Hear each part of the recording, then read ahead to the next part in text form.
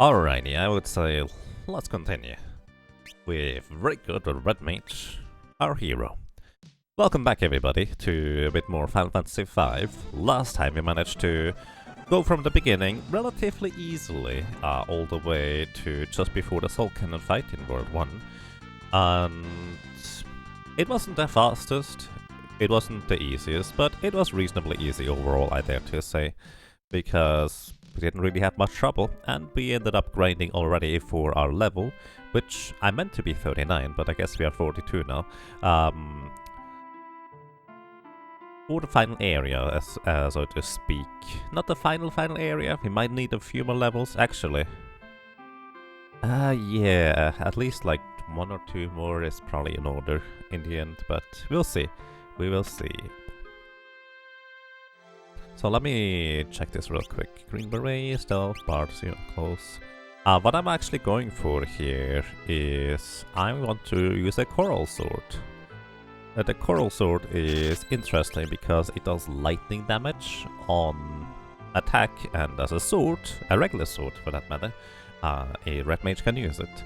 This is mostly just to save magic points in the upcoming section, and I was literally just thinking about that. Coming back to my PC, where it was like, I will need to rest a bunch in order to defeat the stuff up there, but this makes this easier, probably. Alright, I think I already equipped stuff. Double checking real quick. Healing staff, flame ring, front line. Very good. Alrighty, so before we get to the next boss, we actually have to defeat 4 sets of mini bosses. Those are the flame guns. In this case, it's basically random whether you encounter flame guns or rockets. In this case, flame guns are actually quite nice overall. So let me go ahead and equip that Coral Sword. That's exactly why we have it. And bring the healing stuff higher up. So in this case, flame guns have like 2500 or 2600 HP. They are weak to lightning, which is why I got the Coral Sword. And because we have the flame ring, they will only ever heal us. So a mission is fire-based damage. The flame ring will absorb fire, nullify ice damage as well. So flame ring heal is just for convenience rather than a necessity. What I could also do instead is just use lightning too, which probably would deal a bit more damage, but this way I don't have to go downstairs and recover quite as much. And welcome to you, Richter Shade. I hope you're doing well, and welcome to you as well, Berserk now. Put the Targaryen in the food box, yeah. The thing is, Targaryen can probably always come back outside. No problem. Alrighty, so before I go to the next thing, because it's always an option or a possibility to encounter the rockets instead, I have to switch back to the healing stuff. And this is exactly why. Alrighty, so here, these things are rockets. You might be wondering, why are you not equipping the lightning stuff? And to answer that, I probably should, because that would actually make more sense. Where's my lightning rod? Thunder rod it's called. Missile, that's okay. Rocket punch, that's not so okay. Alrighty, so here's a problem. Rocket punch confuses us. And even though Red Mage just healed itself, in order to get out of the confusion, we have to physically hit ourselves. Now the catch is, Rocket Punch deals 50% of our current health and damage. Please 0. No. Okay, that's why I don't equip the lightning rod, I suppose. Well, rip. That's okay. Welcome back. We haven't really done anything yet. That's alright. So, the only way you die in this encounter is if you kill yourself.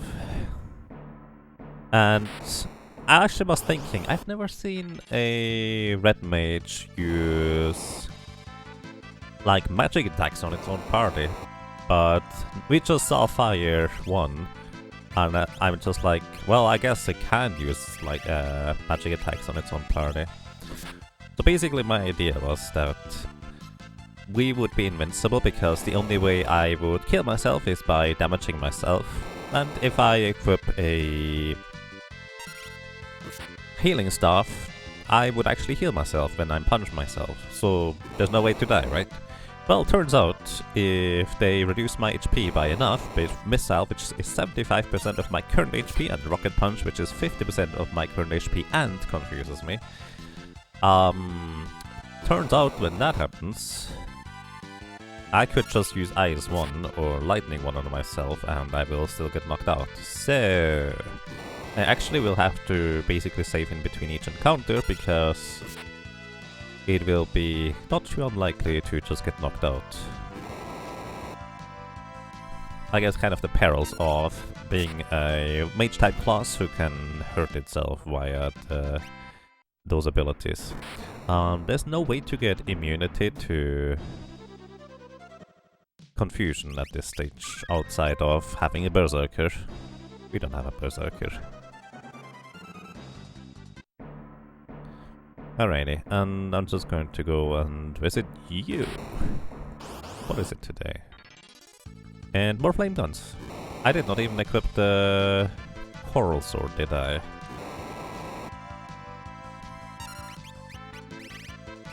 Oh, I did not equip the healing stuff is what I meant to say.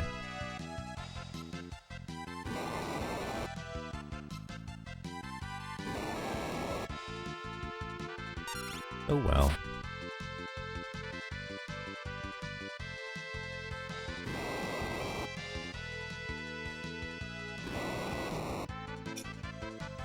Alright, let me actually see. So I've been playing since how long? Because I just realized I forgot to put the timer back up. That's not clever. So that's the wrong layout. Yeah.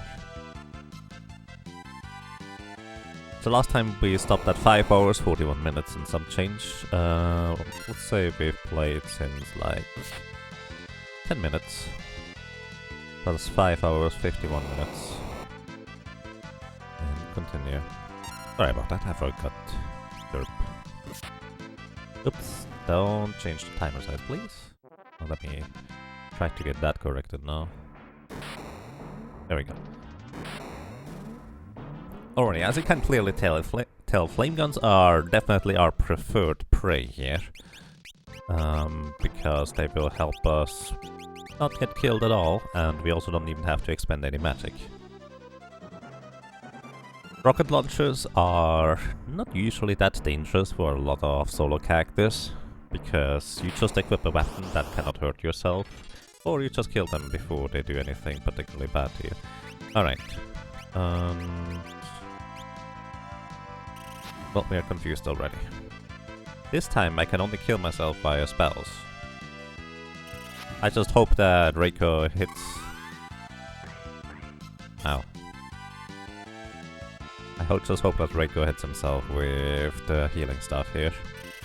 Mute is not good either, because I can't cast Lightning 2 anymore. Oh well.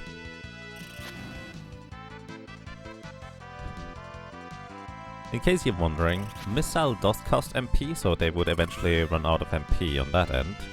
But Rocket Punch does not cost any MP. Funnily enough, if I had 0 MP left, I would be virtually mortal in this fight.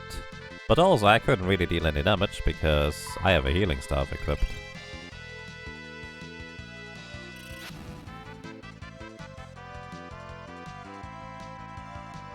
Missile. So all of the abilities of these rockets, they can miss. It is absolutely a possibility, based on our magic evasion and the level difference.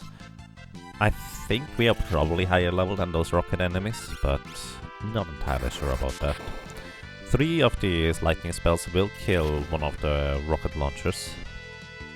And because they always deal percentage-based damage, they will never actually kill us themselves. The only way we die in this encounter is because we would hit ourselves.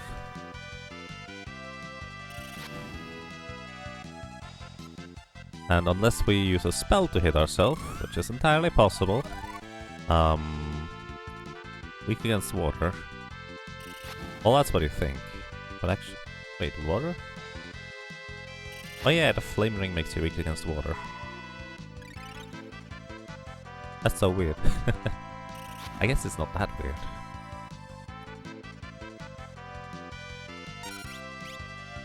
If you're muted, you could still break one of the lightning staves, right? Yes. You can still use spells via equipment. For the most part, the exception is actually the magic lamp. You can't use the magic lamp, but aside from that, you can generally use your spells and abilities via lightning staves, for example. That is true. The thing is, as mentioned before, I prefer to not necessarily use elemental or break staves in order to get through the game, because I'd like to be able to get through the game on the cactus based on their own merits. However, I do make exceptions to that, because being able to equip a rod, or a staff for that matter, is an ability after all, so I'm not going to be so strict about it. I will just try to do it without those first. And for that matter, I actually will need to briefly calculate something for the next encounter. Because, well, actually, no, I just want to see the numbers first. Alrighty, flame guns for the last, which will actually just heal us to full, which is convenient. And I'm holding down the A button until we win. Well,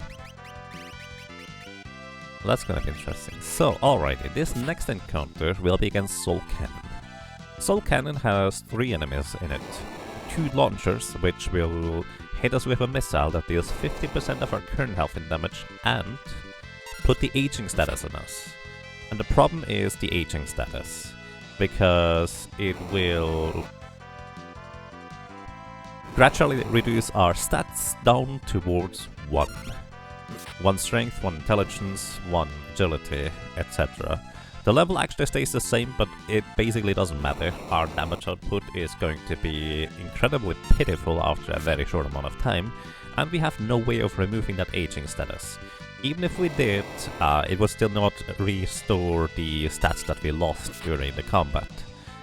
So, the trick usually is, how you tackle this is one of 3 possible ways really. One is you destroy the launchers, preferably in 1 hit each, so you only need to dodge one of the launcher attacks via having enough magic evasion.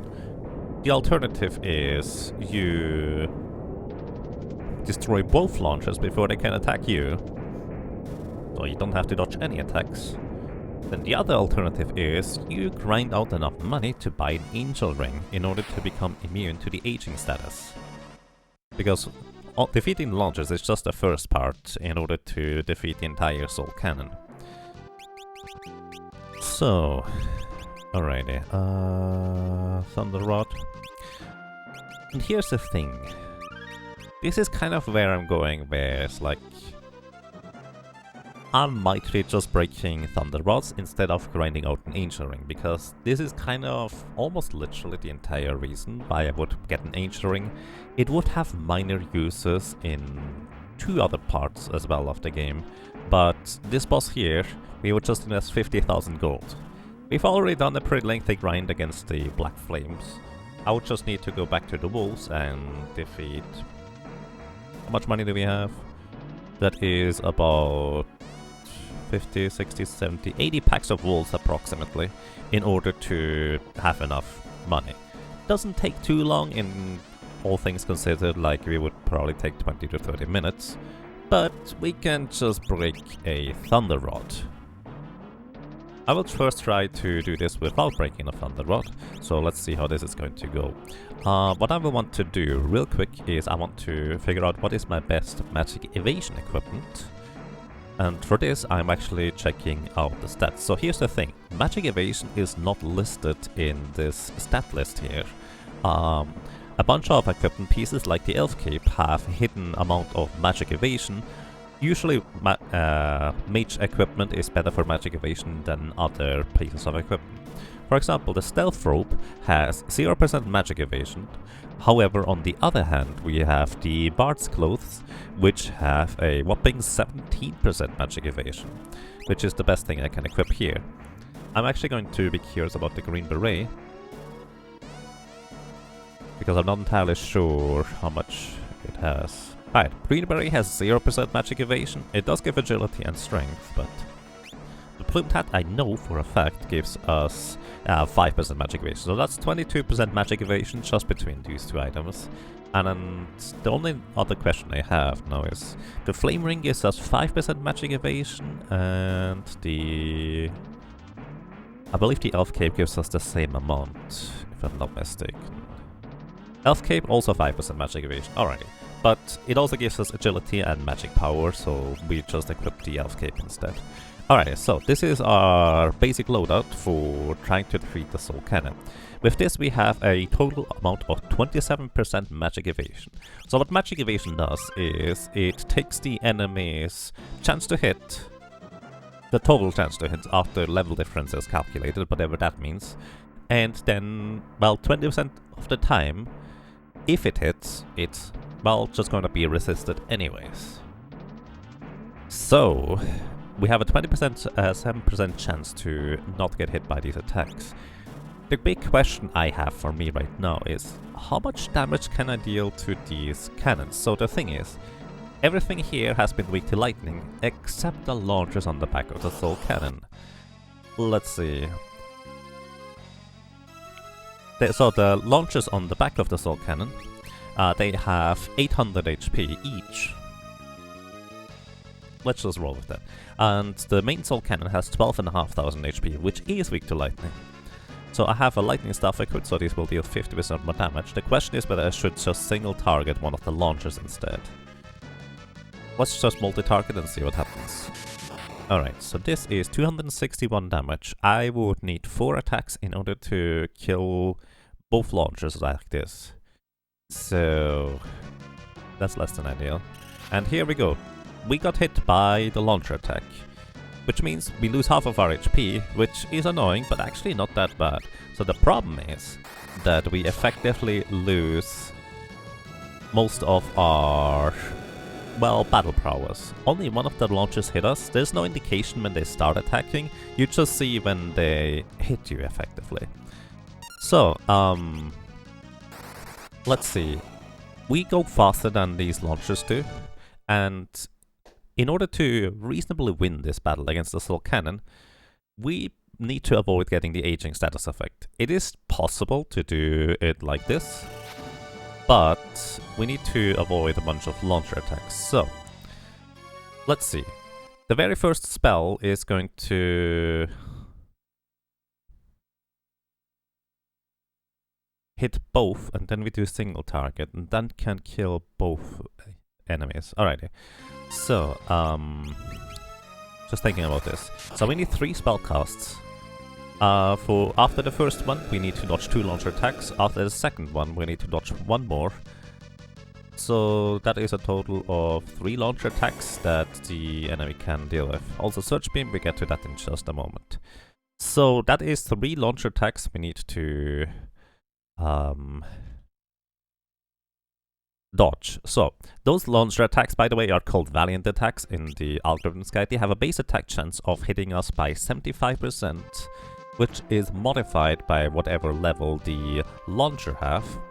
The launchers have level 50, which actually means they are 8 levels higher than we are, so that actually adds an 8% chance to hit on top of it. So that is 83% chance to hit baseline for those Valiant attacks of the launchers. So, in conclusion, 83% modified by us having a 27% chance to dodge, as in we have a total of a 63% chance to get hit. Is that right? 73%. Yeah, 73% to get hit, so multiply the 83% by 0.73 and we get a total chance of getting hit of 60.5%. 60.59 in case you're curious about the exact number. So we need to dodge 3 of those, and that it means we have a 39%. The chance of not getting hit is 39.41. We multiply it as basically 0.3941 to the power of 3. And we have a total of a 6.12% chance with, well, a little bit more, to evade all the incoming missile attacks. Launcher attacks. So that is actually not too terrible of an odds, or too terrible odds. We should get this relatively quickly, which means I don't even have to break a lightning rod. So I feel like those odds are good enough that we're just gonna give it a few tries and see how this is going to go. Unfortunately, this means now, as soon as I get hit, I'm just gonna reset. But the resets are relatively quick. And hey Quadlight, welcome, how are you doing today? And welcome to you as well, Nineboat, I hope you have a nice day as well. Alrighty, so that is death number 2. I do count the resets as a death, because I'm too lazy to farm enough money to be able to afford an angel ring. Once again, we could just break a lightning rod, and I'm reasonably certain both of the launches would straight up die to a lightning rod break. But my idea is just, let's try to win based on the classes on merits, rather than being a pseudo black mage. In case you're curious, I would totally break a lightning rod as a black mage, because it's just, you get your abilities early thanks to items, because why not? This is basically self-imposed restrictions rather than anything else. There is no reason why I would do this. Okay, we survived the first 2. We just need to survive 1 more of these launcher attacks, which means at this point we have a... what was it? I forget the numbers. Either way, here's a chance to get hit right now. There. Oh. So close. Dodge 2 out of 3. We need 3 out of 3. So whenever you see the ATB at the bottom stop briefly, that is when the enemy takes a turn, or just doesn't do anything. In the case of the launcher's attacks, you just don't see anything what they are doing. They are trying to hit us, but we resisted the attack is effectively what is happening in the background there. 702, and we got hit. So we're gonna rack up a few deaths here, but that's not too bad overall. I also will want to try and keep track of however much damage we deal to the soul cannon itself, because once again it has 12,500 HP, which is enough that if we had our stats reduced to 1, it would be really difficult to deal with this thing. In case you're wondering, aging status effect reduces the enemy level by... well, it reduces it eventually to 1 if you put the aging status effect on an enemy. However, that is actually not quite how it works for a player character. For a player character, it just reduces your stats to 1, and that's kind of how that works. Aging status effects on enemy actually doesn't entirely properly work in the Super Nintendo version here. It does work a lot better, or a lot more powerfully anyways, in the Game Boy Advance version. Just in case you're curious about that.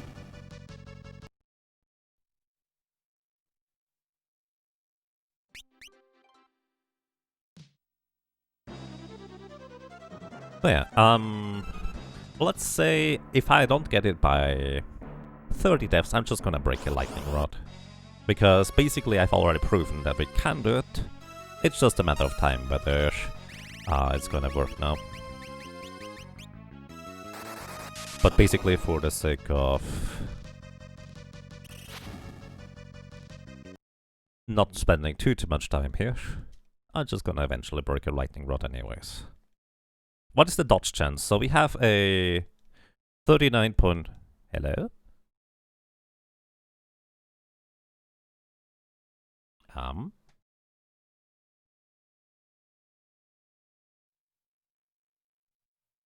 That was weird.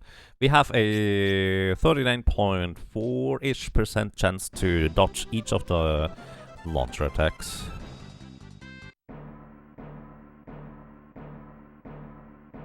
And we need to dodge 3 of them. I guess maybe for the sake of my console not getting too burned out, I might want to also not reset as much? Question mark. Let's see. Oh, first we attack, we dodged. You could tell by the delayed attack there.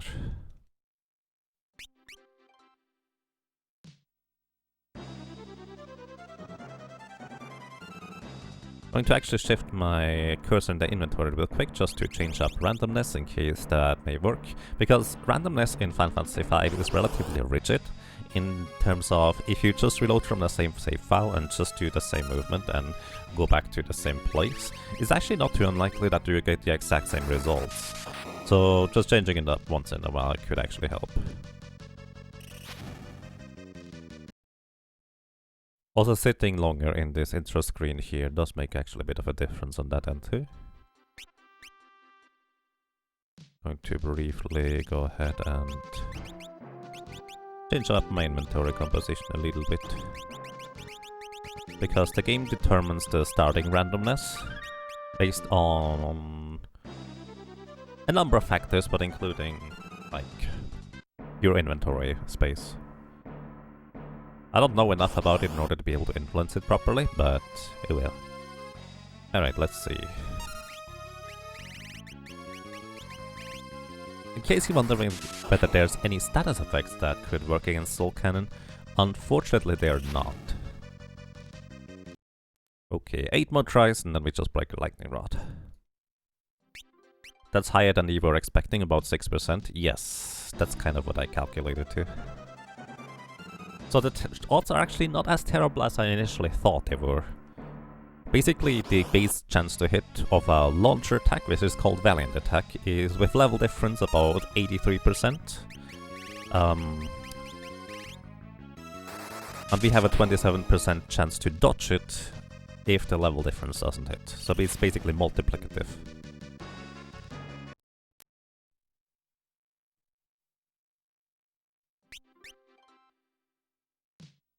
So yeah, we already dodged the first 2 attacks. We just need to get one of these and then get another 40% chance to dodge. So the odds are definitely stacked against us, but considering how quick the resets are, it's actually not too unreasonable to just keep going for it.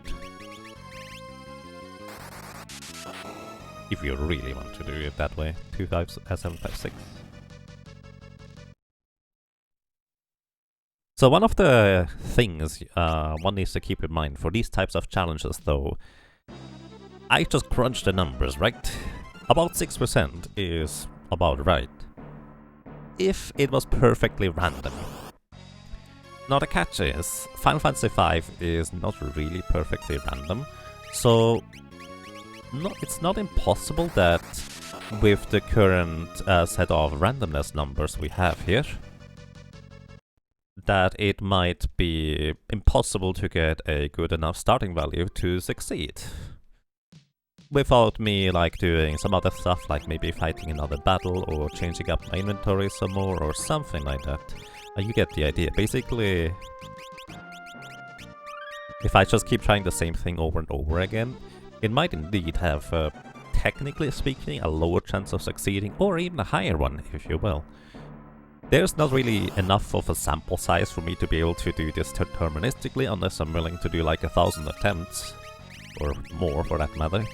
But for the most part, I would think that 6% as a number is probably close enough. And considering we've done stuff that was significantly lower odds than 6% already,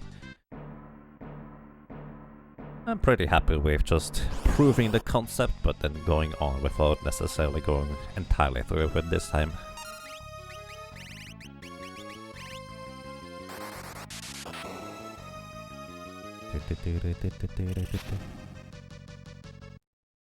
Honestly, I would like to have at least one more attempt where we dodge 2 of the launcher attacks initially.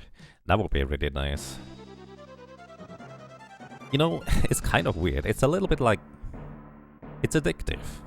You see. Alrighty, maybe this time I get the first 2 dodges. Maybe I get one more afterwards.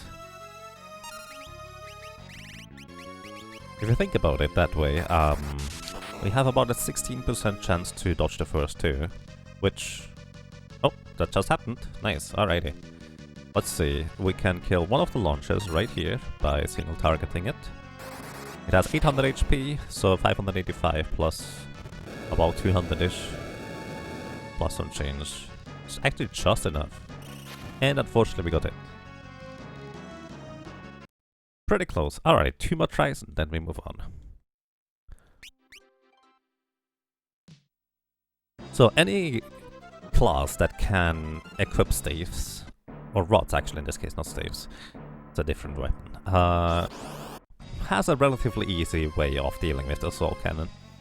Some other classes we will actually not nearly have as easy of a time with it, because, well, you just don't have any form of area of effect or way to deal with the stuff effectively. Alrighty, last try here, and then we just break the rod.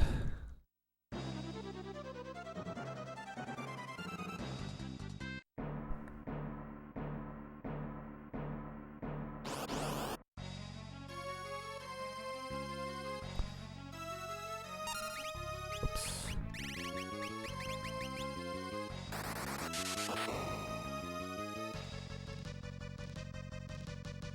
Alright, we managed to dodge the first 2. At least we get a good attempt for the last one. Let's go for... hang on. Oh, that's interesting. So the 2 launchers are still stacked on top of each other in a way where I cannot target one individually, or a specific one individually. I can only target the soul cannon here, or the launcher, it's one of the launchers here, or all of the launchers. So I actually cannot move the... Oh no, I can move up the cursor. That's weird. Normally when you just press left, you just cycle through all targets, but in this case I have to specifically press up. Let's go for this one. Never done that before. I usually just press left on the soul cannon in order to target the launcher. Let's see. Ah, okay. Close one. Close one. Let's go. Alrighty. So, breaking a lightning rod means that we effectively unleash Bolt 3, which is more than 3 times as strong as Bolt 1. And that should actually be just about enough in order to kill this thing in one attack. Ooh, it's actually not quite enough for both. Interesting. So one of the launchers survived here. We can still dodge it. We might already have dodged it. Not sure. Either way, I actually did not I did not keep track of how much damage I dealt to the soul cannon itself. So yeah, we just dodged his one attack there. That's fine.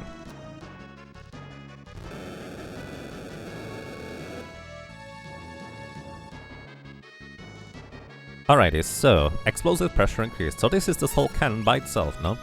The soul cannon has, as I said, about 12,500 HP. Technically more, but let's go with the number that we have here, because that's how much damage you need to deal in order to win. And the soul cannon basically cycles through the text up there on the top, you can see, and it will go for 128% charged and then fire. So this fire is a surge beam that deals 50% of your maximum health and damage to your entire party. So that is actually, well, a load of damage to say the least. So not to be underestimated. Because we have healing powers, we don't even need to necessarily use elixirs in order to be able to counteract it. It also inflicts HP leak status, so let's put it this way. If you were to have an odd number of HP, it would allow you to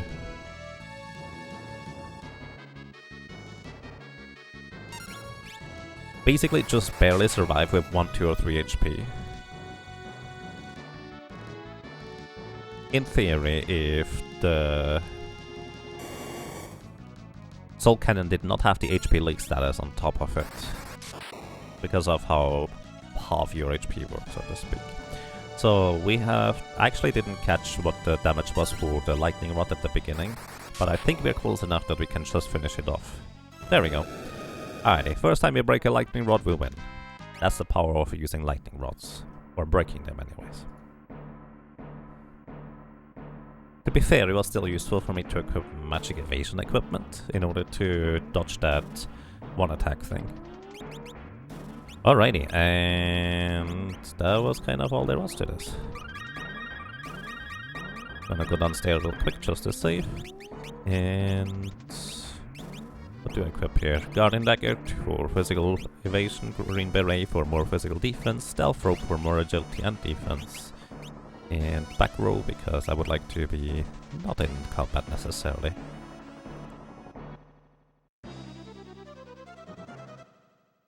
Okay, I'm also... actually, I would like to buy more potions. And let's go to sleep, because why not?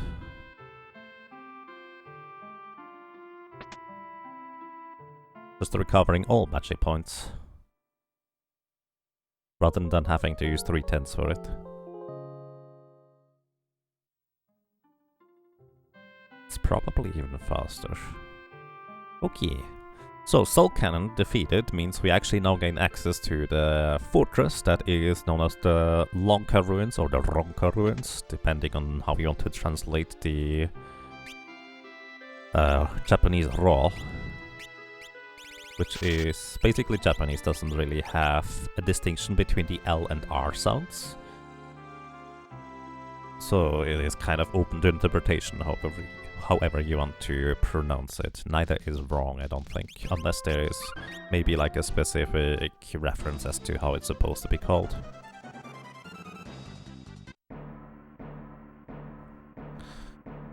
But in here, we will actually encounter a bunch of enemies and enemy groups that are not terribly difficult to run away from, but often will take a bit longer than what we have encountered up until now. The enemies here also are decently strong in terms of how much health they have and how much defense they have. They are not terribly dangerous in the grand scheme of things, but also not necessarily to be taken lightly. For how much they are worth in terms of experience, if you have a relatively good way of defeating the entire group quickly, no matter what kind of group it is, it actually can be decent experience, but compared to, well, just destroying black flames over and over again, it's not nearly as good for our red mage here. Because they would most certainly survive breaking a rod. They just have enough HP and also resistances for that. Get an elixir here. I probably should actually take care of my allies, because they should probably go back to bed. Alright, a good night. I need you guys to sleep. So those World Demons are absorbing wind elemental damage, and the most interesting aspect about them is if you confuse them or if you take control over them via Beastmaster, you can use White Wind on your party, which is a blue mage spell, which heals your entire party equivalent to however much HP you currently have. So it's a bit of an interesting type of healing spell, but it also goes through Reflect, as in bounce spell back type of wall shenanigans, and also it goes through in case one of your allies might be an undead character. So it's actually really good. And the more maximum HP your character has that casts White Wind, the better it is. Another high potion here. And we make a little detour to pick up a few chests. More specifically, there's just one chest I really would like to have in this section here. And that one chest is the Ancient Sword. The Ancient Sword is, well, a sword. One of the few unique sword weapons that is, as a matter of fact, not a Knight Sword. So what the Ancient Sword does, it actually inflicts the ult status effect upon enemies with a chance to hit. So I think it's like a 1 in 3 chance to proc the ult status on enemies. And again, ult status doesn't entirely properly work on the Super Nintendo version, but it still affects the enemy's speed and can make your character go a fair bit faster than them. So this is way nicer. This seems easy than Zerker. Oh yeah, Red Mage is pretty competent, I would say. It's not the best for raw damage output, like it is strictly worse than a pure white mage, a pure black mage, or a pure fighter. But it can do all of these things at a decently competent level. It's just in the party settings where you have the choice between what you want to use. Red Mage is not exactly usually your first choice, just because it doesn't quite reach the power level of all the other classes in their own right. But it's all of the classes in one, which might appeal to some people.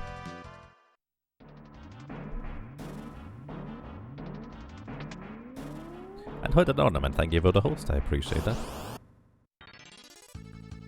Am I full-time streamer? Yes. That is indeed a thing. So next up, I'm just going to go ahead and rest here. Our level is not divisible by 4. How much experience would I need? 30,000, that's quite a bit, so never mind. There's a decently okay farming spot in the Ronka ruins against a certain type of enemy that is known as the Hydra or Hyudra. Either way, there's 2 types of Hydras. Some of them are undead, which means we can insta-kill them with a Feeding Stone. They counter-attack when they die with a level 4 Gravity spell. Gravity reduces your current HP by 3/4. So it would deal a lot of damage if it hits, but it only hits if our level is divisible by 4. So there's that. Okay, now let me think about this real quick. Upcoming we have another boss here, the Archeo Avis. And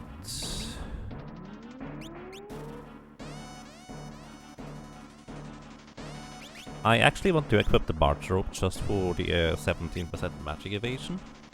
For the last phase, I think. I may even want to sit in the front row. Just so I don't have to switch later. Yeah, let's just start in the front row and see how this works out. Alrighty, so we have 19 here. Let's go. Alrighty, so this is Archeo Avis. Archeo Avis has 5 phases. The first 4 you don't actually see a difference in how it looks like. However, it starts out having a lot of physical defense and very little magic defense, so to speak. Oh wow. Joel MC, thank you. Thank you so much for gifting 5 subscriptions to our little community. I really appreciate that. I will answer your question just a moment, these steps. Let me get to this guy here. So the Archeo Avis has a total of 1600 HP for each phase.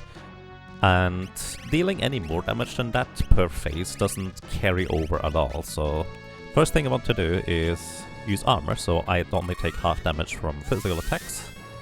So, and I have both the Guardian Dagger, which gives me a chance to block attacks, as well as the Elf Cape, which results in having about a 50% chance to block physical attacks.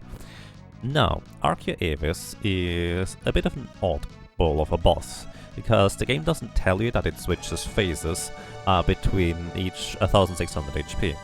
Once again, it starts with having a lot of physical defense, but 0 magic defense. So what we're gonna do, briefly, is I'm going to switch to an Elemental Rod and start casting spells to deal more damage. 675, we need 3 of those in order to knock it out.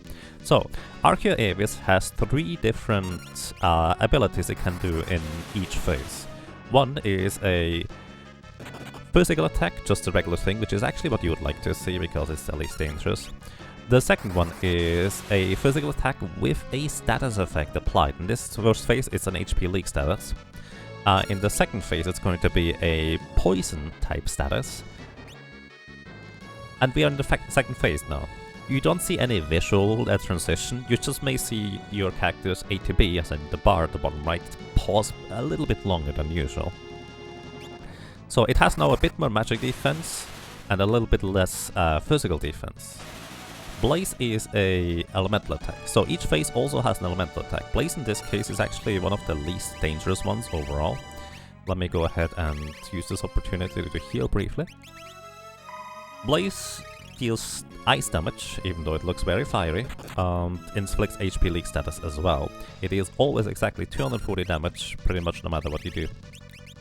And, well, that's kind of all there is to his second phase. For the most part, his physical special attack inflicts poison in this one. And he should now go into phase number 3, which is fire, which means I do not want to use fire anymore in this phase. So we're gonna switch over to, I think lightning is probably fine.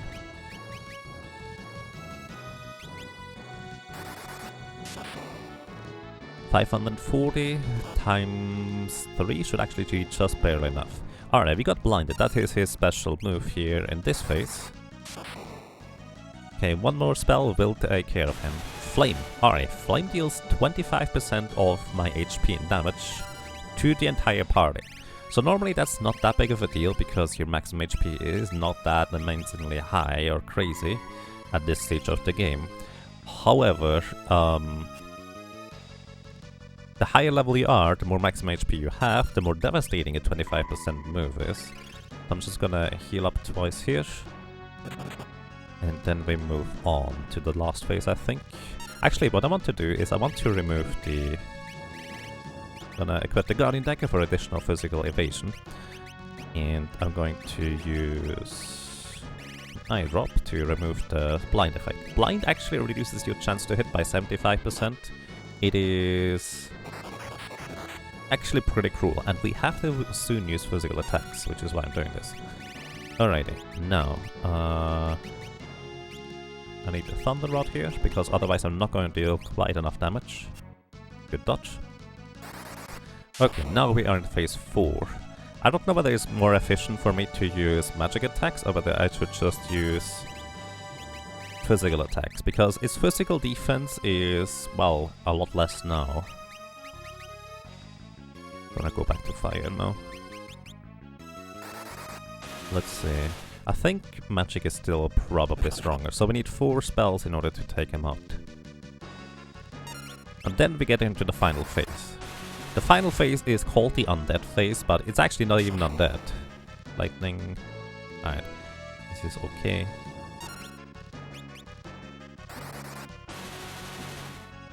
Alright, one more of these attacks and he's gonna be done.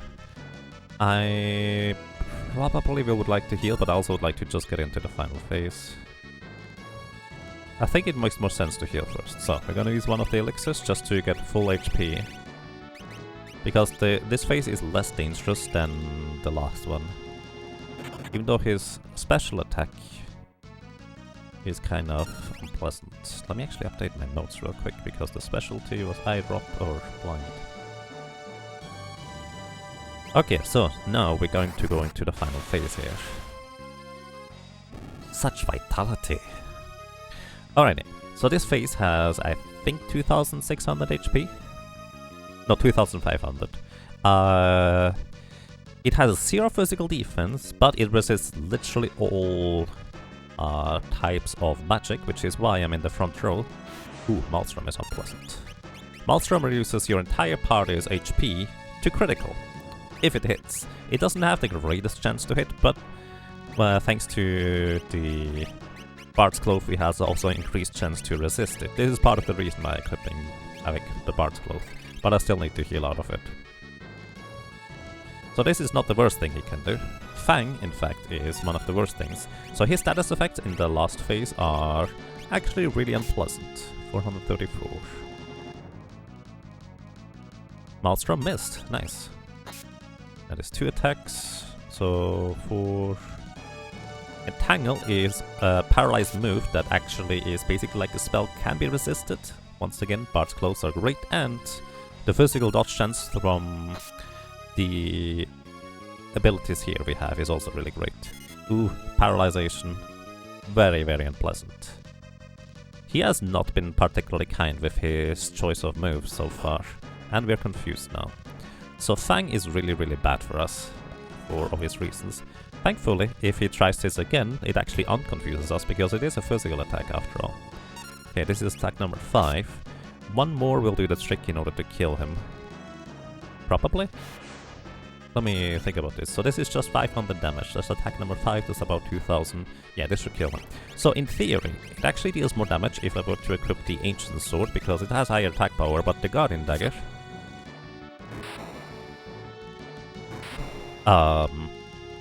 also gives us the chance to block physical attacks. Alrighty.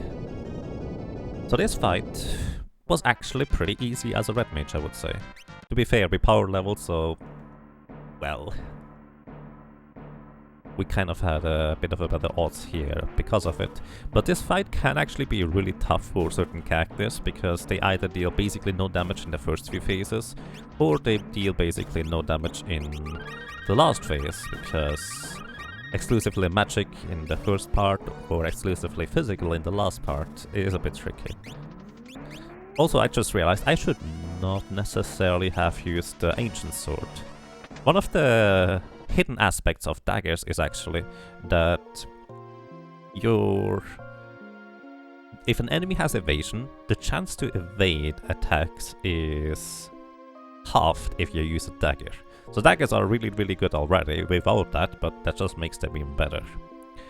Okay, first try is actually pretty nice, because there's always a chance to die because of paralyze and him putting you to critical HP, or confusing him.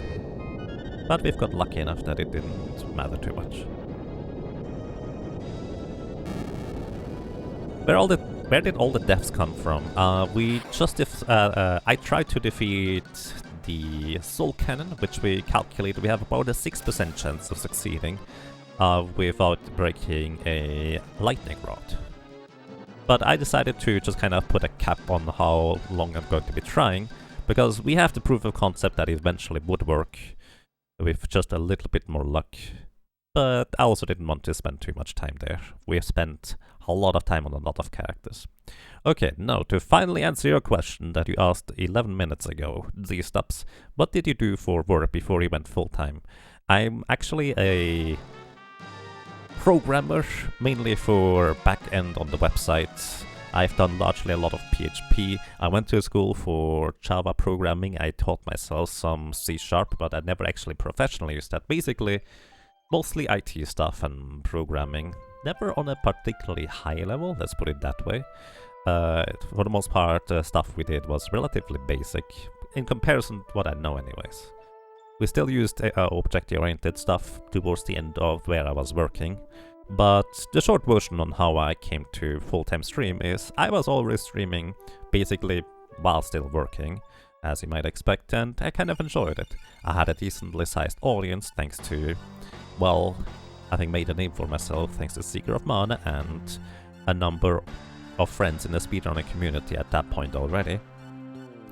And at some point my company went unfortunately bankrupt.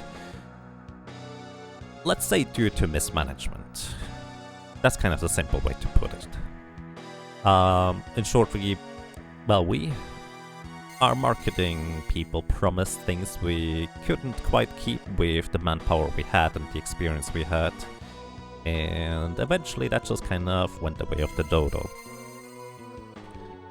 And I basically took that opportunity and decided to, let's see how far I can get with just trying to do the full-time streaming thing, which I've seen a number of people already do reasonably successfully. And that's kind of how I started. I started before I was partnered with the full-time stream. I was partnered about 2 or 3 months afterwards. But, well, here we are still.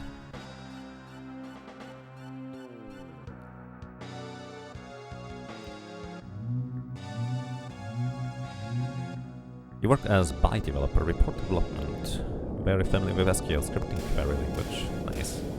Yeah, we also used a bit of SQL in order to access databases. Mainly MySQL. SQL? How do you pronounce that? Either way, nothing too grand or great. It was functional though. You went into streaming and you kept doing programming, I see.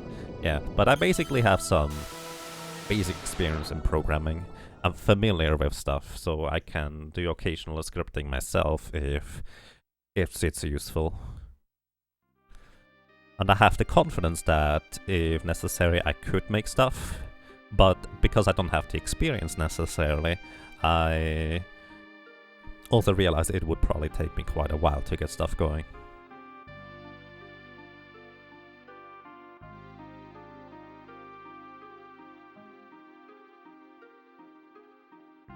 Alrighty, no deaths at Archeo Ivis. That was pretty solid actually overall, which is nice.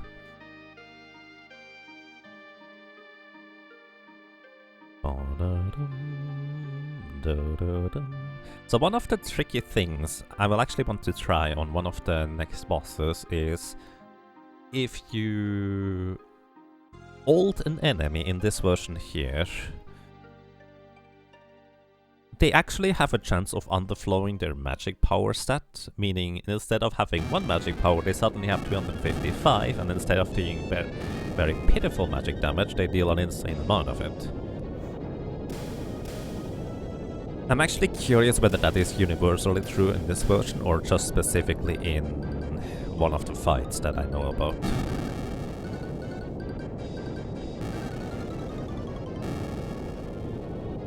Welcome to you, Carissa. Yeah, after the Berserker I decided to take a bit of an extended break before jumping into any more solo challenges. We did not technically finish the Berserker, but we reached the goal that we set out to meet, which is getting to the final boss on an original cartridge. And that's what we did.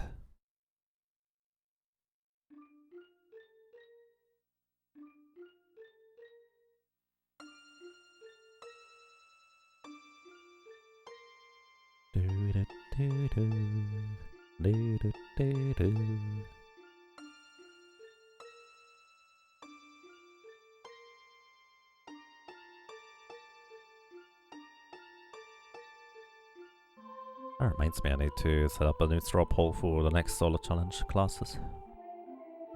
Log again? I can check. It's actually in the document in the death counts. Kind of.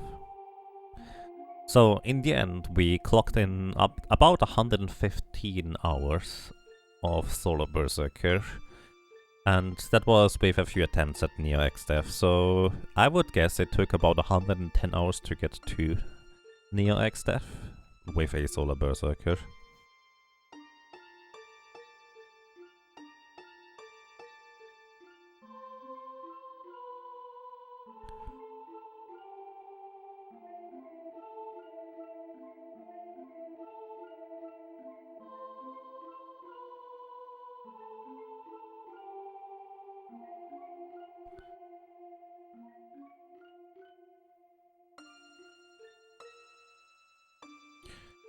Actually, I'm positively surprised that Archeo Ivis, after giving us such a rough start, ended up being relatively painless, honestly.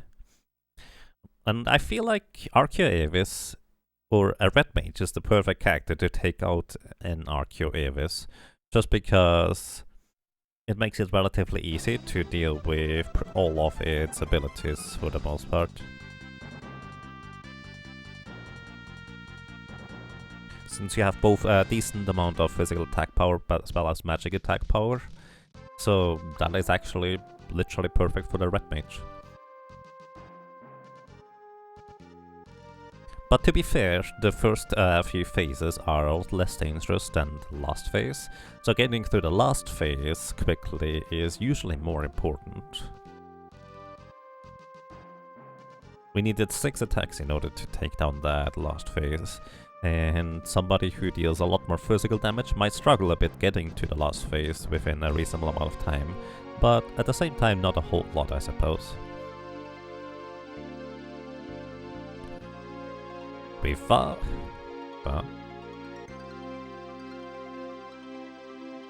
Alrighty, so this next section here is basically the reason why I don't choose to have Galuf as one of my solo character challenge options, which is why we stick to only Butts and Ferris. And he's basically missing for the next 3 boss fights. You could call them mini bosses if you'd like to, that is not wrong. And let's see how they are going to work out for us. Yes, indeed, Red Mage. Red Mage has been pretty smooth sailing so far. We have the time actually we are still here is mainly an attribute to me deciding to just grind out a bunch of levels in a place where it's very, very efficient to do so, as in the Black Flames.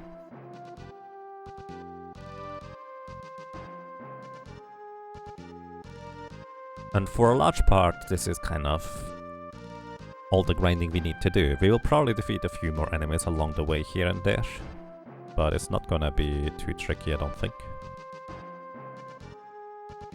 Yes, World 1 is easy. World 1 is going to be a bit tougher, and World 3 is going to be not necessarily difficult, but probably the toughest of the bunch. Alrighty, so we need to now visit the other 3 meteors in order to defeat the meteor bosses. Before we do this, I'm going to briefly make my friends take another nap in the sand here. Oh. Not what I had in mind.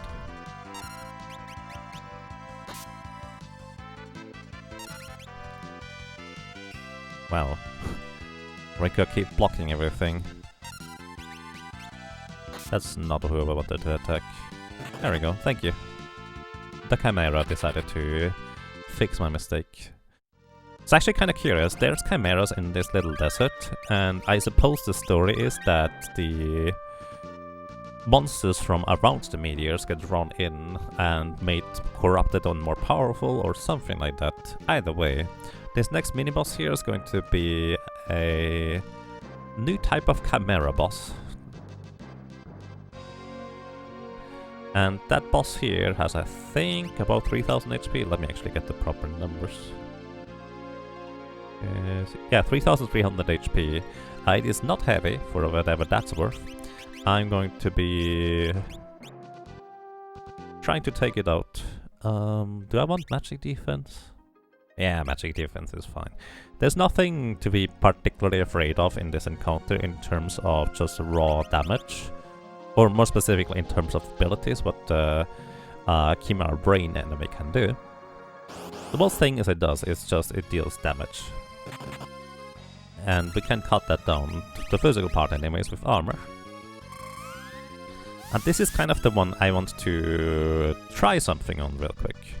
So it uses 3 abilities. Blaze, Aqua Break, and physical attack. Blaze we've already seen earlier, it deals about 240 damage and inflicts HP leak status, so it's about 350 damage-ish. He is susceptible to being holded, so I'm trying to do this with that thing. It does decent damage, so I will need to be healing eventually. But once again, it doesn't really have any abilities that just kind of paralyze or anything like that. We will survive one more attack. Come on, put it to...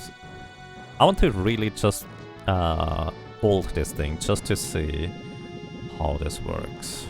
Or whether it works. So we're not getting particularly lucky with the old procs here on the Ancient Sword. I believe it's a 1 in 3 chance to proc and then whatever the chance is to hit. You will see whether it actually tries to hit by our Red Mage making a brief pause before going to attack.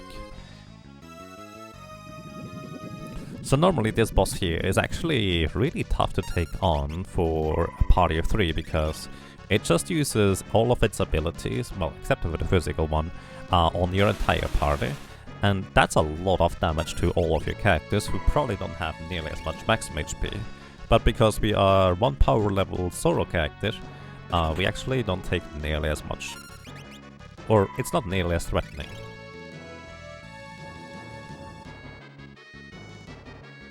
The Chimera Brain can also be poisoned, but it doesn't have that much maximum HP for me to consider that to be particularly worthwhile. Plus, I still want to, there we go, see whether it now takes hold. So, it will actually decrease the enemy's level, which actually doesn't influence its HP whatsoever in this case. Its attack power.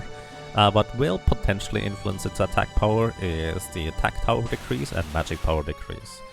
I'm mainly curious whether it will suddenly start dealing an insane amount of magic damage because of its ult status. Physical damage is not decreased due to the ult status, which it should be, which is one of the little bugs in the version here. Let's see, what do we have? 276. But basically the Super Nintendo version doesn't quite take the correct numbers from the correct place, so instead of taking the updated numbers via the ult status, it will just take the base numbers of whatever the enemy comes with. 240. I think only Akorek really scales with magic power, so I'm just curious how much damage it deals. Once again, it can underflow the magic power of an enemy. And there's one notorious case of XF at the end of World 2, where that's a thing. Come on, use Aquaric, please. It's a 1 in 3 chance each turn to use Aquaric here. I'm just curious, this is an experiment.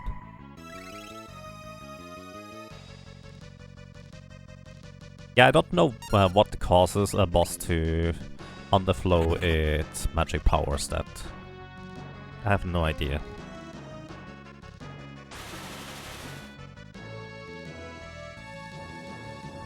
Did anyone else see the window on the bottom left flash very briefly? Again, what's that? I would like to get a freeze frame of that.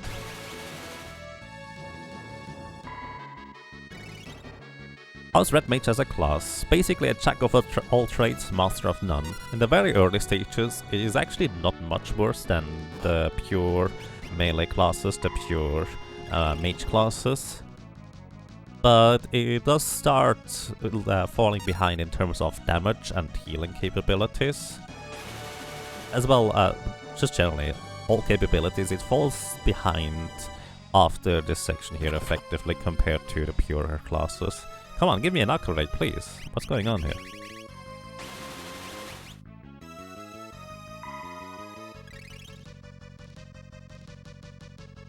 Castle XF has 0 magic power, while this boss has 1. You think starting at 0 is the X here, but you don't know that code. Wait, it has 0? That's weird. But this thing only has 0, 1 magic power in the first place, so it actually reduces it from 1 to 1. I had no idea there was a 0 there. That's interesting. Maybe they specifically...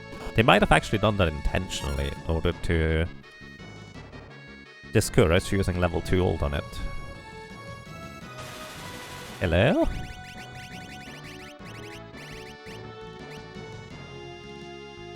There we go. And we get 284. Alright, yeah. So it didn't change its damage because it doesn't really do anything else. Okay, finally. You think it's stuck in RNG loop? It definitely felt like it.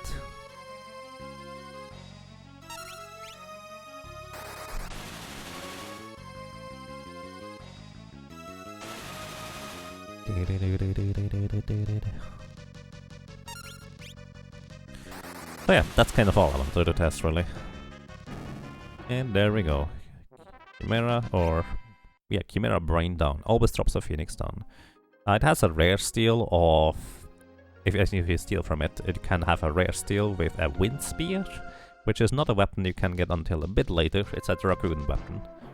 Wind element. And decently strong, but not really worth grinding for. As opposed to the next boss I'm going to be tackling, which has a rare steal of an Earth Hammer, and that thing is actually very much worth grinding for, if you want to go for it anyways.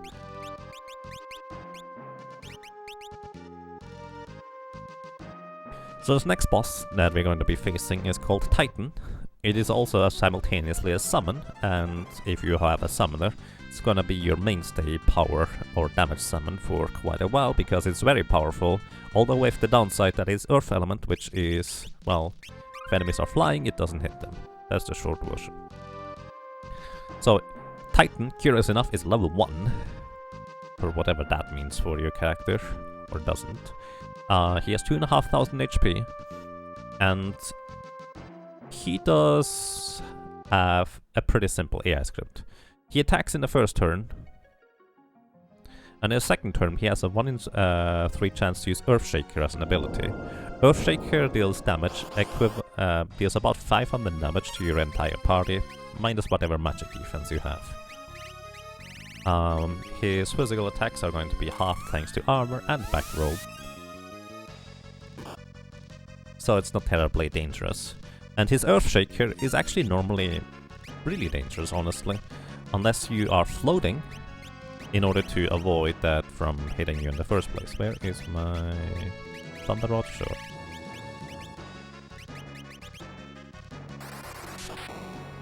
Okay, 702, actually pretty good damage.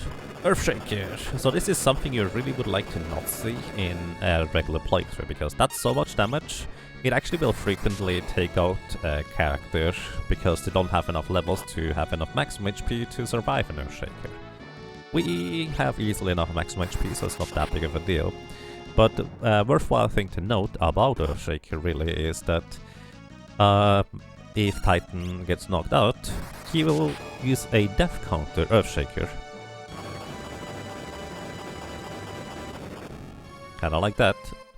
Which means it's a guarantee to use at least one Earthshaker in combat, so you have to survive at least one. Either you give your characters float via some means, or you have enough HP, or you dodge it in some other means.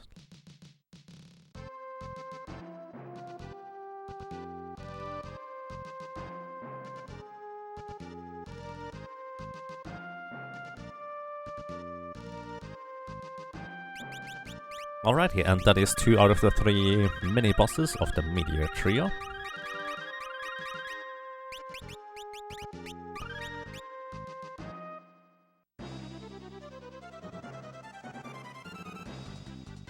Let's see... Wait, you can mini this guy? That's interesting. Sorry, I'm just kind of looking ahead a little. Alrighty, now... Sitting in the back row is probably the way to go. Actually, it does not really matter. Okay, so... This next boss here can either be relatively easy for some characters and really, really tough for others. Do I have any weapon that gives me agility? No. Stealth rope for more agility. Let's go. So, these are gonna be 6 Purebros, or 6 bomb type enemies. You may know them from other Final Fantasies. And they are pretty simple, overall. They do nothing in the first 2 turns. Let me see real quick. Okay, 2 of these are asleep now. So, once again, if you put an enemy to sleep, they cannot do anything until they get physically attacked. So, you can see where that's going. Okay, 2 are still awake here. Just hope to put these last 2 asleep as well, otherwise I might actually die. Okay, that guy's asleep, so it's just 1 Mad Maxim still awake, in the top left one if I'm not mistaken. Yeah, that's the last one that's awake, everybody else is asleep at this point. Okay, and I'm just gonna go ahead and take this out with an Ancient Sword, because why not? Alrighty, each one of these has 1500 HP. They have a 2 in 3 chance on their 3rd turn to just do a physical attack. So, nothing too dangerous, really. They have, however, a 1 in 3 chance to explode, for however much HP they currently have remaining at that point. So, the problem about this is likely kind of obvious. They start with 1500 HP, which means if you kill these guys... Let me go over to... There you go.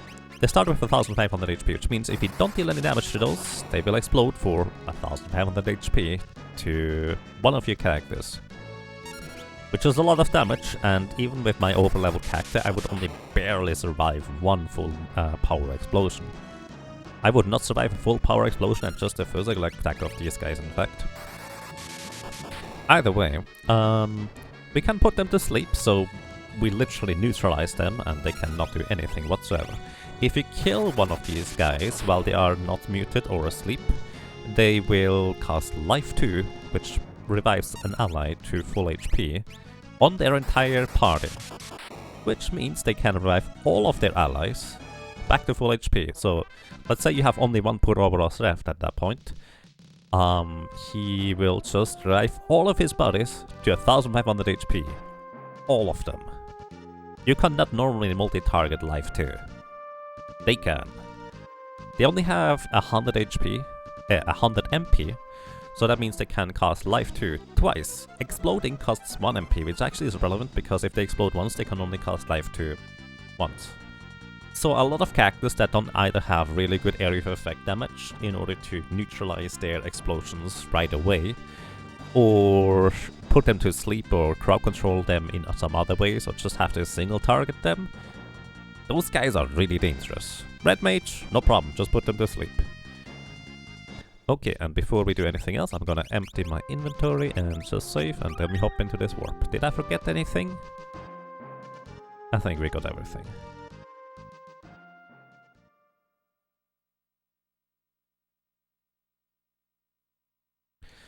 So yeah, and those were the 3 mini-bosses. The Red Mage, as in, I would say you could clearly see the Red Mage's power right there, where we had no trouble with dealing with any of these. It might not have been the fastest, but thanks to the diverse toolset, we don't exactly have any trouble. Okay, upcoming is a lengthy cutscene, and afterwards, there's something that I like to once in a while do, depending on which solo job we are doing. So, we are going to have a very brief section, which with solo Galuf, which is not normally supposed to be difficult in any capacity. I say normally because, well, we'll see.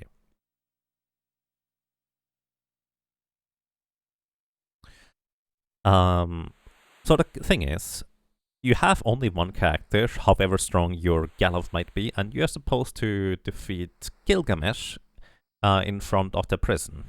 The implication is that Galuf is actually a pretty strong fighter and warrior, so Gilgamesh appears relatively pitiful in comparison.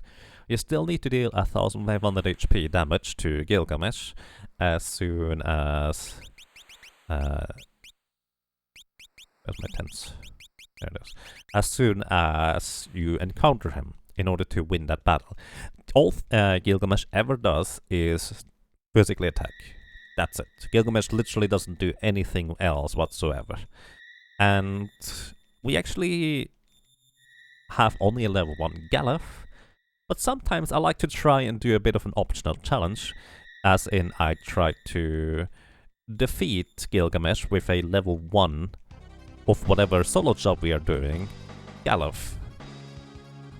So in this case, a level 1 Red Mage Galuf it's going to be, which, if we ever get hit by any of his physical attacks, we are straight up dead. Also, I forgot that there's still this thing here. Can we put you to sleep? Because I have no equipment equipped right now. Either way, we don't need to win this battle here, it's not necessary. You know what?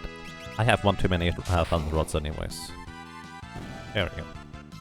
If we win this battle, we gain an ether. That's it. Other than that, the cutscene mostly plays out the same, except that instead of getting knocked out in battle, we are going to be knocked out by the sleeping gas of that treasure chest.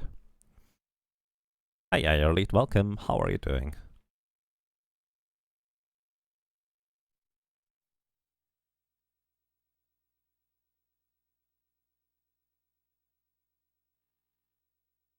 Mini. Prison Gilgamesh can be minied. Yes. That's exactly what I'm looking forward to. So, Mini is a white mage spell. So, most of the time you will never see a solo character mini an enemy.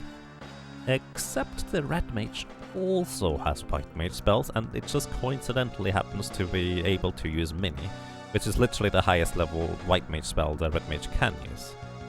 So, this is a pretty unique opportunity right here to try and take him out. You can also ult Gilgamesh, which unfortunately in this version is not going to reduce his attack power. If you were to play the Game Boy Advance version and use the ult sword and manage to ult proc on Gilgamesh, he will deal 0 damage with his physical attacks. Unless his special attacks ignores that too. I don't know that. Either way, my idea here is I will want to try and mini Gilgamesh coming up here. What Mini does is, if you have a shield equipped, it doubles the evasion you gain from the shield, which is one of the good things. But aside from that, it reduces your physical defense to 0, and it reduces your attack power to 3. Which means if the enemy has at least 3 defense, you will deal 0 damage to that enemy.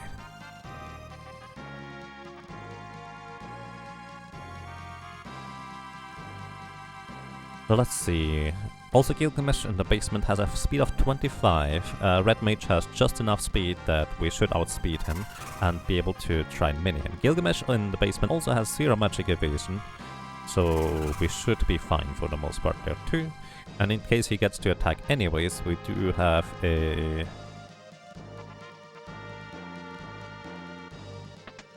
50% chance to dodge the physical attack he is going to throw at us.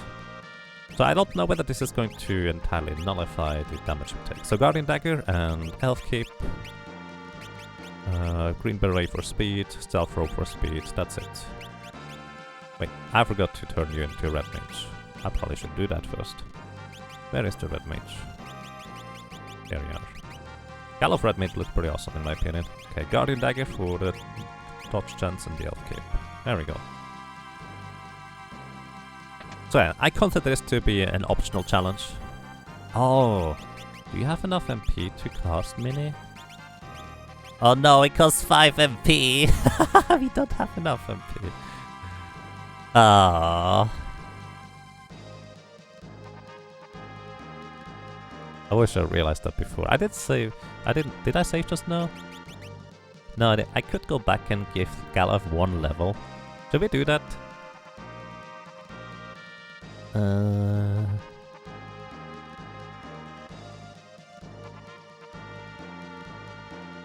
He just does not have enough MP to cast the mini spell. I don't know. The weakest Galuf, yeah. Once again, I was thwarted by not considering one of the variables that I'm encountering. We could also try to defeat a random enemy here, but I feel like they're gonna give us much more experience than just bringing Galuf to level 2. I mean, there's no requirement for us to keep the character at the lowest possible level. I just like to do that for style points. So for other sort of characters that don't have a reasonable way of dealing with this boss here, or Gilgamesh here, actually it tends to just go ahead and...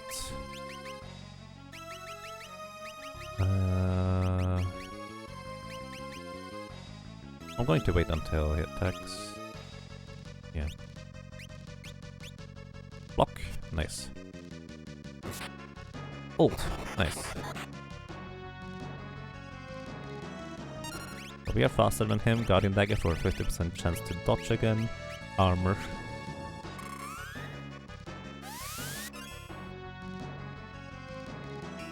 Critical. I'm going to go into the back row. I don't know whether this is going to help in any capacity. 33! We almost survived it. So yeah, he does not deal much damage. So this is not supposed to be a difficult boss fight here. This is supposed to be just, oh, Galuf comes and defeats the Guardian, who is seemingly really weak in comparison to Galuf, and you just move on. Like for some other chop classes, I just turn Galuf into Samurai, guild toss once and we're done. Because that's the easiest way to get past. It's not supposed to be a challenging boss fight. So, yeah. Let me try to...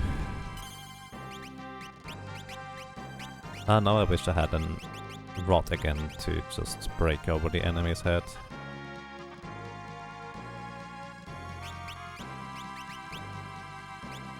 I think the spiders have like 280 HP. Which element do I need in the next section here? No element actually required in particular. I'm going to break one of the elemental rods and defeat 2 spiders. I really would like to make this solo Galaf work here. Again, it's just optional. I think this is the first time I'm actually going to give Galaf a level, or a few. I just feel like this is gonna be too many levels though. Specifically spider. Actually, let me check real quick. Oh, yeah, no, we don't go for this one. We can either get a solo jailbear or a 2 tarantulas. I think that's as good as it gets for lowest experience encounter. Let's see, jailbear.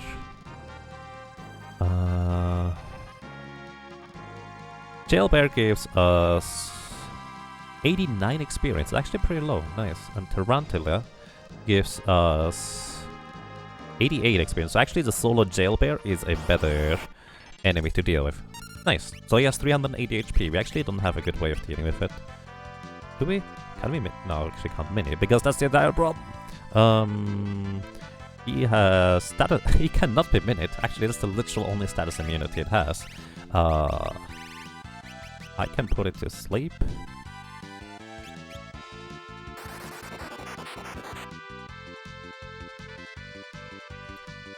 Now I don't have enough MP for anything else. Venom costs 2 MP.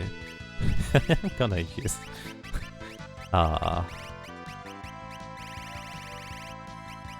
ether on Galaf.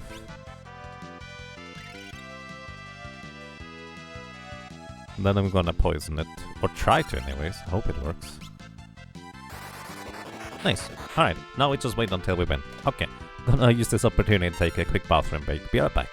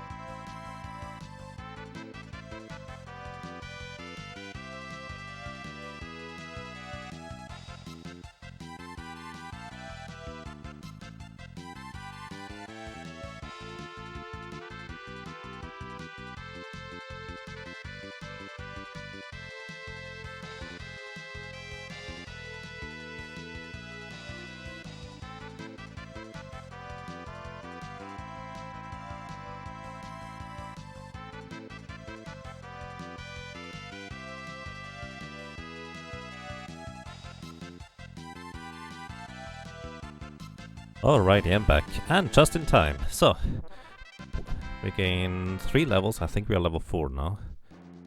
Okay, and we have enough HP as well as MP to now deal with Gilgamesh. Probably. We'll see. Okay, so, for anybody who does not know, enemies never wake up from sleep, or even allies don't ever wake up unless they get physically attacked or cured in some other way. Also on top of that, by the way, there's a free heal just over here.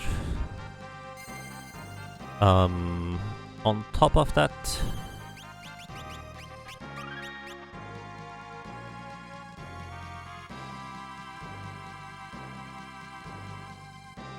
that's placebo water.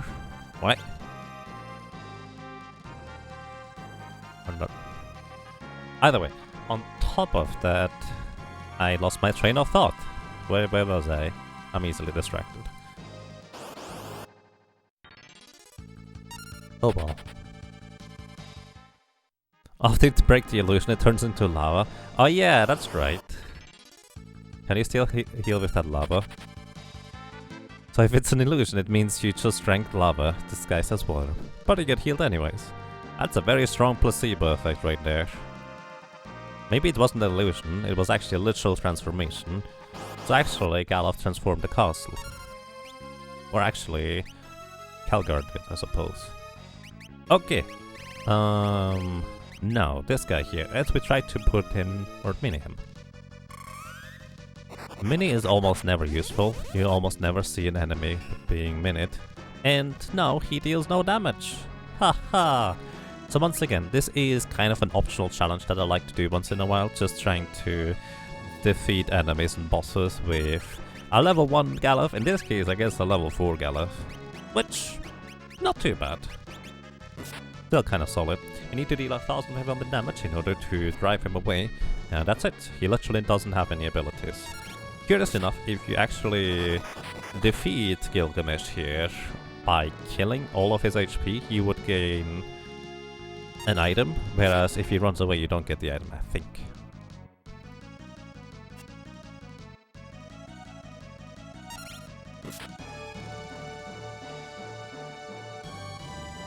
Please, it wasn't. It probably was not important. Nah, it might have been important, but I just forget anyways. He's not much smaller than my character. I mean, that's fair. So yeah, Mini, you almost never see on enemies or bosses, especially not boss fights. There is like 2 more bosses or so that you can possibly Mini. I just thought this opportunity was too good to let pass by. But yeah, pretty much every solo character has virtually no trouble dealing with Gilgamesh if you were to just gain a few levels. You don't even need that many. You just need to survive his physical attacks, which he doesn't deal that much damage.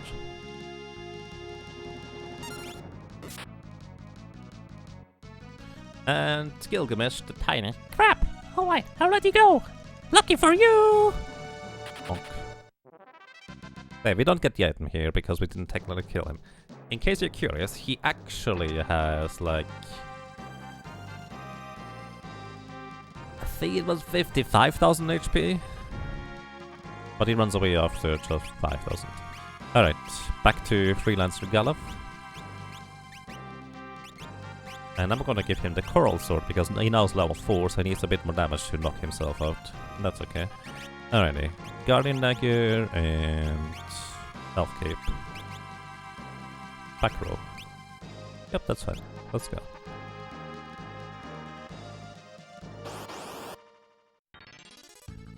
Wow, a back attack. Could he at least take out...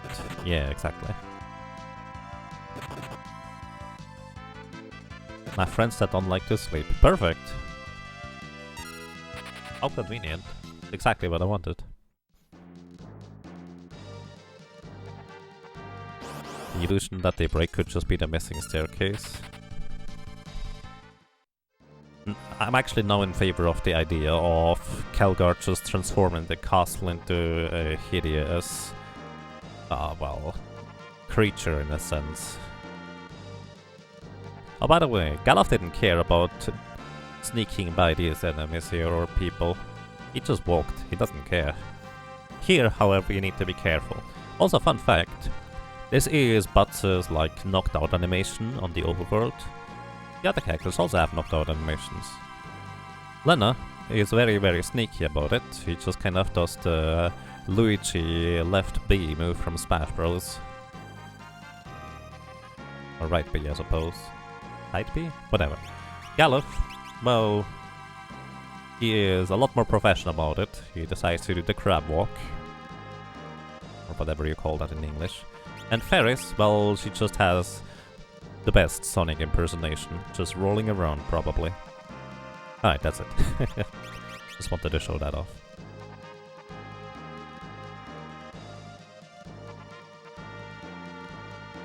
Okay, and that's all we need. So, and we will soon get to the battle on the big bridge, where we will have an actual fight with Gilgamesh coming up, where he doesn't just run away after a piddly amount of damage, and he is decently powerful in his own right. We'll see how that's going to go for us. Enjoy the music. Excuse me. So these enemies here are always there. You cannot avoid this encounter here. However, you can avoid all the other encounters on the bridge by just, well, avoiding them. They have about 500 HP. They are weak to lightning. So that's what we do. Yeah, music, indeed. Boom. They have a rare drop of a high potion. We unfortunately did not get one. Guardian Dagger first, probably. And I forget how it works. I think you need to go right here now. This looks about right. Alrighty, so Gilgamesh on the bridge is actually a significantly more powerful enemy now, because he actually throws fight. He can be ulted as well as muted, both of which are actually surprisingly useful in this fight. And he has 6500 HP in this battle. First of all, I'm going to armor myself, reducing the physical damage I take by half. And I want to try and take, keep a close look on how much damage I deal to him. But also, even though the ult effect does not really do a whole lot on enemies in this version, it still makes them slower. Like, it reduces their speed to 1 eventually. So he deals decent damage, but really the dangerous part about this fight here is his transition to phase 2. When he transitions to phase 2, he will give himself shell, armor, as well as haste. Haste is the most insane status effect you can have as a buff on you, because it... basically he goes about 3 times where us going once. In this case, it's not gonna be quite as extreme because he will have a speed of 1, but it's still going to be notable on how much faster he is going to go. Once he drops below 2500 HP, Gilgamesh is going to... I'm actually just going to continue with the Ancient Sword, might as well. Once he drops below 2500 HP, he is going to transition into phase 2. If I can silence him, just as we transition, then he will not be able to cast his spells. Now the catch is... I don't have a Mage Master, oh well. The catch is, he is heavy, flagged as a boss, which means the status effects on him are only going to last for a very, very short amount of time. So if I kept proper track of his HP, he will just have a buffed... alright, he has 2594 HP left, which means the next attack is going to transition him into phase 2. I'm not sure this is going to work, but before I transition I want to heal myself a bit, because that is when he starts dealing actually decent damage again. And it's also a lot faster, if I can't mute him. So the thing is, I don't know whether I'm fast enough to be able to silence him, so to speak, and then attack afterwards. So what I'm gonna do here, I'm gonna wait until he moves, and then I will try to mute him right after, and then I try to attack. Okay, he is muted, so that mute is not going to last for long at all. Let's see. I was wrong. Haste. Okay. Unfortunately, he does not stay muted for long enough to be able to avoid that. But we're fine. He is not as fast as he usually is. Armor cuts down all the damage he would do with jump, which by the way deals full damage to the back row, in half as well. And we have solid enough healing, so it's gonna take a bit longer than usual to take out the remaining HP here, but it should be still fine.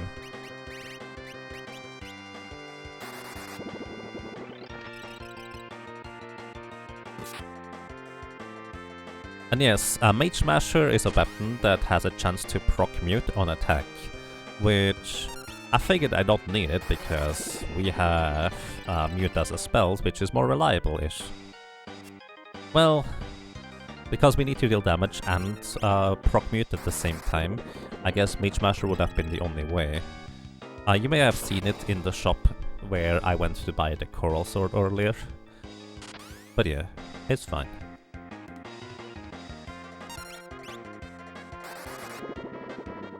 It's just gonna be a bit of a slower trip towards 0 HP of his.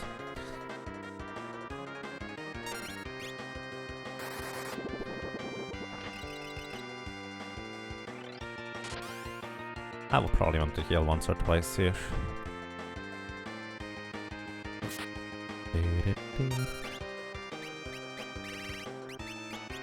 Let's see, what other status effects can be inflicted by... He could be blinded, but we don't have any way to blind him, unfortunately. he can be ulted, which we did. He can be slowed. He can be stopped, muted, and berserked. Oh well. This is gonna be like 3 more spells or so.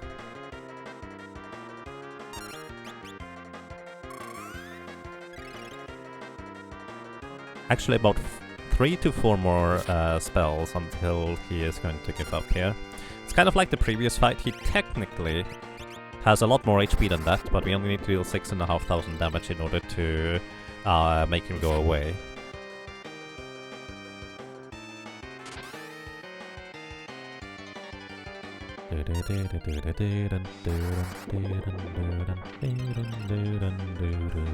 Alright, 2 more attacks. He has actually just too much HP to... I'm gonna heal here again, actually.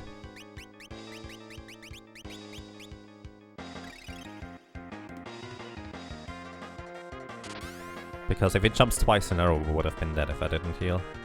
I think. I would have actually barely survived it. Either way. 145 HP remaining. Does the ult status last only as much as the silence one? No, ult is basically permanent. It does not wear off at all. But at some point he just does not get any more stat reductions, which means he's as low as it possibly can be. Which means any more application of ult would be kind of pointless anyways. And he is gone. We defeated him with 9 more damage than we needed, basically. Alright, using up the remaining potions here. You might be wondering, why did you just use a high potion? Isn't that kind of a valuable commodity? Well, a little bit, but... we will soon be able to buy high potions, so it's not nearly as bad anymore to just use them.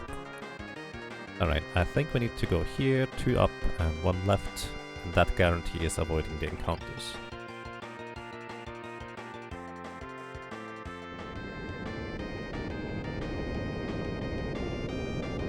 So yeah, no deaths against Gilgamesh on the bridge.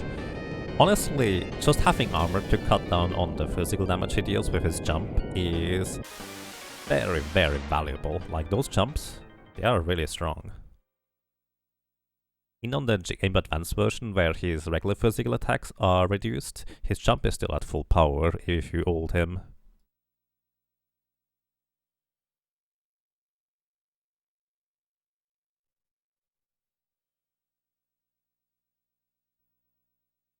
Okay. By the way, if I ever miss a question in chat or something of that equivalent, feel free to remind me of it or ask again, because I don't, generally speaking, intentionally ignore anything.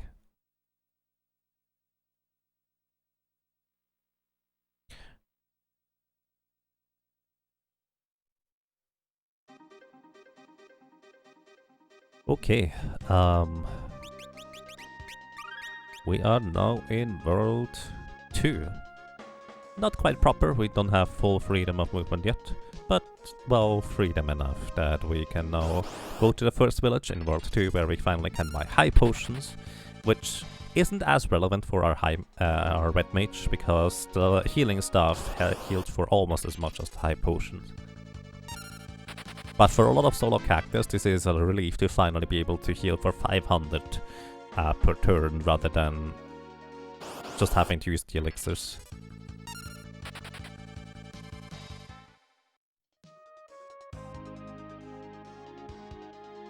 He packed quite a punch, even with the armor and all status. Oh yeah, he did. Okay, so there's no more spells that we can get as a red mage. All of these spells at this point are out of our reach, so there's not really much of a point in grabbing them. We can still upgrade our armor and equipment, so let's see whether there's anything useful here. We can get an Orihulkin dagger. Nah, we have the dancing dagger for that. Slumber sword is actually quite interesting, because it's a non-knight sword that can put enemies to sleep. We have a spell to put enemies to sleep, so we're not exactly reliant on that, but it's very handy for some other characters. A Tricorn hat actually gives you magic power, which I think I'm going to get a better one. Maybe not, I'm just gonna buy it. Gaia gear is basically just mage armor, more magic evasion and defense. I don't know whether I will need it, probably not, but I'm just gonna buy it. It also increases any earth damage you deal by 50%. So Titan is actually already really strong for a summoner, but buying that thing makes it even more stronger. So it's really good on that. Alright, let's sell all the stuff we don't need, just to remove the clutter from our inventory. Dark matter we don't need. I almost sold the Tricorn hat again because I never even use it. Silk robe we don't need at this point anymore. Gold armor we don't have any use for. Plumed hat is actually still useful. Bard armor we don't need anymore. We now have a Gaia gear if we want that. Mithril sword we don't need. Okay, so here I buy Revivify. Revivify is an item that removes the zombie status, which is basically something that just now starts occurring. And our fallen allies, unfortunately, can be zombied in this specific area anyways, so I kind of need a few in order to reverse that effect if that ever happens. And buy as many hype potions as we can, just because they don't cost any MP to use and heal slightly more than the healing stuff anyways. Plus I can then also subsequently have the Guardian Dagger still equipped to heal. That's basically all around just convenient. I'm actually pretty good at watching chat with Final Fantasy 5. I suppose I'm more comfortable and confident in this game, so there's a lot of downtime where I have plenty of time to just watch chat. That's fair. It actually was the same, or used to be the same for Seeker of Mana for me, where at some point I noticed that I had so many opportunities to just glance over at chat and comfortably read, because I knew exactly how much time I had for like screen transitions, canon travel and stuff like that.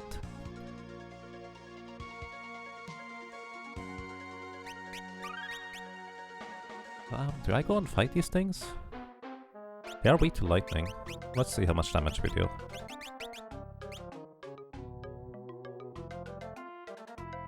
Welcome to you, Anu Natao. I hope you have a nice day so far.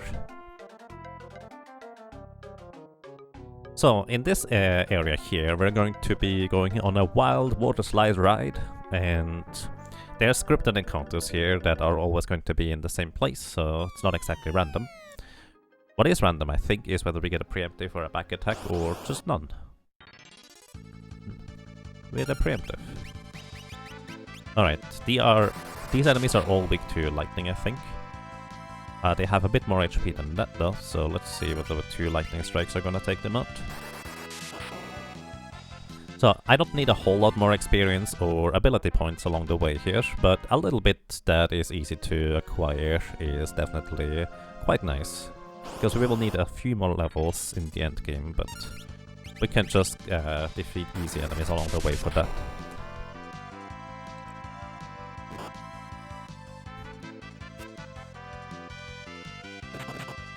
And they're not terribly dangerous in any capacity.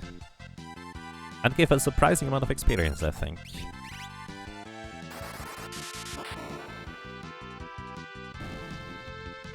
Let's see, that is 1640 experience. Only 1 ability point though. I kind of hoped it would be a bit more than that. Oh well. I actually don't know whether we can defeat that slime thing in 2 attacks, but we'll see. It's not weak to lightning, and it has vampire.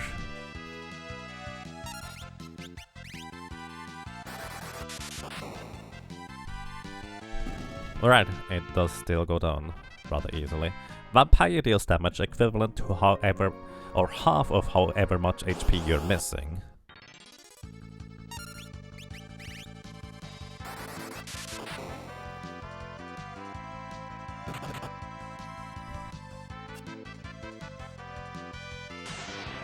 So that means that's how much damage it deals to us.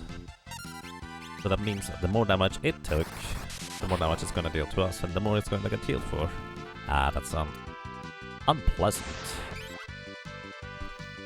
We have a chance to resist Vampire. Also, weird thing, those blood slimes are poisoned by default. Like, they always come pre-poisoned. It's kind of a bit strange. So how much MP do we have? You know what? I was gonna use an elixir here just to recover my MP, but that would be a little bit of a waste. But then again, I will probably not use that many elixirs anyways. I don't know. This is a long run. Well, yeah, it's a solo challenge. It's a challenge run where this is not particularly simple or fast. Also, for reference, in case anybody is wondering, this is not in a single sitting. This is over the course of multiple sessions. Because some of the solo challenges are really not reasonable to be completed in a single sitting.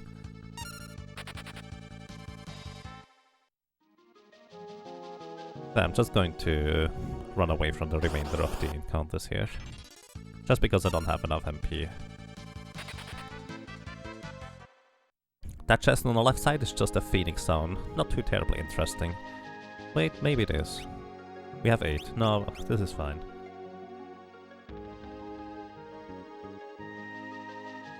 Muggle! Hooper. Gonna equip the Guardian Dagger for evasion. And upcoming is a mini-boss. Oh wow. So these blood slimes only ever attack with Vampire. Because they haven't taken any damage yet, they will just deal 0 damage. Which means them attacking me is kind of completely entirely pointless.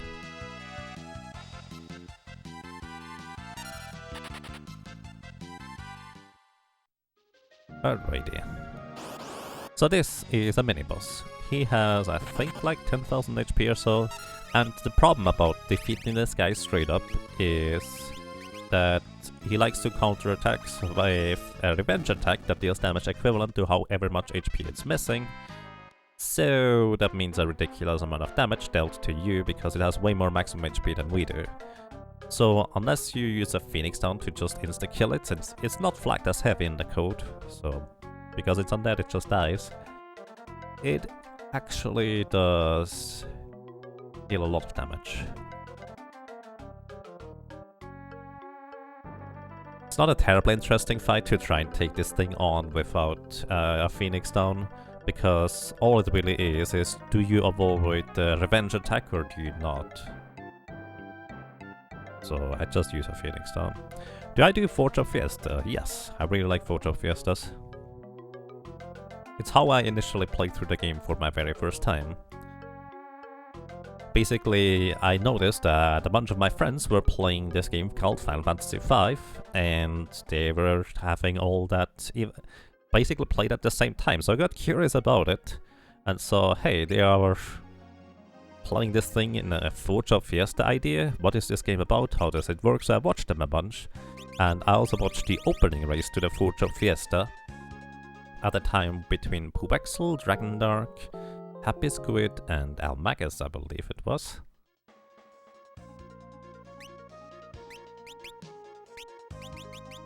Gonna use another tent. And that got me interested in the game, because I saw Almagus especially, just a bunch of people just play that game over and over and over again with various tips and different types of Forge of Fiesta, and it was just interesting. At some point I decided, you know what, this challenge looks like fun, and I am very much a fan of good challenge runs, so decided to, well, let's just play this game I've never played before. But I'm just gonna make it a Forge of Fiesta too, because why not? And it turns out it actually was the best way for me to play through this game, because there's something called a choice paralysis, where you have too many choices, where I have heard a number of people saying that they got stuck playing through this game because they felt the need to just max out all the jobs as soon as they got them and stuff like that, or just explore all of it, which is kind of overwhelming initially. So me being limited to just 4 of the possible jobs of the selection ended up being very, very nice overall, because, well, I didn't have to worry about these. Hello, Koopa. Remember one year Max got 4 berserkers? That was quite something. Nice. Yeah. But yeah, I believe my first team ever, I did a random 4-job fiesta, which means I got a thief in the first one. I got a red mage in the second one, I think. A mystic knight for the third. And a dragoon or dancer for the last one. I think it was a dancer, actually. Unfortunately, at the time, I did not know about the Lamia's tiara. So I didn't get that one before it was too late. In a sense. There's no reason for me to... I'm just gonna pretend to be a Moogle without a Moogle suit. So there is another chest that I can get over there in the left area if I put on a Moogle suit in here. Pretend to be a Moogle. And basically coax that poor little Moogle into giving me his treasure. Or its treasure anyways. I have no idea why there's a Moogle suit in the Moogle village. So, one of the theories might be that none of the Moogles are actually Moogles, they don't really exist. It's just people dressing up as Moogles and, well, enjoying their time in a remote village. Because everybody is Koopa.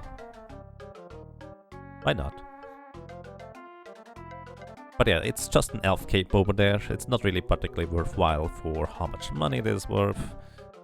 And I feel bad every time I go and get that item from the Moogle.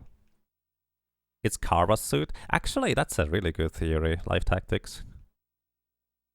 We don't judge? No, why would we? They are happy over there. And yes, actually, that's an interesting theory. It could be Kara's suit, but then again, she flies over there after Hiryu, and her dialogue kind of implies that she does not know where the village is.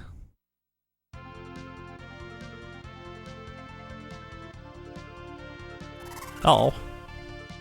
Koopa.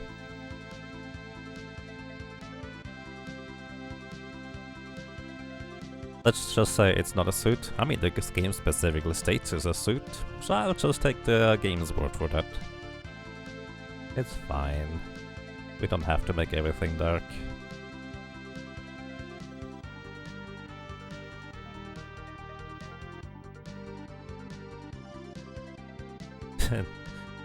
Well, yeah, as I said, we don't have to make everything dark. I feel like in recent years, it's been way more common to just have a dark twist on a like folktale or a children's book or something like that. You get the idea. Just like that has been a thing which was intriguing initially, but eventually it's just kind of expected.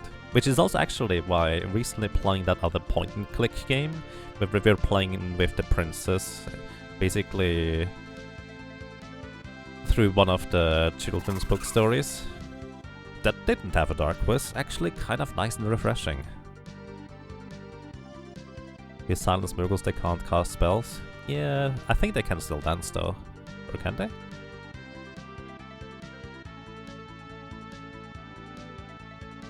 In China they dress like pandas to feed them. Makes sense.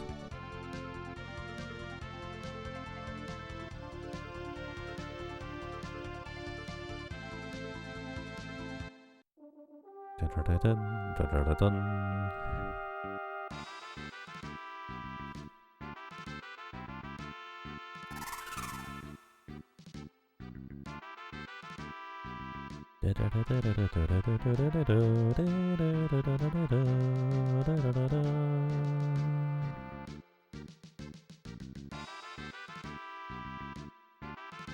wonder whether I should use the episode or whether I should use the dancing dagger. I guess I should get the episode anyways.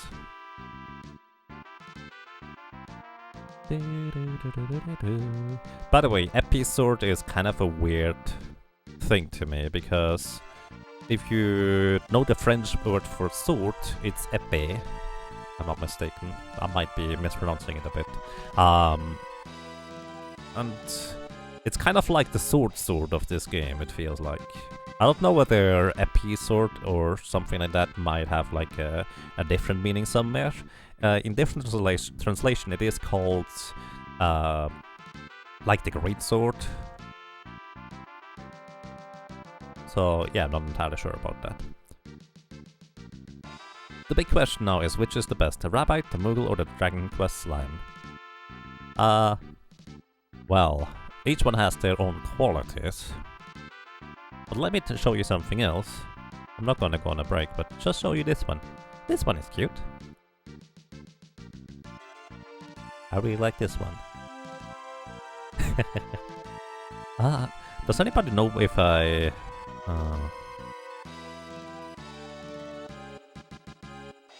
can make a fade in and fade out animation when activating and deactivating items? So, I pick up the exit spell, which is a time make spell here. This is not for the job challenge itself.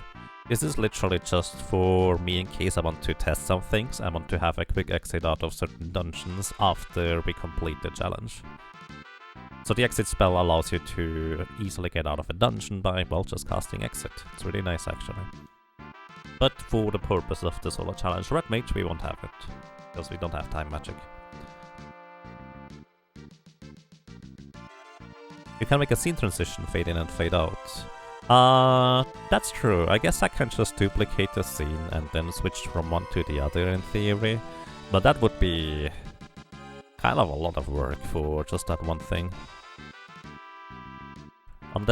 So, is there the concept in OBS to make layered scenes? Like, let's say you have a default background in one scene, and then you make like multiple scenes that work on top of that concept. Is that a thing? You can reference the main scene without duplicating. Is that exactly what I'm talking about? I need to play around with that then. Usually would make a 7 remake after 8 remake after 7, where R equals U is canon. I have to admit I don't know what that means.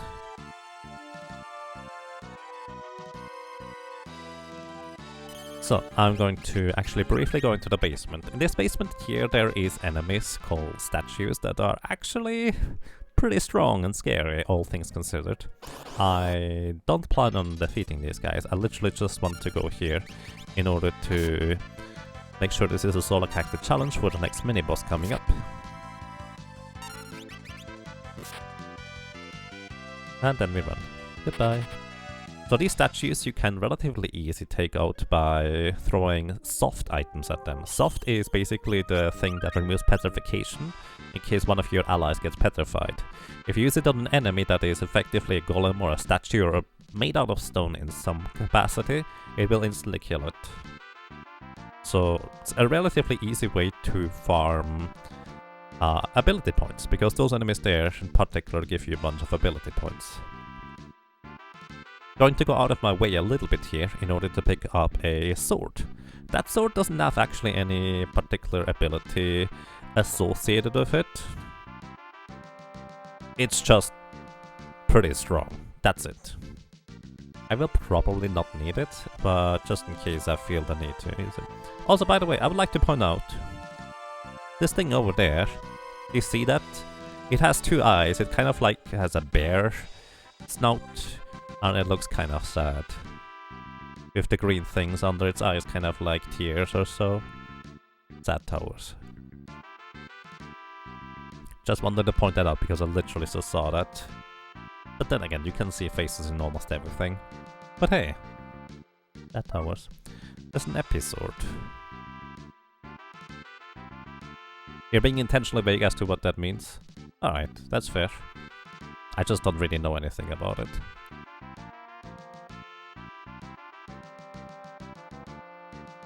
Add a new source of type scene. I use it for using the same graphics on different scenes.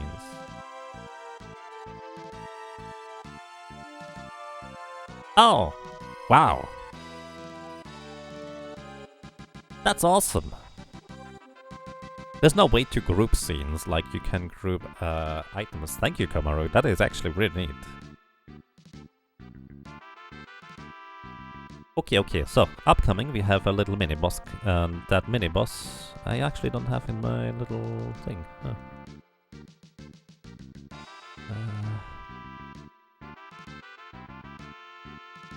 So this mini boss here is immune to toad, mini, poison, paralyzed statuses, but well, he can be put to sleep, so you can guess where this is going.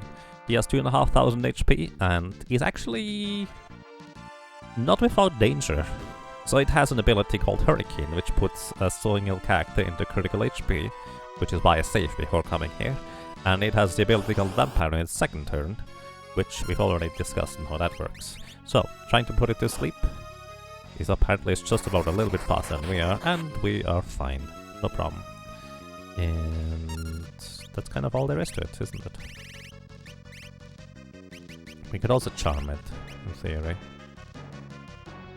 Oh well. Equipping Thunder Rod just to deal more lightning damage, and that's it. Thank you, Comrade, I appreciate that. That also will give me a bit of a reminder that I should experiment with it. Because that is actually way more convenient to work with than some other things I'm currently doing, where I'm literally just duplicating almost everything, which is not all that necessary.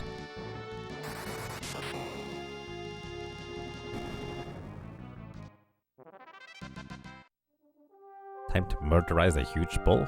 What? Good luck. I'm not sure what that means. So I'm just starting to use up all the potions here. They actually may have a use. No, not really. Can't think of a use for the potions. There are some characters that have use for some potions, just to manipulate enemy HP very precisely, but I don't think that's really necessary here. Oops.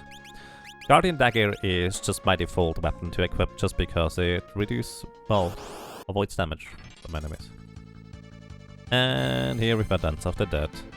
So, these ridicule enemies, they like to just revive your allies into zombies. Because they are pretty fast, they will do that pretty much every single time, as in they're guaranteed to do that if you have any allies being dead. What zombies do is they have an infinite amount of HP, so no matter how much damage I take, they don't go back down. And that's kind of mostly it, really.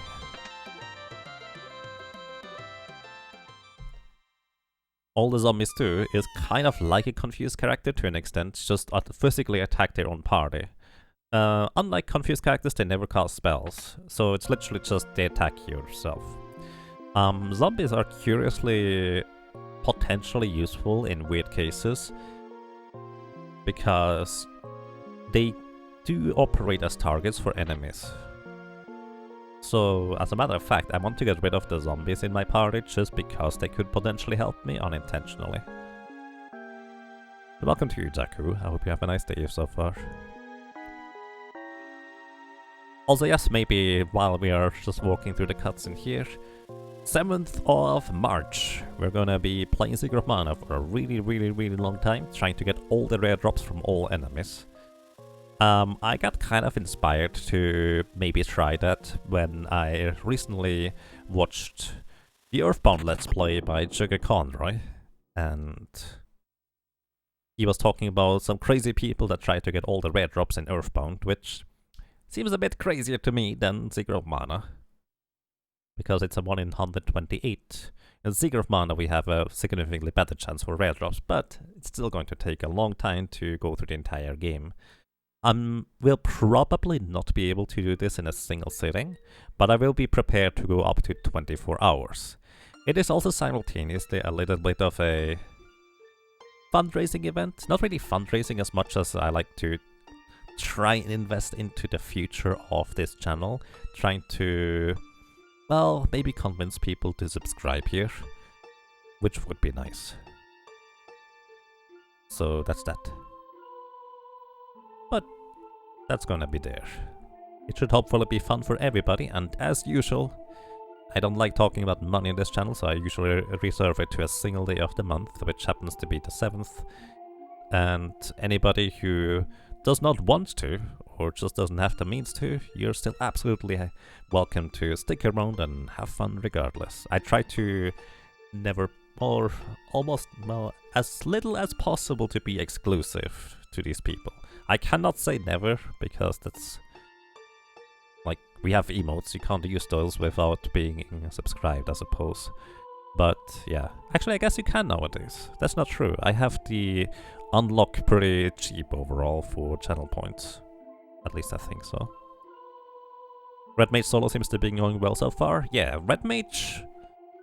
pretty solid. It has so many tools, it's awesome. It was one of the character classes I was most looking forward to just working with. 2 months until RPG limit break, indeed. The best part of Secret of Mana rare drops is that some of them are lost forever. Yeah, sure. I mean, that's not wrong. There's just certain enemies that you can no longer encounter after you pass a certain, well, plot point. Best Mage SSCC. I really like red mages. Yeah, fun.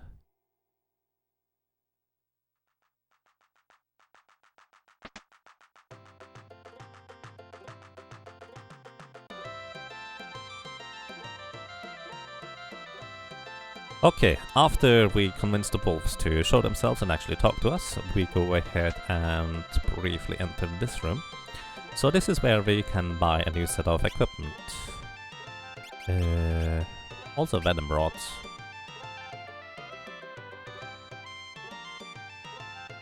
I currently can't think of any use for these things. So when you break those things, they cause bio on an enemy, which is actually weaker than using like lightning rods or fire rods in terms of raw attack power, but it's only a single target, which can be useful. I'm just gonna buy one for now. I don't really can't see any use for it, but we can use it. Ori Halcon Dagger, Lumber Sword, Stream Thing. Okay, but the big part here is equipment. Equipment, we can now get bandanas, strength armor. So these, each one, also including the power ring, gives +3 strength. And +3 strength on a single piece of equipment is actually a lot. Like, that's a lot of additional strength for physical damage. And our red mage is actually basically in the transition from, well, dealing damage via spells into the transition to dealing damage via physical attacks. Because our spells don't really get any stronger at this point anymore. Well, not much anyways. But our physical attacks, thanks to equipment, is going to improve further and further. So +3 strength from the bandana, +3 strength from the armor, plus actually decent defense. It's really nice. On top of that, we will be using the power ring on the upcoming boss too. But until then, we just need to walk there first.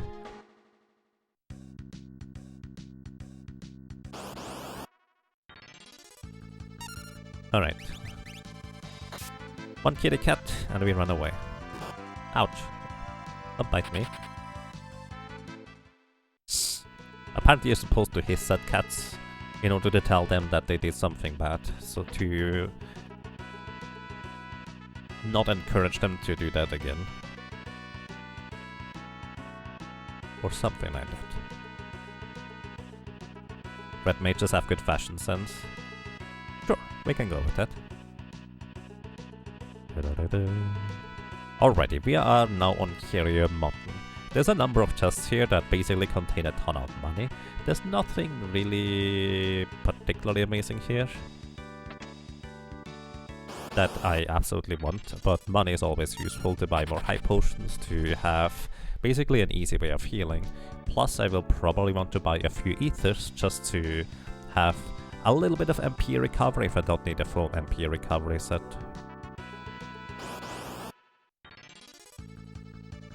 Those Sting Eagles are probably going to be some enemies we will see again. They have the ability to cast Float on somebody if we confuse them.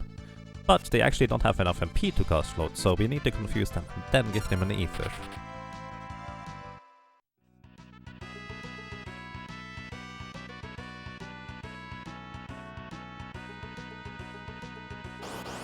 And yeah, Red Mage isn't the most amazing in Final Fantasy V, but it's still quite possible. I really liked my Red Mage in my very first playthrough. To be fair, I neither had another mage, nor did I have another healer, so it just fulfilled both roles adequately. Also, we just picked up an armor. That is the Bone Mail. The Red Mage, I believe, is the only mage class, or kind of mage, that can equip it, because it can equip medium armor. Bone Mail is a ridiculous amount of defense. Like, it's pretty mind-boggling how much defense the Bone Mail is. It literally is the highest piece of defense equipment in the entire game, even surpassing the best heavy armor. The reason, however, why it's so good is it also has some other drawbacks. One of the drawbacks is that you are undead in combat. Well, I suppose that also has benefits. But the main drawback of this is that you can no longer heal yourself via healing spells, instead you will take damage. In combat, outside of combat, you can just heal whatever.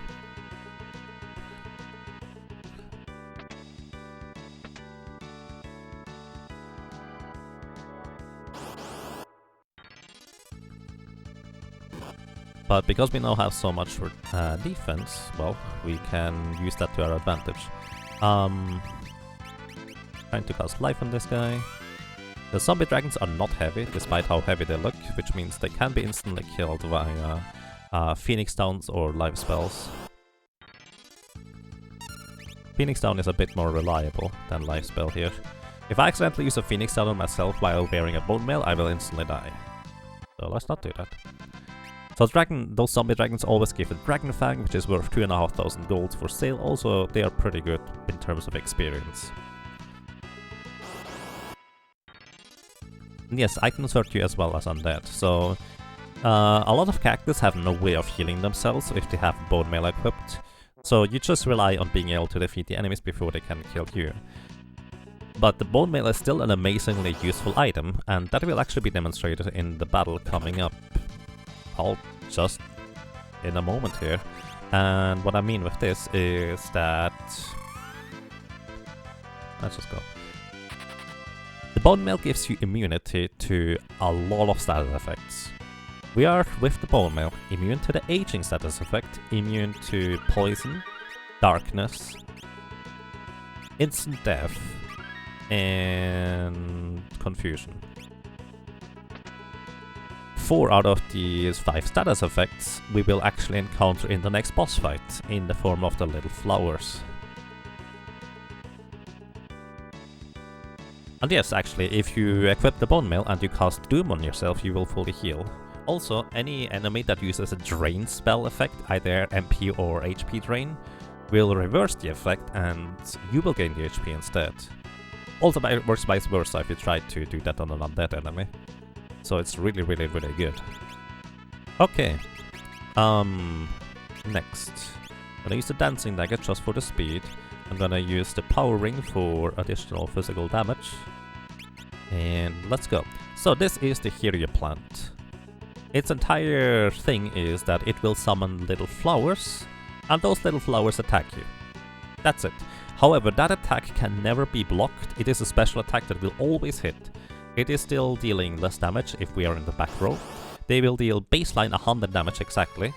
If we are in the back row, it will deal 50 damage. If they are in the back row too, it will deal, well, 50% less damage again. So, my plan is to try and put all of the little flowers to sleep. The little flowers are susceptible to literally every single status effect, but they have a lot of magic evasion. So trying to put them to sleep is not exactly guaranteed. The little flowers have a 2 in 3 chance to just do their special physical attack. Oh, well, and for some reason they die sometime. Each of the little flower has 100 HP, exactly, so they die also rather quickly. So there's a multitude of ways how you can take care of these enemies. Alright, the bottom left flower is the most important one for us to put to sleep. This one here,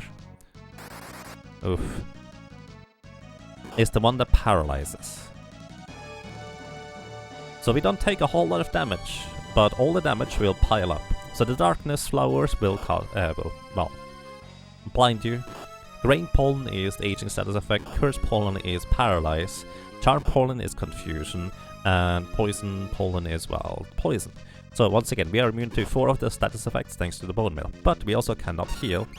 What I could actually do is I could equip a flame ring and...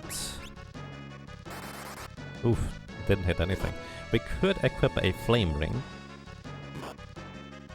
and heal ourselves by casting Fire 2 in ourselves. That is an option that we have as a red mage, and it's actually not a bad one. Hit the bottom left one. Alright, I think we hit the bottom left one. Probably. Either way, the main hero plant itself doesn't do anything. Are they still asleep? Okay, the far left one is now asleep. Okay, I think only the far right one is still awake at this point. All the other flowers are asleep, I think. I actually have no idea whether there's a modifier for multi-targeting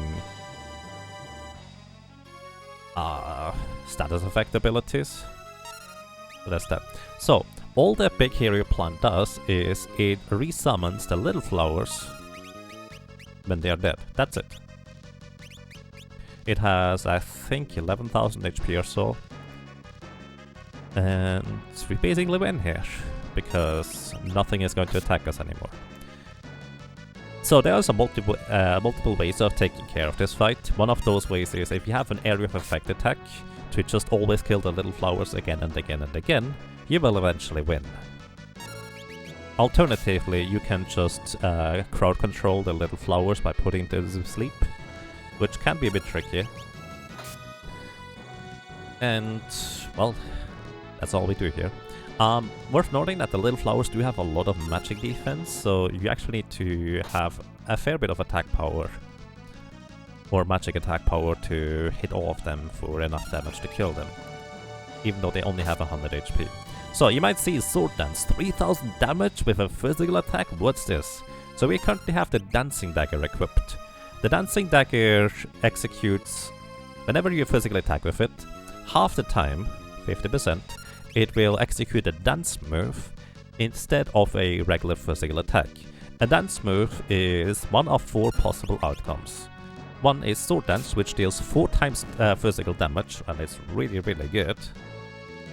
So that is why the Dancing Dagger is part of why the Dancing Dagger is really crazy good like this. Another possible outcome is that you can use Mystery Waltz, which absorbs MP from the enemy, which is actually really strong on how much MP it absorbs. Jitterbug Duet absorbs HP from the enemy, and Tempting Tango confuses the enemy. Now the funny thing is, all of these abilities, if you cast them as a black magic spell in terms of HP drain, MP drain, or confusion with the white mage, normally they have a chance to hit. But via the dance moves, they are guaranteed to hit. So it actually, for some enemies, is the most efficient to try and confuse them via the Tempting Tango. Just like that. Because they have otherwise so much level and magic evasion. But yeah, our little red mage has no trouble dealing with these things whatsoever.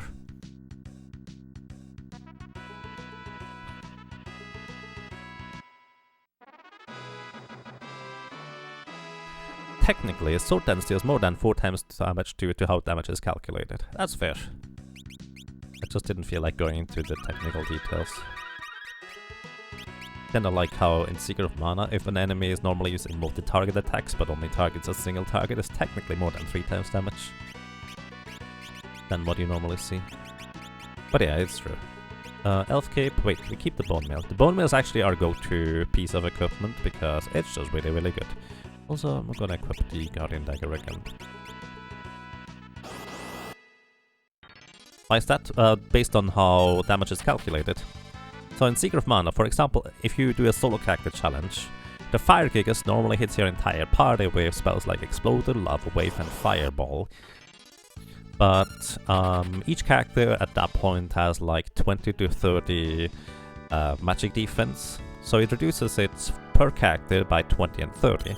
and that's the number the magic power for the fire gigas is balanced around. So each character usually takes like 40 to 60 damage, which is survivable if it hits all 3 characters, because their number is effectively, it's technically 100 damage per character, minus however much magic defense they have.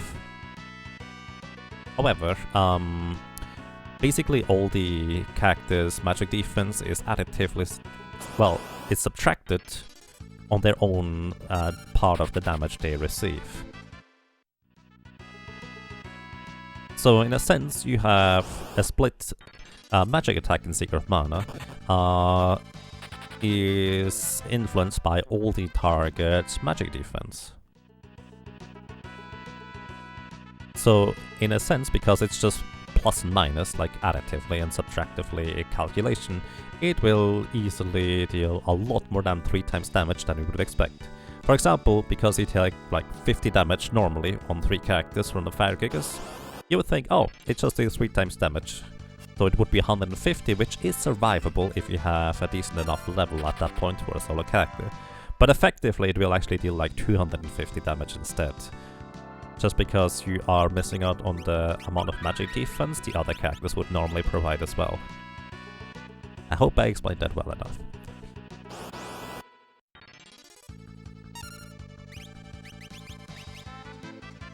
Phoenix down. Yeah. If I see an opportunity to defeat an enemy along the way that gives decent experience and it's easy enough, I'm just gonna do that.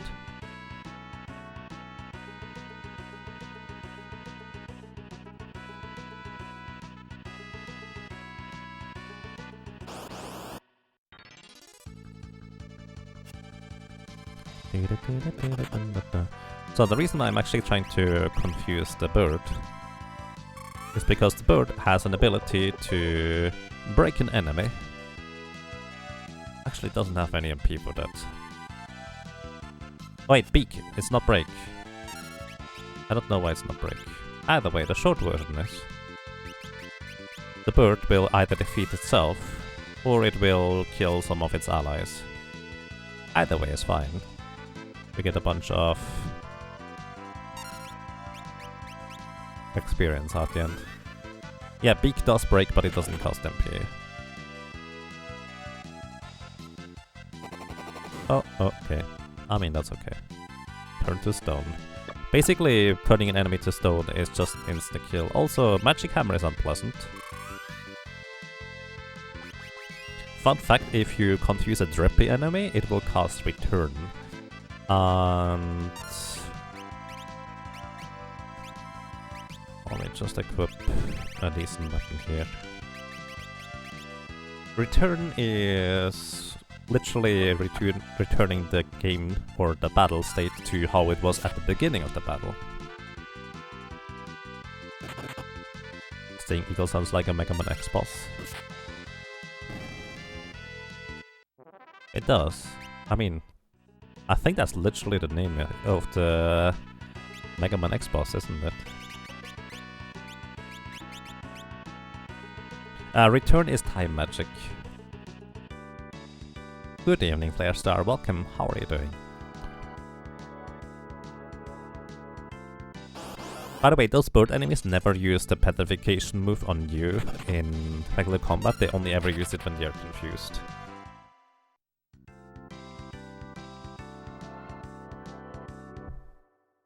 There are cockatrice enemies in the very first mountain that you can encounter that do in fact petrify you if you give them enough time. Storm Eagle and Sting Chameleon. Ah, that's right. Those are separate.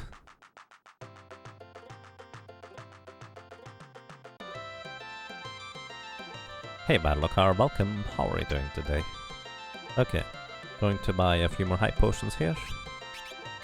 Basically it's just maxing out at 99 because it's very convenient to be able to just spam use high potions and not have to worry about how many I have remaining. Sick and feverish. Oh, I hope you feel better soon. Stay hydrated. Dance of the Dead.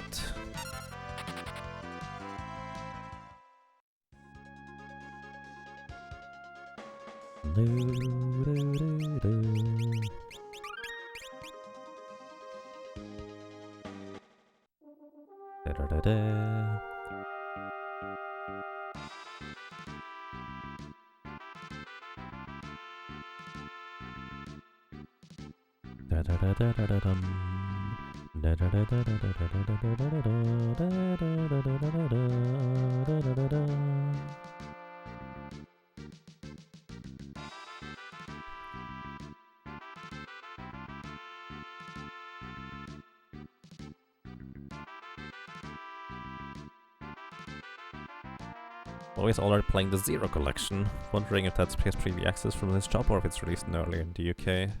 Might be earlier, might be Bowie. What is the Zero collection? They're kind of like the Mega Man X collection, except it's the Zero games. I've actually never played the Zero game. Mega Man Zero and ZX games. Those are mostly handheld, weren't they?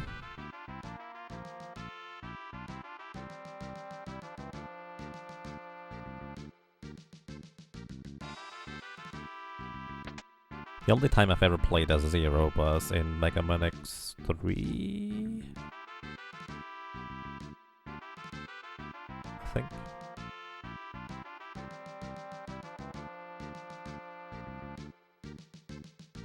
You got early access to Mega Man X back in 1993? Nice, how did that happen?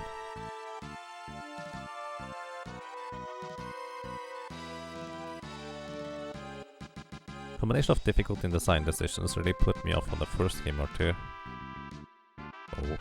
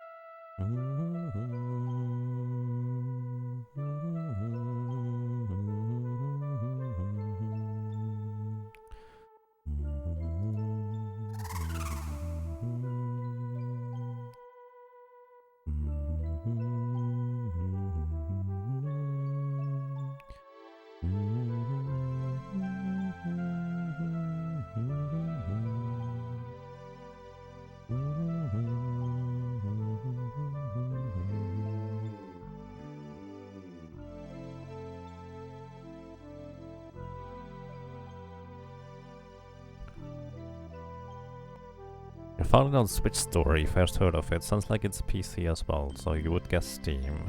Would normally be a thing, yeah. Coming to everything like every other collection. Speaking of different games, I suppose. Has anybody seen or played Ken Follett's The Pillars of the Earth? Which is currently on Steam. So here's the thing, I've read the book and I really liked it. But I know there's some mature content in there and I'm actually kind of curious whether that might be appropriate for the stream or not. Like, I don't mind once in a while streaming something that might not necessarily be entirely family friendly, but I don't want it to be too extreme either.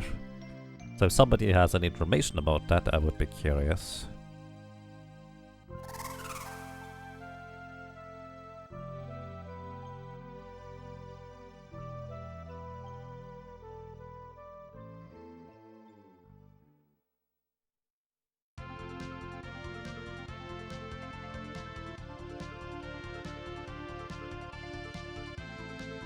So, we finally have a hero, and now we need to sink an island in order to be able to proceed. Not entirely how that works, but story-wise we try to visit the Sage Guido, and next steps just sinks his island. Kind of mean, if you ask me. Z and ZX collection comes out on the 25th of February, so that would be tomorrow for most people. But yeah, we probably had a little bit of early access, because why not?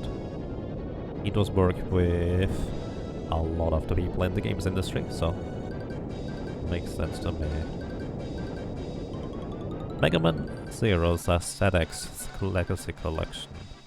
I don't actually really know anything about these games. Let's see. Yeah, it looks like most of these seem to be like handheld visual games. Which games does it include? Is there any like ZX Collection game that is not like a handheld game?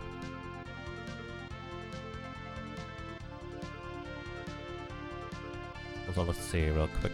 The world map, just southeast of here. Good thing that Sage can breathe underwater. Actually, do turtles breathe underwater? Or do they just hold their breath for a really long time? Okay, what's my setup here? Bone mail. Actually, I want to have more magic defense. Bone mail has a surprising amount of magic defense. I think I want the flame ring so I can heal myself if necessary. And much defense as I can. This is fine. Yeah, this is a fine setup. Okay.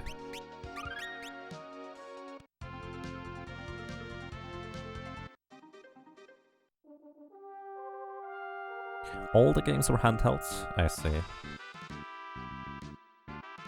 Yeah. So, I actually don't really... The main reason why I play the Super Nintendo version rather than the Game Boy Advance version, which I think is, in almost every aspect, the better version of Final Fantasy V, is because I prefer a better resolution of the game.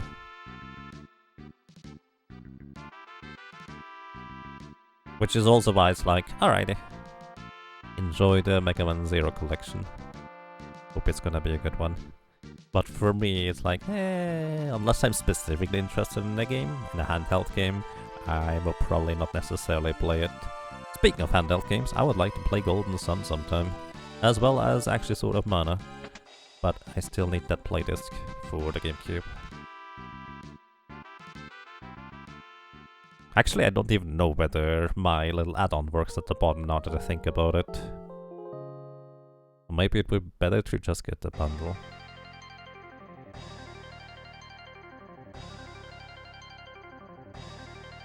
Alrighty, as we are resting here, all our party members get revived with their HP and MP for that matter.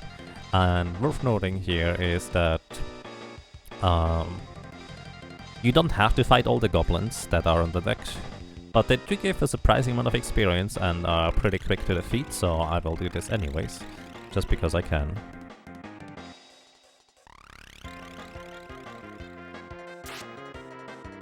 Also, I need to make sure that my allies don't help me in the boss battle. You love this track? It's great, I agree.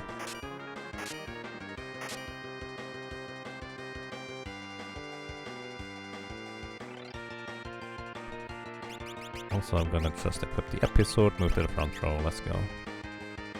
Alright, goblin! So these things have, I think, about 1000 HP. They like to use a number of attacks that deal about 300 damage. Or just physical attacks, which basically doesn't deal any damage at all. Either way, not too terribly impressive. Let's go.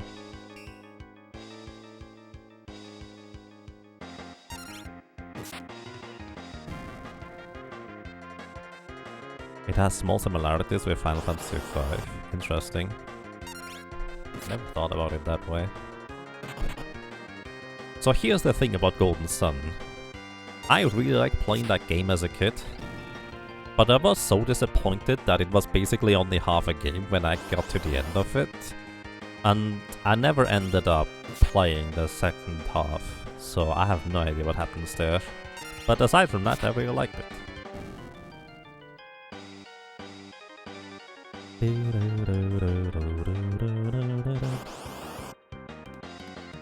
Wow, back attack.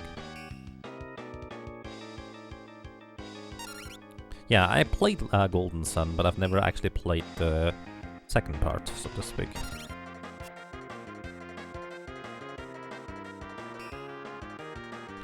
So actually, I think the main reason why I never ended up picking up the second Golden Sun game is because it took so long for that to be released that I kind of mostly forgot the story about the first Golden Sun game.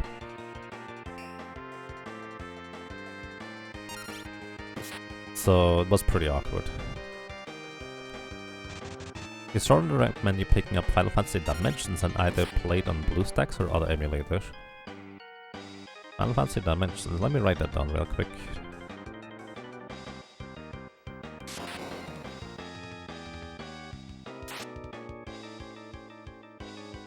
Just kind of taking a look at it. So as much as I like, for example, Ragnarok Eternal Love in terms of visuals and concept, I just couldn't really be bothered to really play it for too much longer, because it is a mobile game at its core. So as much as I was intrigued initially, and it was just kind of boring at the end. Alrighty, so here we have Gilgamesh on the Broad. He has 8,888 HP. His physical attack is kind of weak for the most part, but the danger is his abilities and spells that he can throw at us. So once he drops below a certain... Deathclaw, for example, is a really bad one, so we really don't want to get hit by that. So I wanna try and slow him with the Ancient Sword. And then I'm just going to use the Dancing Dagger and hope that we land some good hits here. Keep in mind I can't directly heal myself, so that's gonna be tricky. So once he drops below a certain threshold of HP, as in, I believe it was less than 6000 HP, he will call in Enkidu. Enkidu is his big buddy friend, and that one will heal him for 4000 HP as soon as he enters the battlefield. And he's basically kind of the support type. Both of those have rather nasty abilities that can affect us a lot. Deathclaw both paralyzes us and puts us to critical HP, so that's really, really bad. Hero 2 does a bunch of damage. I actually want to hit Enkidu here. So Enkidu has 4000 HP total. He is susceptible to a number of status effects, actually pretty much the exact same as Gilgamesh here. Also, I'm gonna do real quick is I'm going to equip the Fire Rod and cast Fire 2 on myself, because I have the Flame Ring equipped for this specific reason. Otherwise I can't heal myself with the Bone Mail. The Bone Mail gives us a lot of defense, including a lot of magic evasion, so the Deathclaw and such has a reduced chance to hit. So Enkidu also has Vampire, so if you cannot equip the Bone Mail to reverse that effect, it actually is pretty dangerous on that end. Oof, and we get slowed, so that's one of the nastiest things he can throw at us. So what I just hope is that Enkidu uses Vampire a bunch, just so he basically starts killing himself with it, thanks to us having a Bone Mail and reversing the effect, and he also heals us with that. However, he also can use White Wind in the first place. So please Vampire now. This is not good. Really not good. And I'm dead. Okay. So this is a fight you want to try and get over and done with relatively quickly, rather than anything else.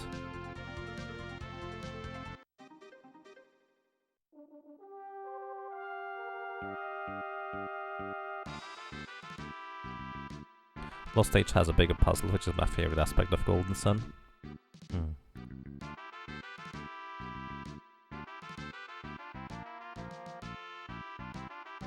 Takes a lot of boxes for you, yeah. Honestly, the Genius system is one of the aspects that I would like to learn about in order to be able to use it in my playthrough. Because I never really understood how it works. I experimented a little bit, but I never ended up doing much with it. I just stuck to whatever Genius was for the appropriate person element in the first place.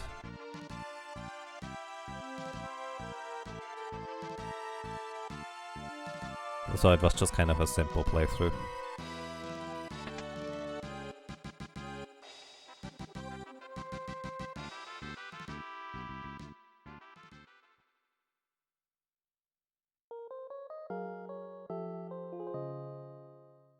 I remember really liking the battle effects and visual aspects of the combat system of Golden Sun.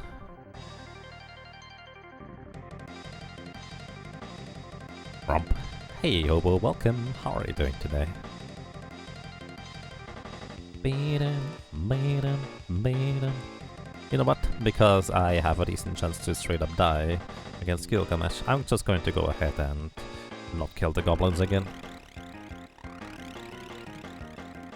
Also, I should probably cast armor on myself.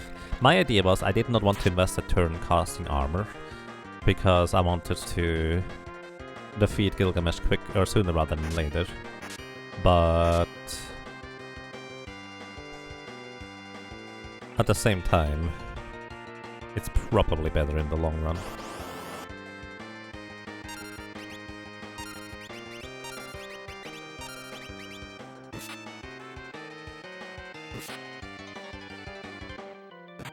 Oh, thank you. Which weapon do I have equipped? Guardian Dagger. Ah, whatever, let's see. Actually, that's just barely not enough to kill him in 2 hits if I deal the same damage again. Nope.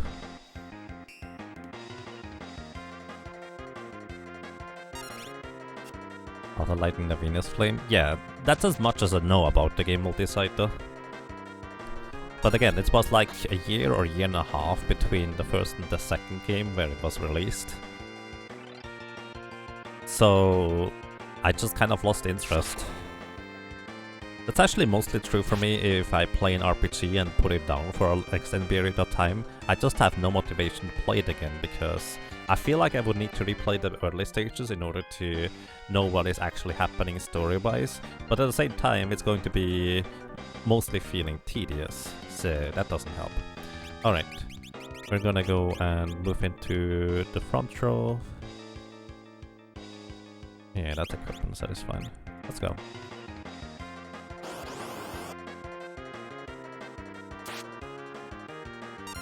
Alrighty, armor it is.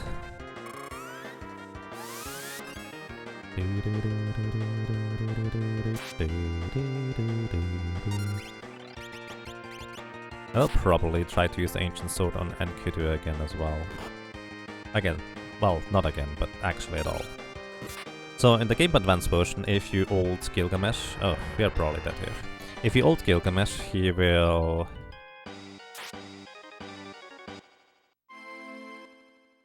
deal 0 damage with his physical attacks at that point. Meaning that even if he deathclaws you, you're not exactly in much danger at that point too. For us right now, it's just a lottery whether he hits Deathclaw or not.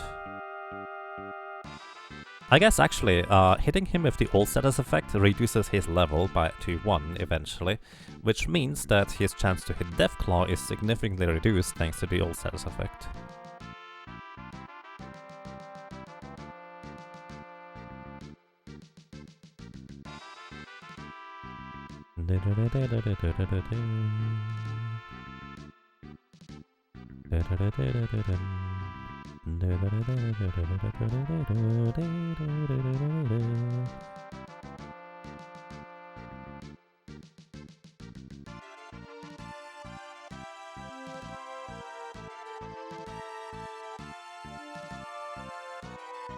The third one plays 30 years after the first two. Interesting. I actually don't even know which system the third one is for. In fact, for a long time I did not even know there was a third one. You wanna Yaga sing along Final Fantasy 5 OST? I don't think that would turn out too well. But then again, I suppose I have rather low self-confidence.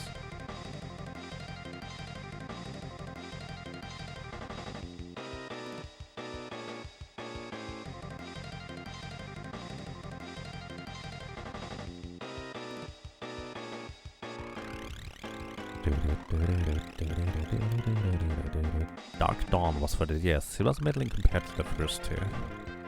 What does middling mean, as in the word, exactly, if I may ask?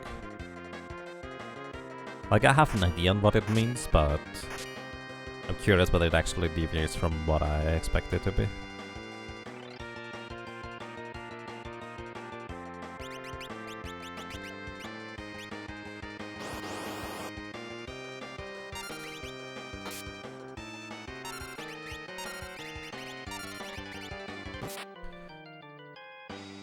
Okay, let's see. Middling equals so-so. Not good, not bad. Okay, pretty much what I expected then. Thank you. Well, that's point. Oh, wait. I guess he has a bit more than 1000 HP. I was about to say that's pointless, hitting that guy with bolt, but oh well.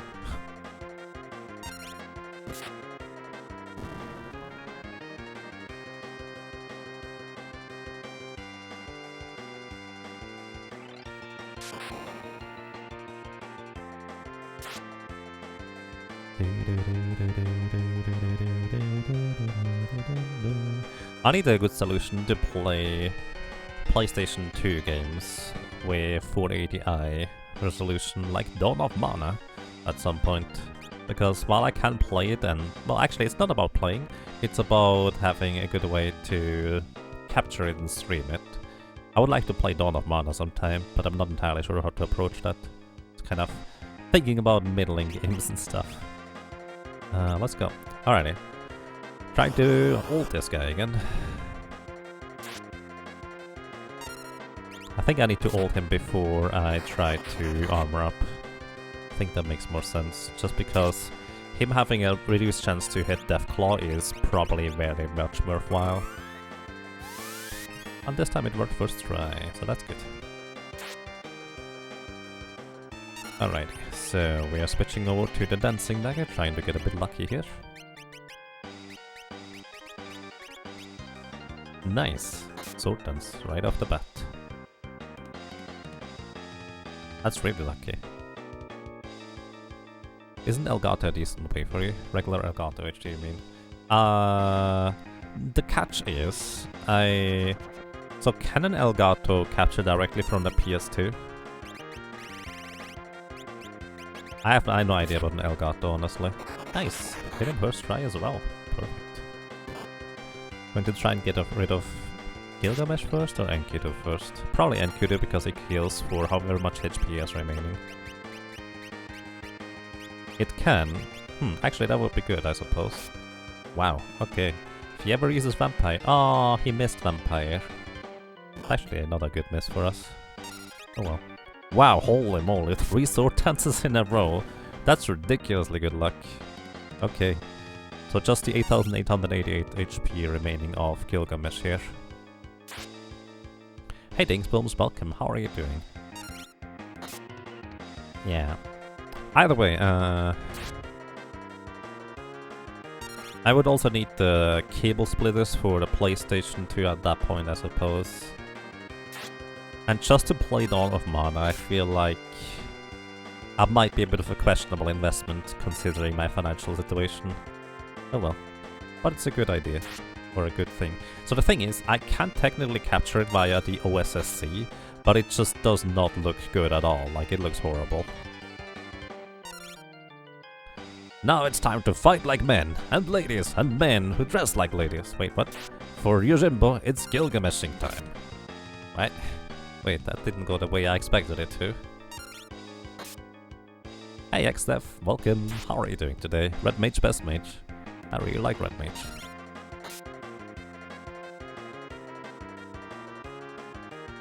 Even his missiles miss pretty frequently now, thanks to his reduced level. I actually didn't even think about this initially, I just know that I wanted to slow him down thanks to the old status effect, but really it helps tremendously, him being olded, so he has a significantly lower chance to kill us with Deathclaw. He still can do it, we just hope he doesn't, that's all.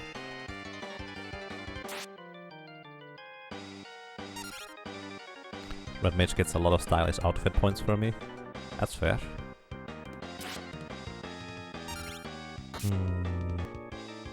Oh, I see. I hope you feel great sometime soon again, next step. Make sure you grab some blankets, get some nice tea, or something like that. Maybe hot chocolate. Enkidu! I'll leave the rest to you! Enkidu? Hey, don't leave me! I have no idea how he sounds in Final Fantasy 14? Does he even have a voice there? I don't know.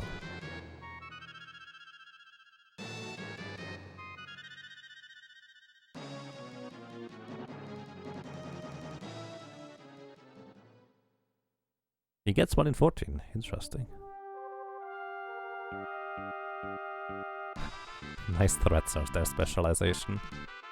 I mean, honestly, they are competent in how they do their things here, in my opinion. But unless you play like a challenge from like Forge Fiesta, they just don't really get to shine as much. It just happened to be perfect in my first playthrough because I neither had a particularly strong spellcaster, magic-wise, straight up, or a particularly strong, well... yeah, actually mainly healer or spellcaster, damage dealer. So the red mage ended up just kind of covering both roles adequately for a good amount of time. And that ended up being to my benefit. It's actually a really fun fight. Yeah, I started playing Final Fantasy XIV a bit, but I haven't managed to play any more recently. Because I remember now, actually, I do now remember just kind of trying it out, and I did not even get out of the beginner's area, so to speak, because it was like not too terribly interesting so far. I've gotten to the thing where they introduce you to group play, but the lack of customization for the UI, more specifically how to specifically make certain things look, is a little bit unpleasant. But then again, I guess I'm spoiled by all the mods and add-ons from World of Warcraft, so I should still try to keep going a little bit further. It starts slow, yeah. I'm not good at games that start slow, unfortunately. Unless I already know them.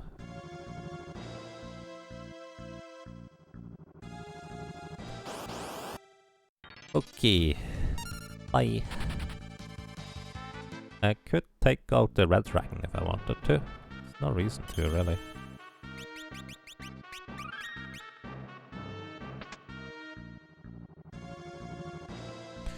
Alrighty, the chest in the top on the left side here has a red dragon in it, which is decently strong. I think it's like 7,500 HP, weak to ice. He is undead, so even can be killed by healing magic. He's however heavy, so you can't insta-kill him. He likes to use a bunch of fire-based moves, and I'm just gonna go back to Elf Gate now. With the Flame Ring, he shouldn't be too difficult to take out, but oh well. I might want to switch to the strength armor, but the bone mail gives so much physical defense, so that's probably better. Either way, this chest here has gold. The other chest, if you defeat the red dragon, has a knight-only sword, the Drain Sword, which has only a 25% chance to hit enemies.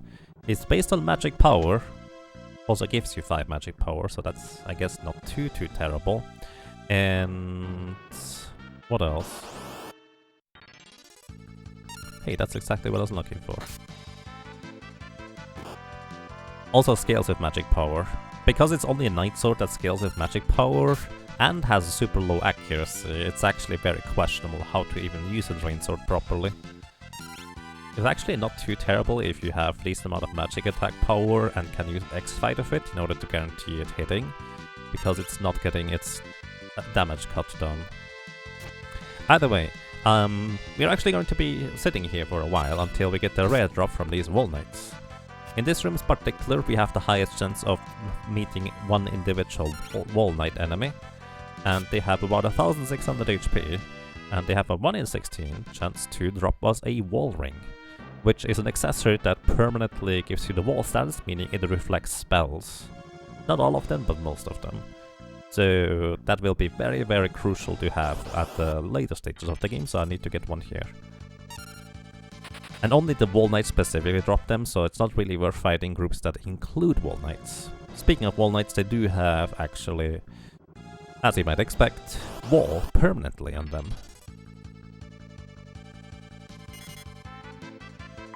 The combo. By the way, that's all those Magnetes enemies do. They just magnet you to the front. Unless they are the only enemies remaining in combat, then they start finally attacking. They have a... like, they look rather weak and feeble, but they have a lot of physical defense. They are weak to lightning too, though.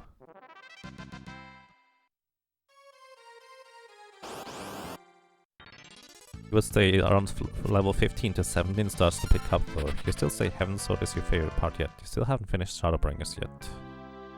I see. So I just basically reached around level 15 just earlier. So I probably should just try and play a bit more then.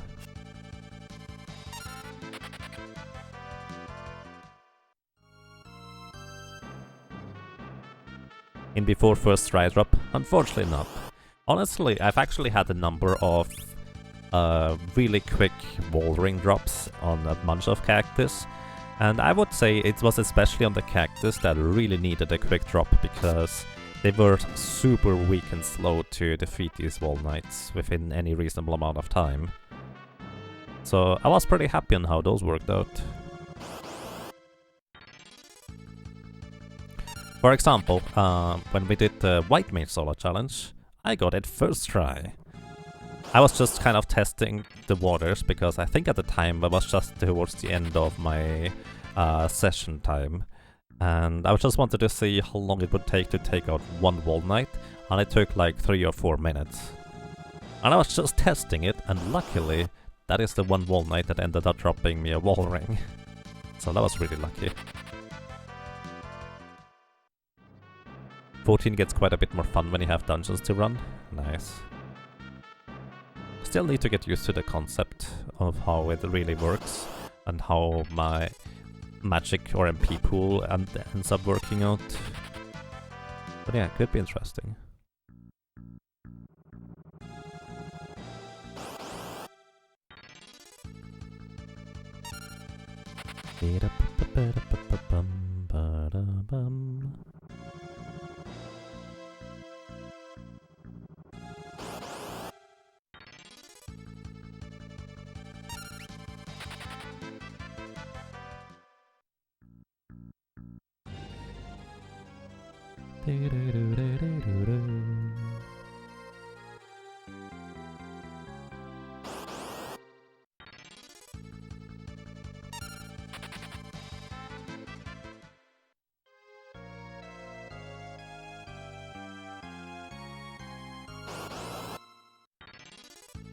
You saw comments on hating on the class.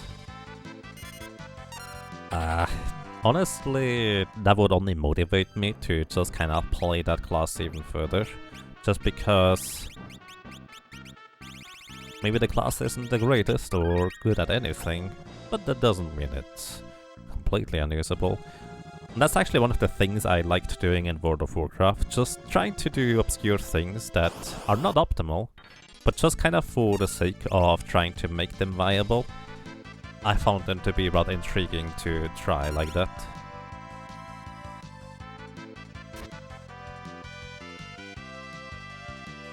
Have I played the NES Final Fantasies? Never really, honestly. I have played Final Fantasy 1 a little bit on the NES Mini, but not a whole lot.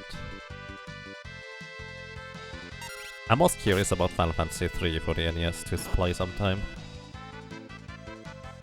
But not sure whether I will get around to that anytime soon.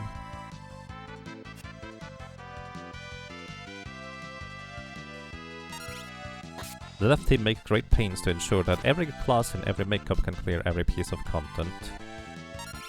Yeah, that's the thing. I don't even like that particularly much.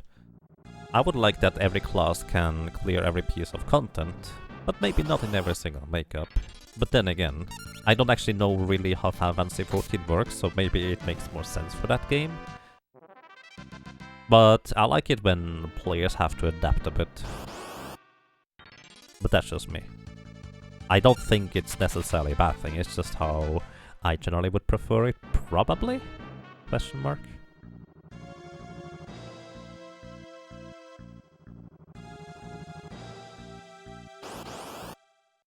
Go here, kill boss. I like boss battles, honestly.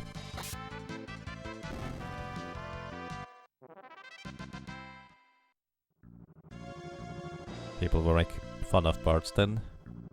I mean, people are always making fun of everything one way or another. But I definitely understand that though.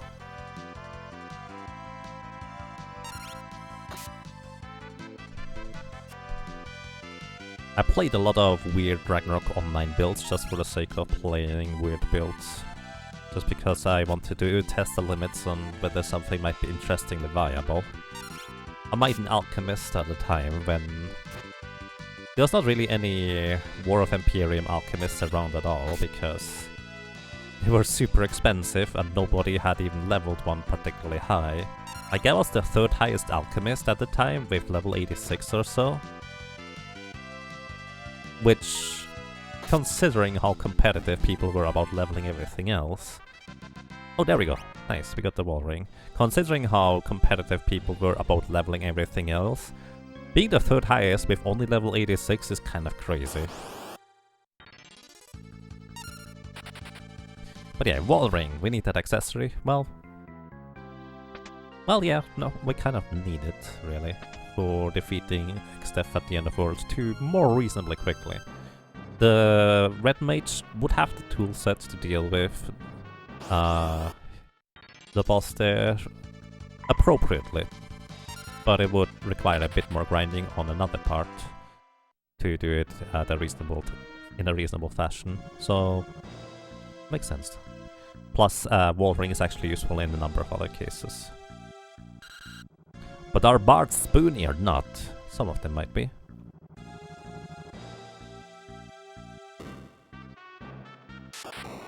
You were cynical of dances, but you decided to try it out. Now it's your favorite class along with Dark Knight. It's a simple rotation since it's all proc based, but the group of focus build makes it more fun than it first seems. Nice. Yeah, one of the interesting things I experienced during my time of playing some MMOs, mostly Ragnarok Online, really, is that I didn't really have a particularly high opinion of certain classes and how they were played. Because I actually hadn't seen anybody be really good at that class and playstyle yet. Like, one of my favorite memories was when I was just leveling up my wizard and I was playing with a priest buddy, and we were just running in the Geffen dungeons, the Geffen castle dungeons, I forget what they're exactly called, and playing with that one guy was amazing because he was so good at playing priest. It just kind of motivated me to use my entire tool set of tricks as well, and it was just really nice synergy. That was great. Also, let's see. I want to have a flame ring for this encounter here. Do I want the bone mail? I may need to heal. I need to heal. So I'm gonna equip strength armor and guardian dagger initially. Back row, let's go. Alrighty, this can either be 2 yellow dragons, which is really dangerous, or a red dragon, which is not so dangerous. Because we have the flame ring equipped, and his main damage dealing ability would be casting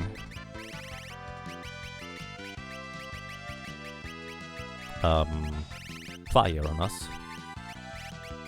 He's weak to ice, so we use ice rod and ice too, but this is gonna be fun. Again, he has about 7,500 HP, and he will heal us thanks to his atomic ray being fire based, and we having us having a flame ring which absorbs that. The mobility of Shadowbringers bosses require a lot of movement, and that is amazing at dodging. Yeah, I just hope my decision to play on US servers, because a bunch of friends are there, is not really going to hamper my ability to dodge properly too much. It was quite fine to play on US servers in World of Warcraft, but then I don't really know Final Fantasy XIV. It's gonna be interesting.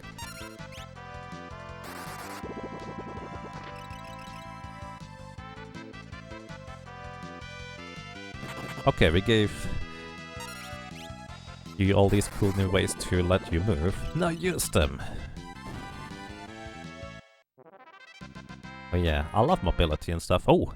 I believe that's a rare drop with the elixir from the red dragon. And we get a gold hairpin. What does the gold hairpin do? Well, it gives you basically no defense.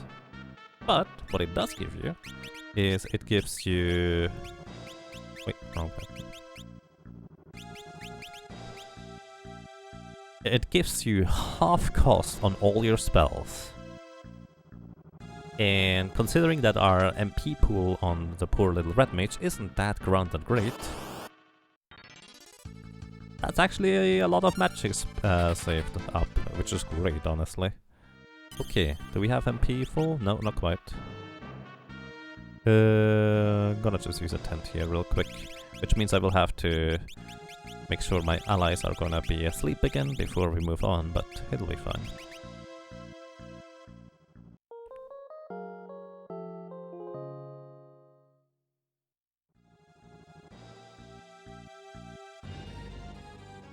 Savage raiding. If I may ask, what is that?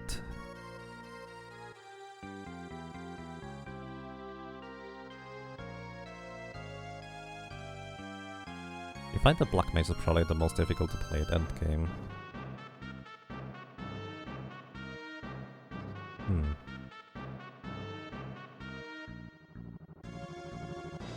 Savage is the actual hardcore content. Ah, that sounds nice. I see, I see, I see.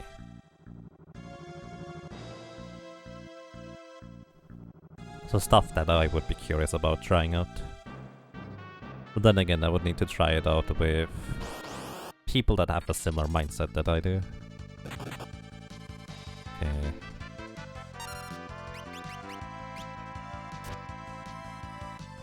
Because that's the biggest lesson I've learned from World of Warcraft.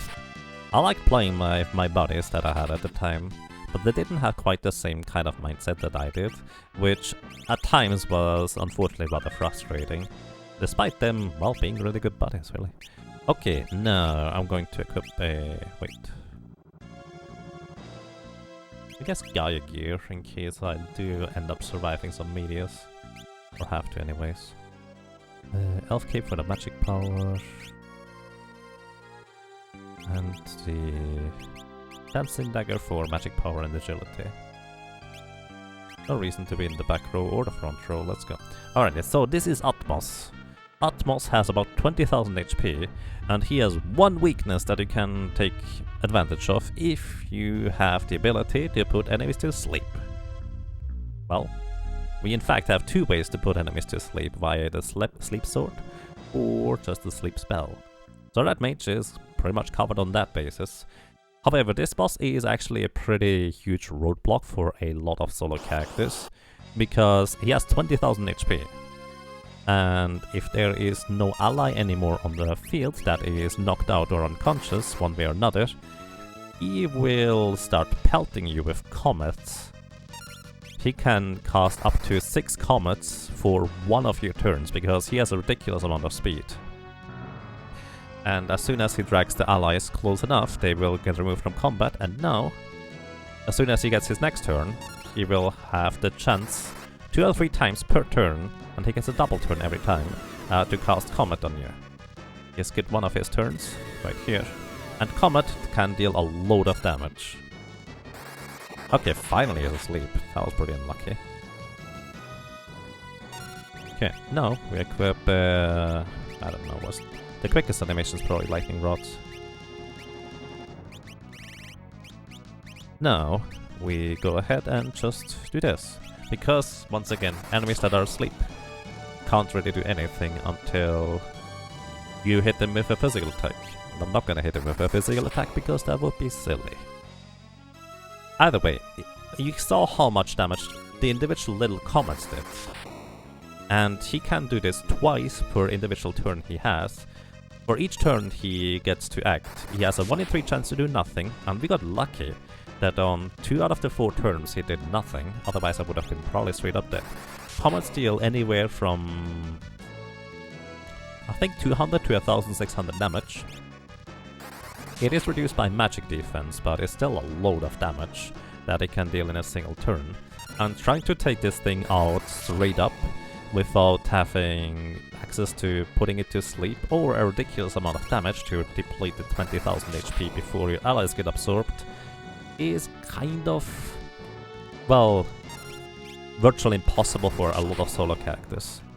Unless you over-level them to a ridiculous degree. For example, we did that for the Geomancer, but only because, well, the Geomancer had to level up to a ridiculous degree anyways in order to be able to defeat X-Def at the end of World 2. So I figured might as well just go all the way and level it up and defeat Atmos straight up as well. For a lot of solo characters, what I allow myself to do is instead of having all allies dead at the beginning of the battle, I only kill them off one by one. Because otherwise we would be level 70, level 80 for a lot of characters in order to defeat this guy. And the rest of the game is, well, if not trivial, it will just not really pose much of a threat anymore for the most part. With some exceptions. So yeah. Red Mage, however, can take it on straight up. Because Red Mage has many tools.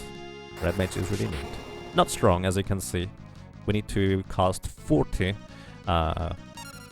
Bolt 2 spells, which each costs 5 MP thanks to the gold hairpin, which deals 40 times 5 is 200 MP. I think we can actually take him down with an ether.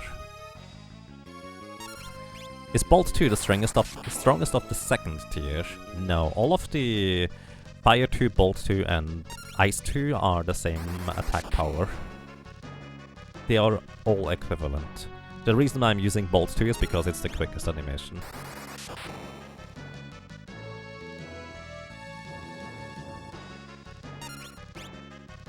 Nice strike, Kirby, you almost won. Yeah. Atmos, by the way, has innate haste, which means that's why he goes so much faster than your characters do. And casually, you generally speaking have like two options. You just kill off one character, or let one character get killed off, attack him with the other characters, kill off another character, revive the character that falls before it reaches the mouth of the big Kirby monster there. And you win through damage trees in a sense. Or alternatively, if you can just put it to sleep. But you may not know that it's susceptible to sleep because, really, it just looks like a gigantic door. Who would think that you can put this thing to sleep? I wouldn't. I had a red mage and I just did damage trees at the time in my first playthrough. So this boss is simultaneously why I like Final Fantasy V, but also, unfortunately, one of the bosses that is a bit weird to take on as a solo character, because I make a bit of an exception when it comes to trying to defeat him, so I don't have to overlevel quite as extremely much. This enemy sucks casually. I mean, literally, because he sucks in your allies if you're not careful. But if you mean he's not fun, I actually thought it was interesting to take on this guy. It was very different than any other boss. But then again, I did catch on to how it works rather quickly. You mean both? That's fair.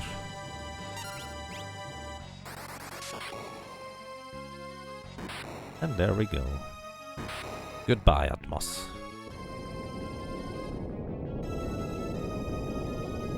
So, another big question will be, how do I best tackle Metamorpha? They are weak to water and weak to wind, have 7000 HP. No other weaknesses, do they? Let's see.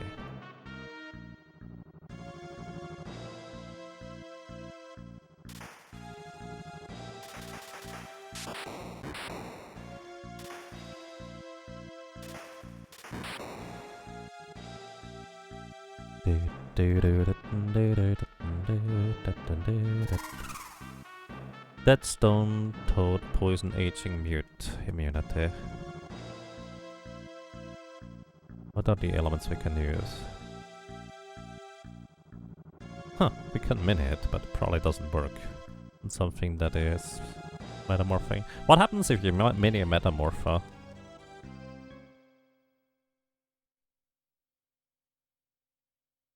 I assume it just returns back to normal after it transforms. I'll try that. Do they have any defense? Actually, it doesn't matter whether they have or not. I hit his weak point anyways with the thing. So they can be... Can we put to sleep? Oh yeah, we can put them to sleep. That would work.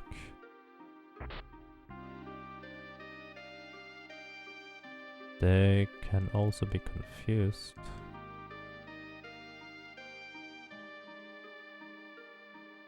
Do do do do do do do do do do. Let's see how we can take on this thing. Also, I will need to briefly calculate how much damage I can deal.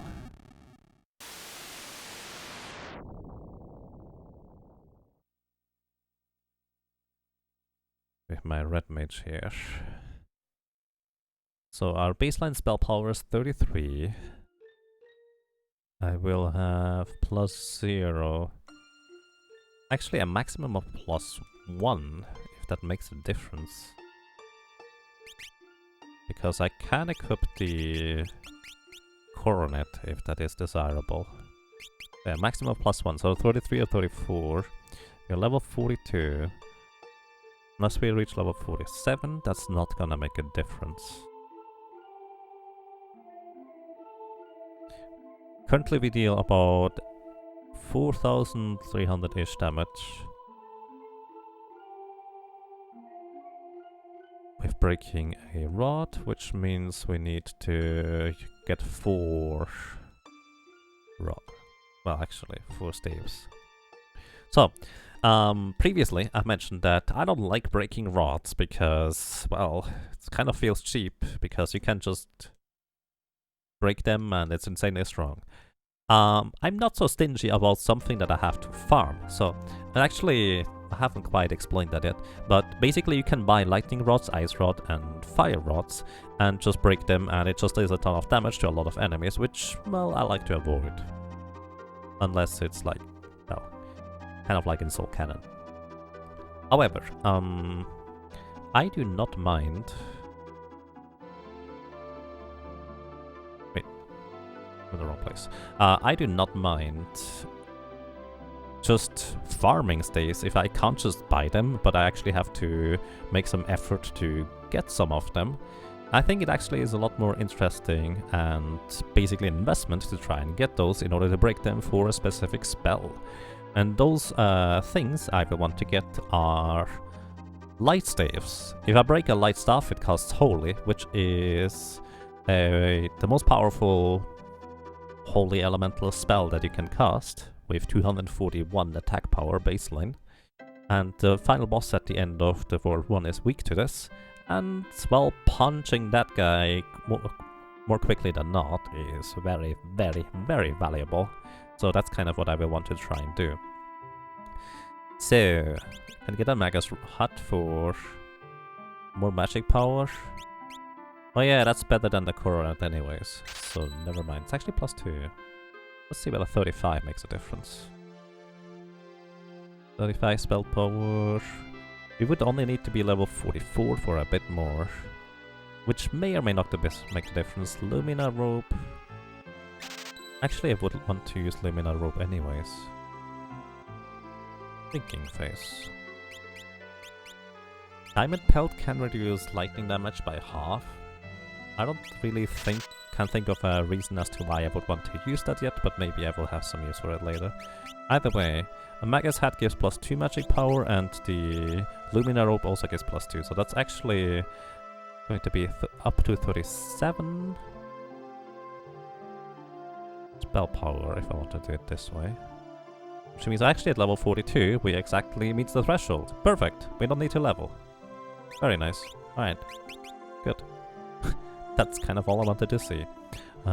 Anything else I want to do? Not really. Where's my high potions? There they are.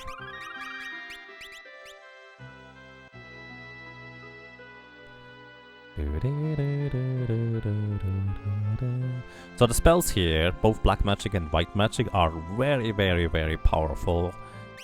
But, well, we can't use them because we are red mage and the ability to cast spells has already reached its limit. So here a white mage would get shell, cutting all magical damage you receive in half, as well as reducing the chance to get hit by spells that have a, well, probability to hit. Also, that probability is cut in half on top of it. So that makes shell actually ridiculously powerful for certain bosses, for example, like Gilgamesh on the boat, except you can't have it for Gilgamesh on the boat because, well, you only get shell afterwards, that phase.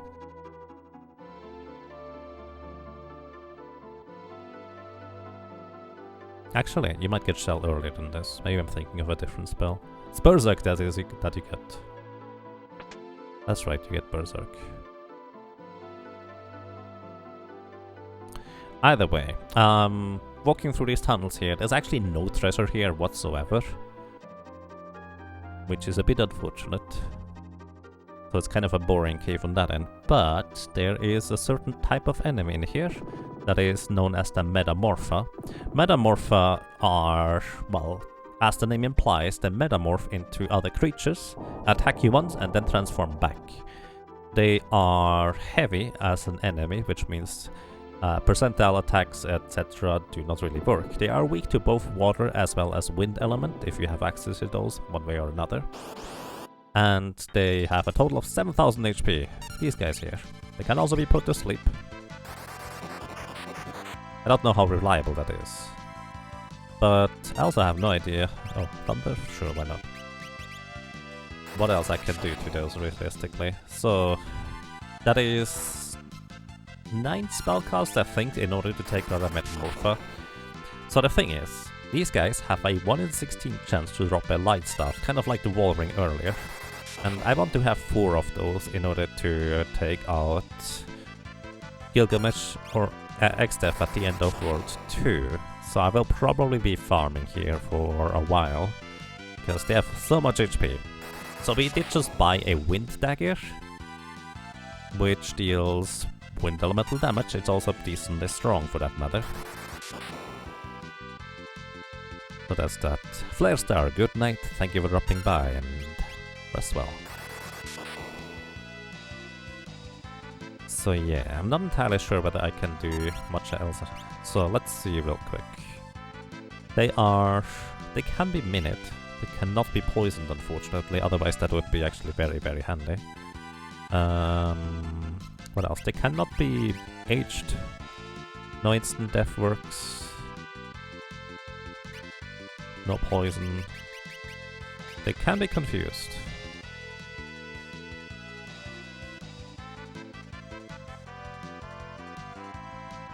And they can be muted. Mute doesn't really do anything.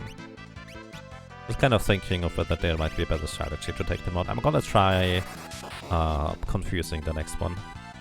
Also, let's see real quick how much damage we do with the Wind Dagger. Or the Air Lance, as it is called. 1500, pretty good. So Metamorpha don't do anything on their first turn. They will transform, however, in their second turn. Cast a spell and then transform back. You do not want to defeat them in their base form, otherwise you don't get the light stuff that you were looking for.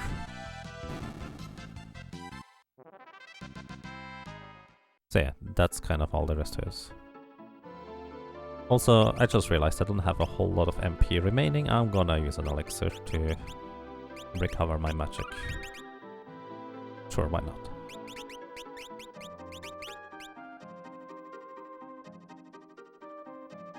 X-Staff is too dangerous to fight, not to at least have the rods fall back on.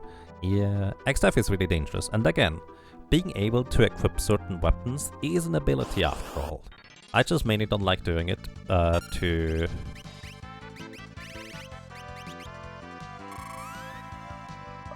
just mainly don't like doing it for ice rods and fire rods and lightning rods, because they are pretty cheap to buy for how ridiculously powerful they are. Thank you. I think he has Ice 3 as an attack that he can use, possibly. I'm just looking for that to happen here. Unfortunately not weak to Ice 3. also not that strong either, so questionable how it works. Well, it works, I suppose. I mean, it works, but yeah. They have 7000 HP, so it is indeed 5 attacks.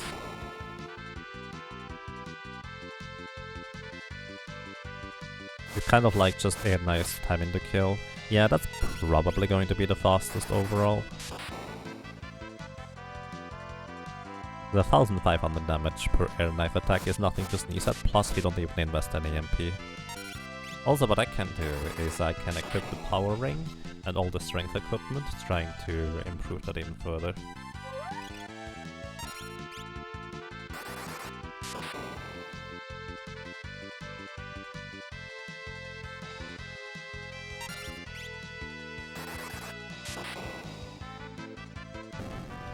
Alright. No light stuff so far, which is expected. Alright, let's go ahead and equip bandana, strength armor, and power ring, as well as the air lancet. So we go full melee at this point.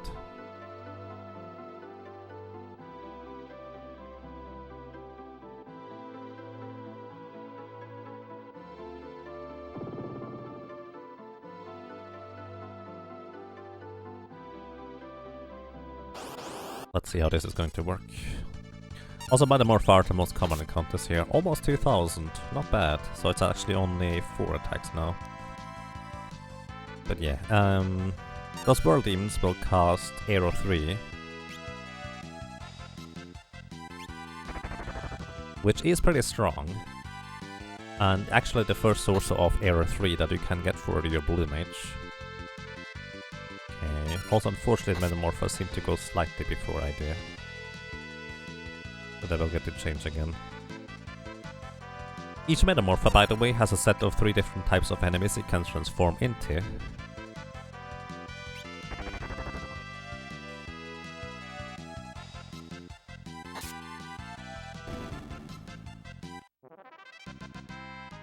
Maybe starting off with a Confuse would be worthwhile.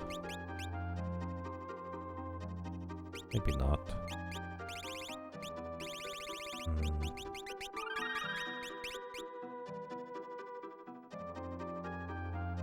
This is where you get advanced classes, right? No, you get advanced classes a fair bit later. It has a similar tile set where you get the advanced classes, but this is not the same area.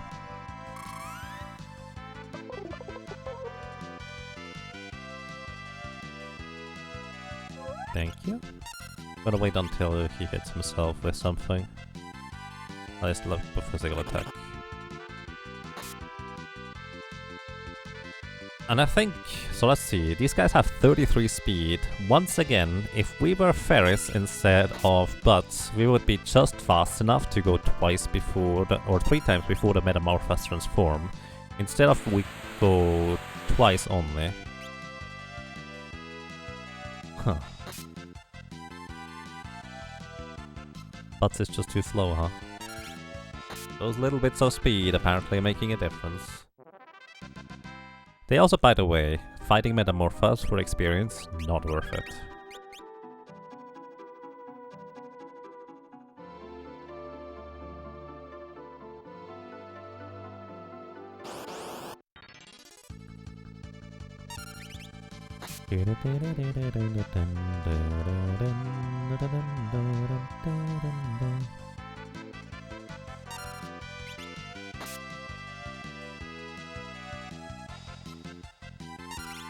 Oh, that one has apparently less speed.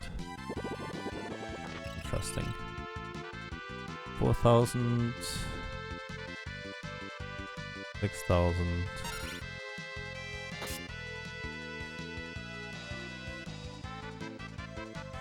Change.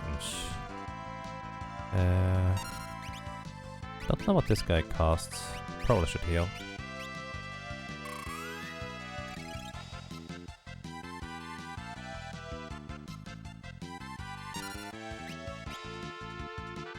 Flame. 25% attack right here.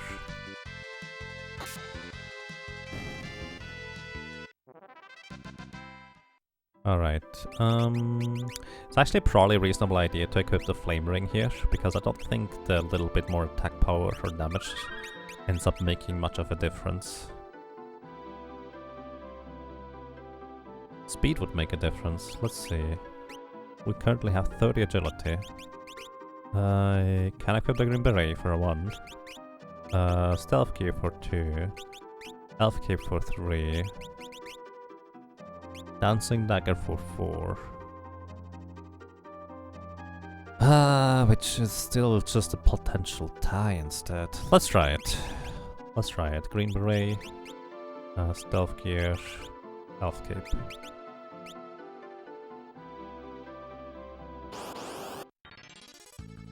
Oh, you're the wrong guys. Those are radiators. Not what I'm looking for. Those radiator encounters are more and more rare the further you get into dungeon. Okay, we get to attack twice before it transforms. The catch is... Oh. The zombie dragon. The catch is, I think I need to keep the dancing dagger equipped.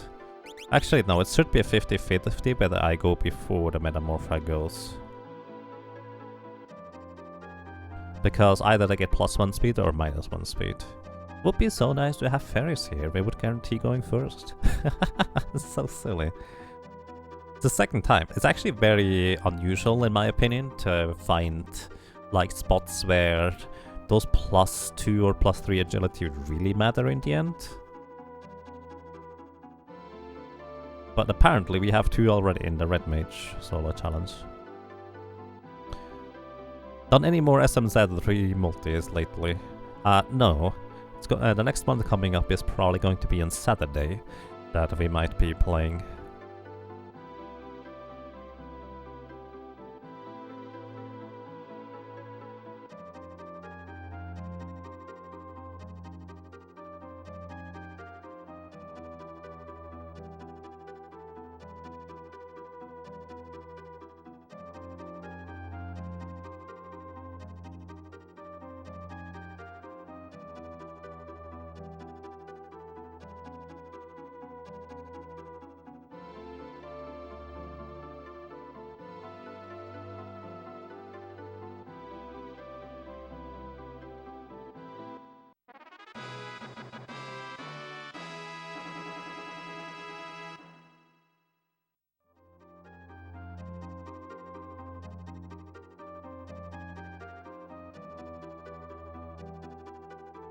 And hello, welcome, how are you doing today?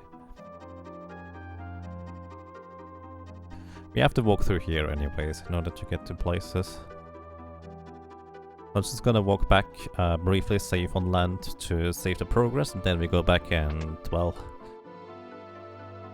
try to defeat more metamorphas until we get the full light staves. This could take a while, but let me tell you, this is not nearly as slow as it was to get the light staves as the Oracle, because I didn't realize I wanted to have them for the final boss battle. In this case, we don't really need them per se. I think we're fast in this case, yeah.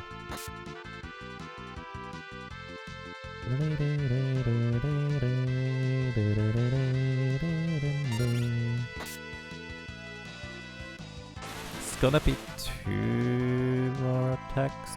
Actually, it would make sense for me to just wait there briefly.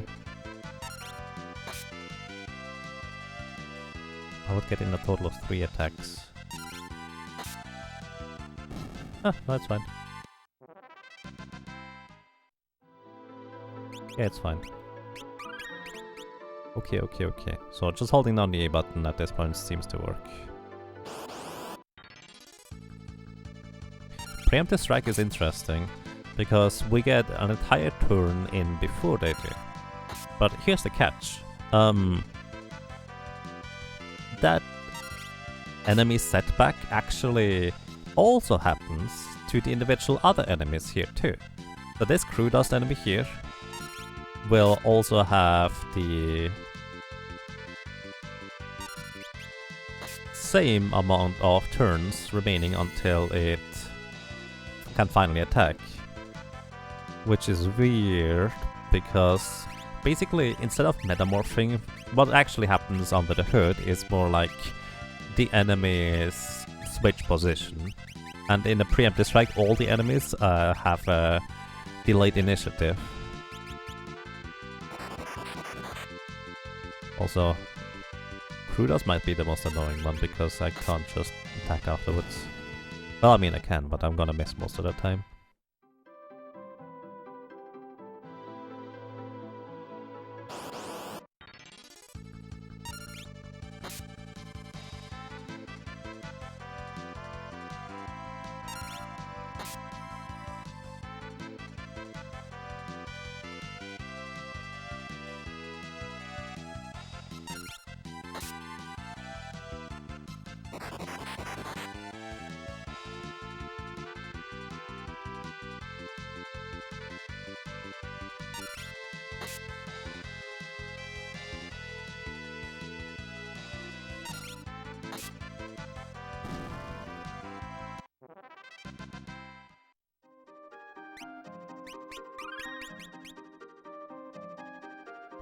Why did I remove the lead sunglasses?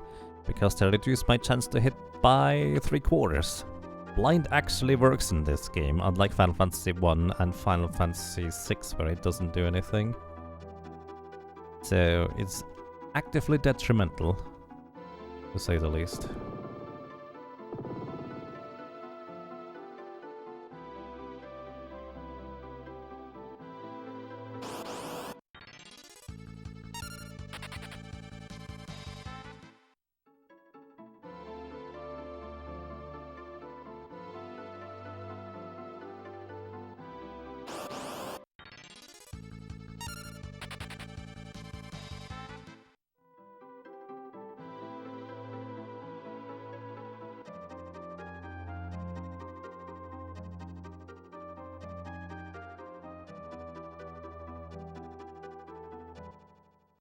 So we have to specifically go on land in order to save, and then I'm just gonna go back.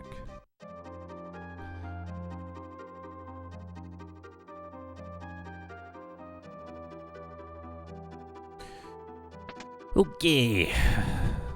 This way, in case something weird happens and I end up dying, at least I don't have to go all the way back afterwards, so that's gonna be easier. But we still want to go reasonably far into the cave because metamorphs are a lot less common in the early parts. Wonder whether I need to hit the switch again. I don't think I do.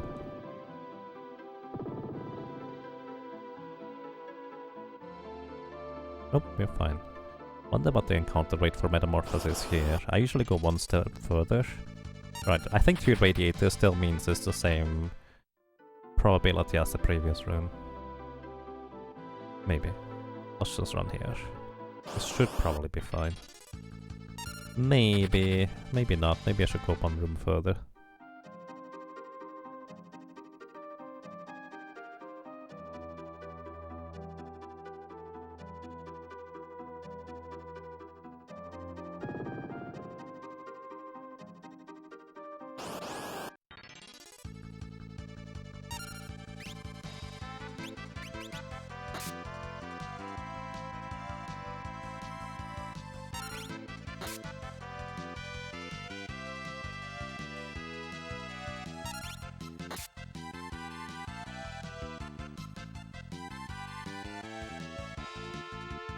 I think these might absorb wind damage. Let's see.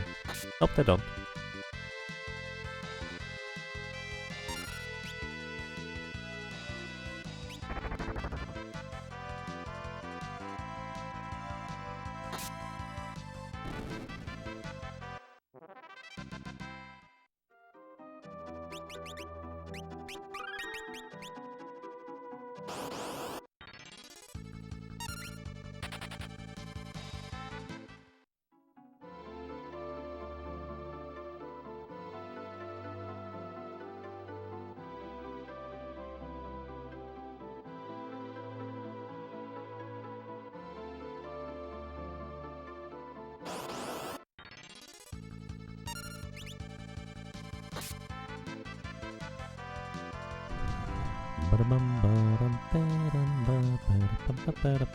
So this is unfortunately one of the examples where the Metamorpha ended up going basically before me, because I don't have quite enough agility to win the speed tie all the time.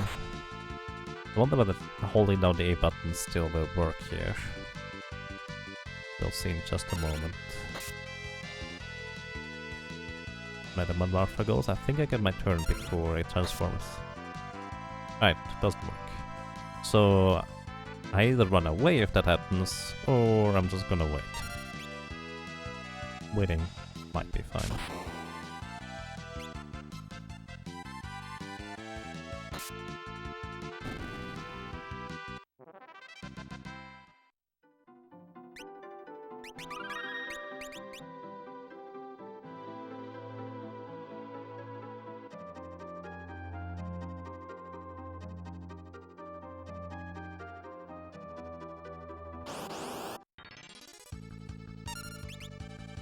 Okay, he's going before me again.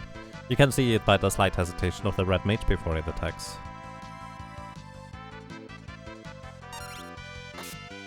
I could use fire. I don't know whether these specific zombie dragons are susceptible to fire. Or at the very least, actually, what I should do is I should wait until it uses its move. But then again, an enemy that actually has their speed slightly changed actually keeps that for the entirety of the battle. So Metamorpho would actually still be going slightly faster than me. So I don't think I get any more attacks in anyways. Probably. Hard to tell.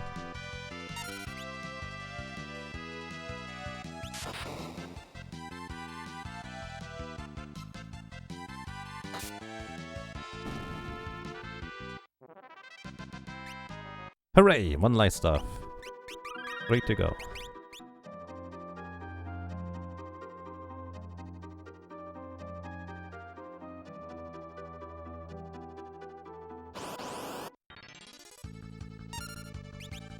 Okay, we are faster. Hold down the A button.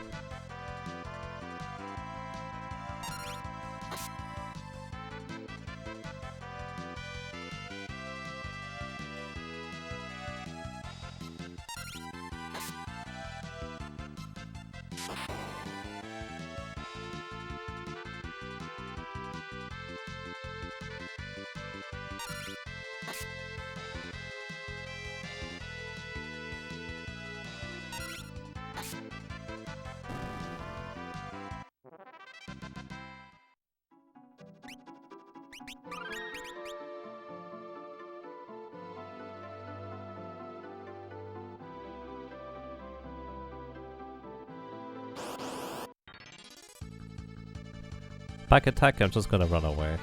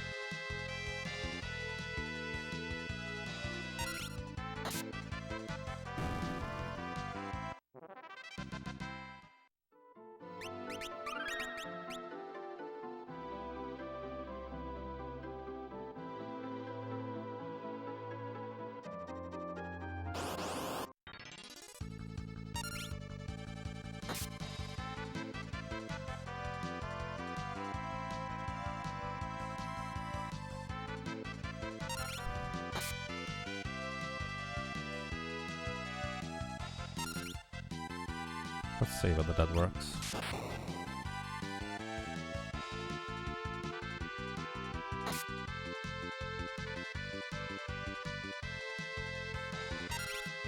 He's going to go before me again.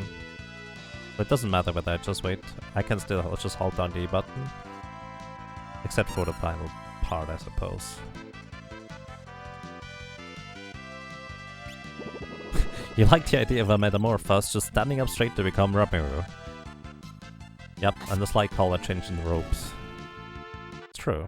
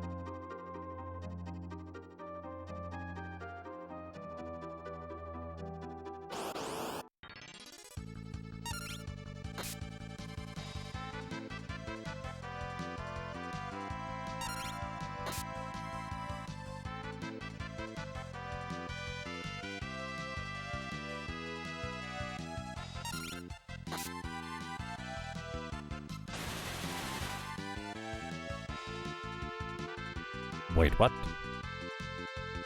Stop. Tacos are weird. At least these ones are weird. Yes, 2 light staves. Just 2 more. Nice progress. Those are bad tacos? Probably. Fun fact, those were... That's the text I came up with before I knew what a taco really contained, so if you'd like to, you can make a new suggestion for tacos.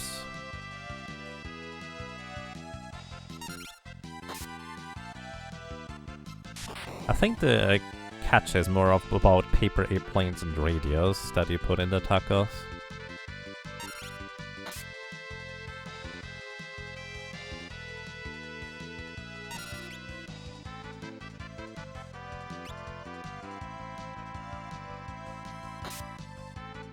Wait. I didn't do that right.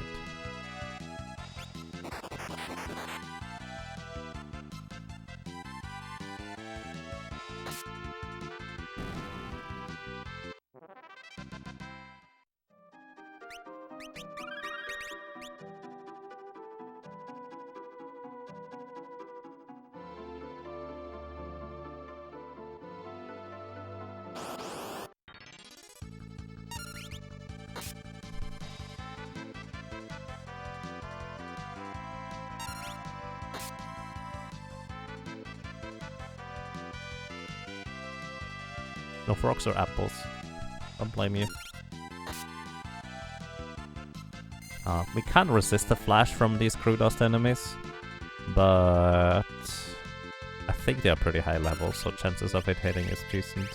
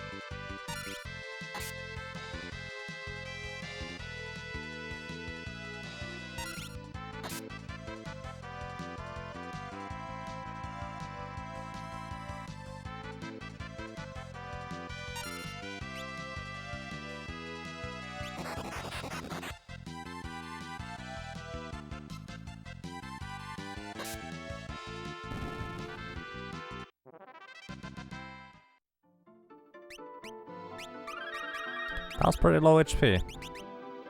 I'm going to go outside and save.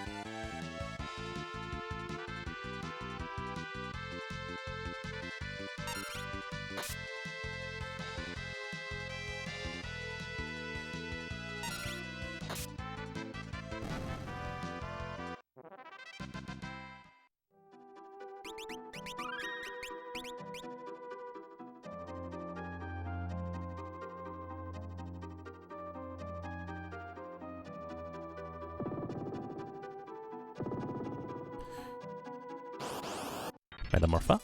Ooh, Metamorpha. Pretty unusual in this section, I think.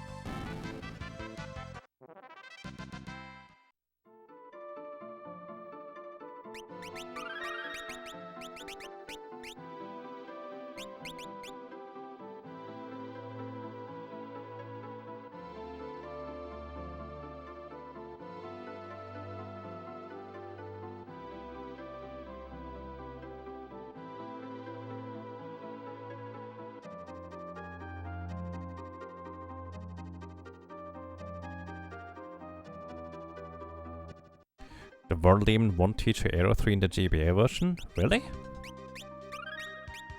Are you sure?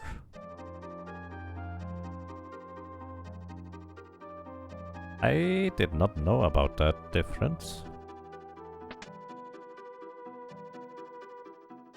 I guess you can learn it in the crystal fight, but still pretty awkward.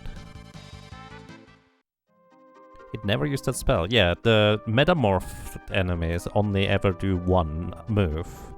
They always use the same move. Or do you mean it never transformed into a world demon? Because there's like 4 different types of metamorph enemies that each can transform into one of 3 different enemies. It did transform into one. Interesting. I see, that's annoying.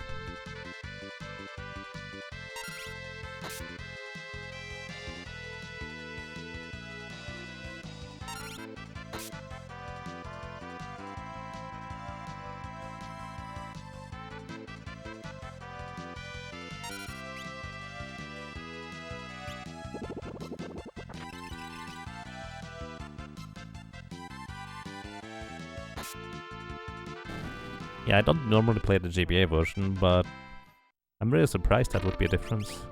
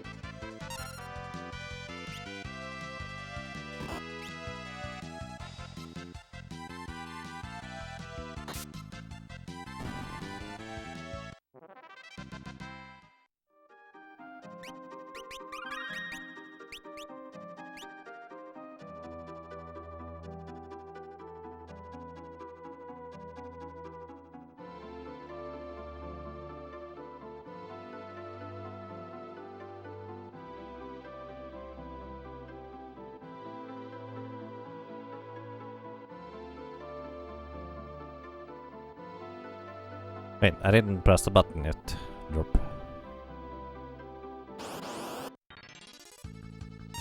Might be confusing with the White Wind one.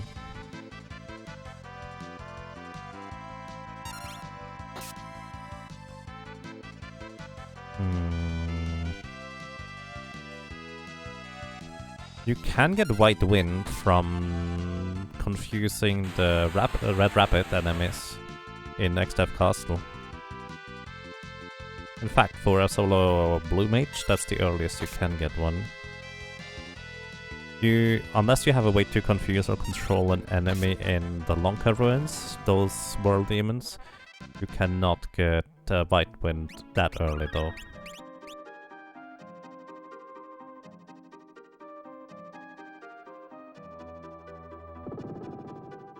Yeah, Hellraiser slash Rage. They are called. You can confuse them for White Wind. Or at least you can get them with a solo Blue Mage. Just kinda considering. I'm gonna confuse you. Yeah, he gets his turn before me.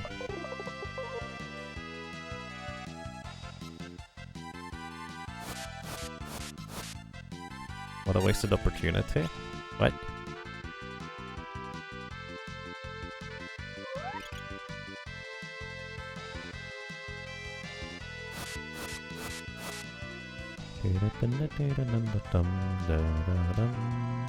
Too bad it doesn't cast something like, I don't know, Waterfall on itself. That would be great. Change! I didn't keep track of its HP. So probably don't want to attack after this one. When it's not specifically Metamorpho.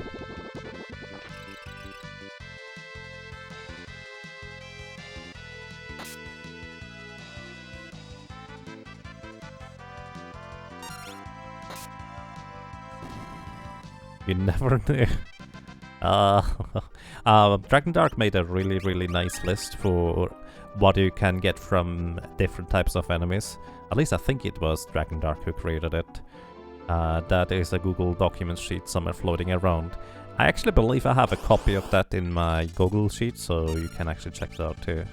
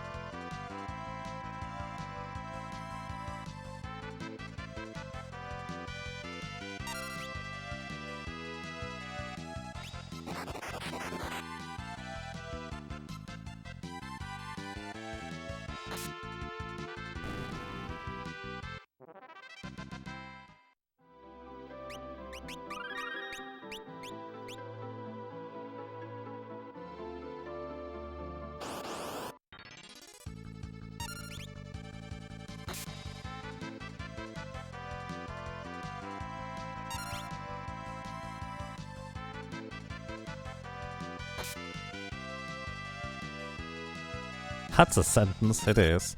Yeah, honestly, Shrine's RPG Classics definitely is usually very good. I actually frequently use it for Secret of Mana stuff that I don't have in my document, just because I'm too lazy to transfer it. That's a really nice website, and it's been around since a long time. Change.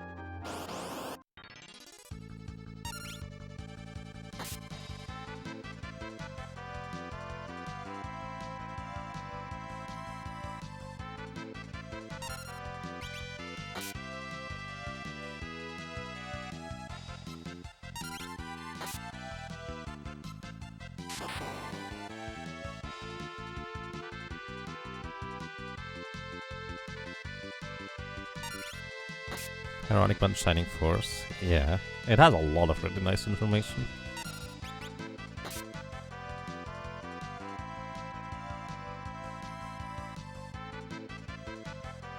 You can maybe like contact some like whoever maintains the site in order to try and add that. I don't know whether they are interested in necessarily having complete information on things, but maybe they do. Always worth a shot. Reminds me of me trying to contact whoever, I think it's called Flying Omelette or something like that, who has a lot of glitches and tricks and bugs about Secret of Mana and other games too, where I tried messaging whoever that maintains that website that, hey, I know how this remote talking thing works. Unfortunately, it never got updated or nobody ever responded, so maybe they actually keep it up to date.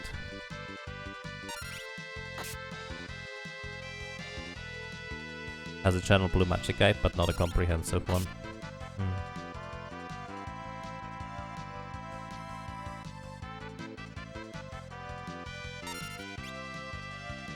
I just realized I could probably use fire in order to deal extra damage to Shiva. Might speed up the process here a little bit. Also, we are actually surprisingly close now to double cast already. I figured I might not even get double cast without specifically grinding for it, but it turns out the Black Flame grind, because it gives a lot of ability points, as well as grinding here, might actually do the trick.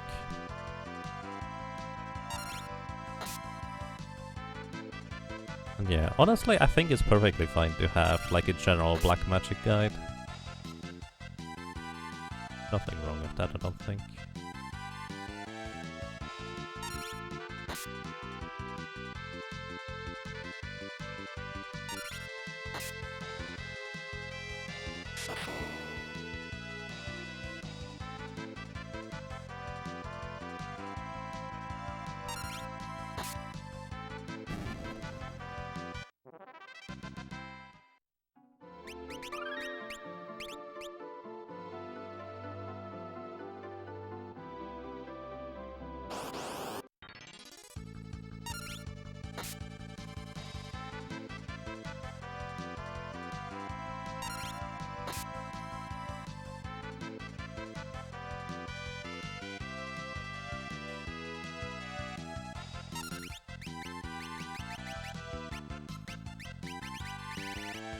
See whether that does anything.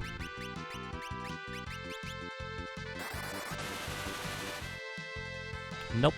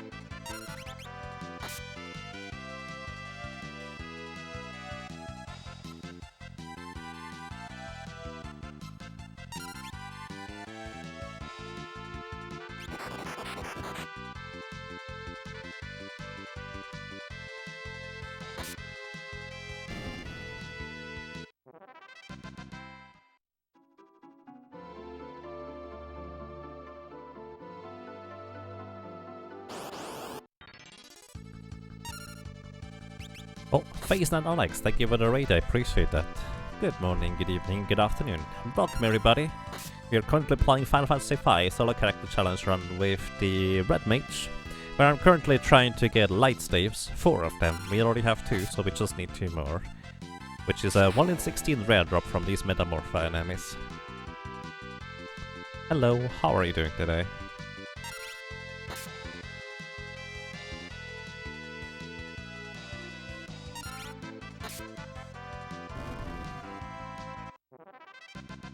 Oh, nice. 1 more. Face and Alex brought us some luck. Oh, nice of you. Welcome to Hasface, how are you doing?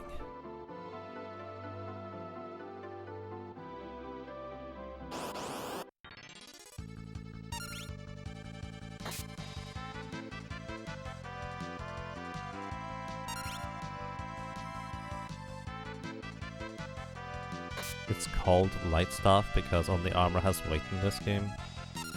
I guess every stuff is light stuff then. Well, I suppose every weapon is also a light weapon. So the giant axe is still a light giant axe.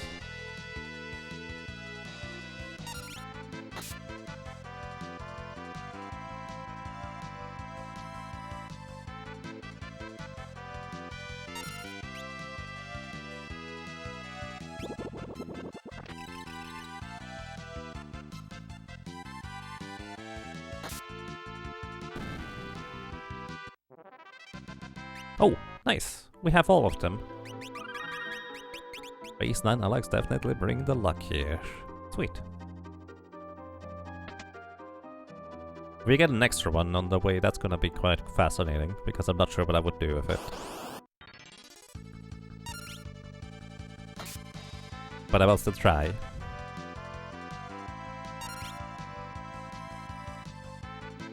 Ribbit, ribbit, ribbit, ribbit.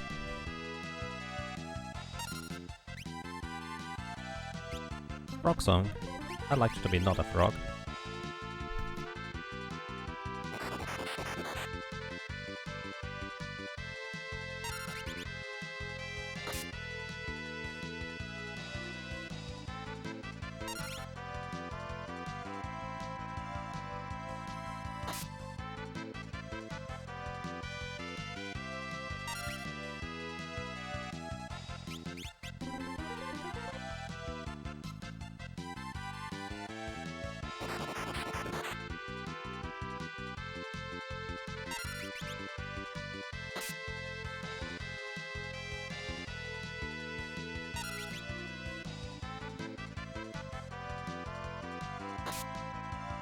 Oh no, well, didn't kill it in the correct form.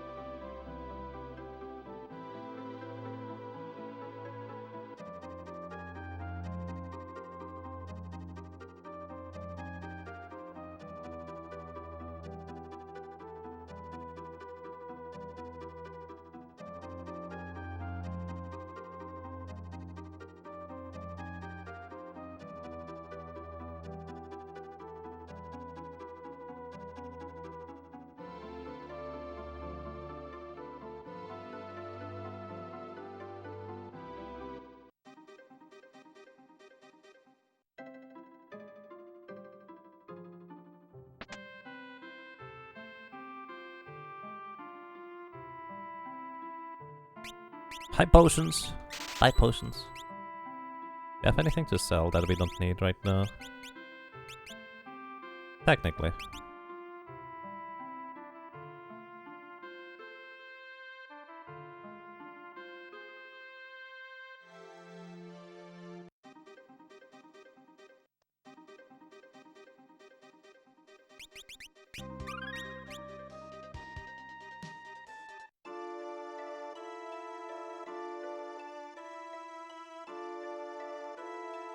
Okay, getting into the forest here.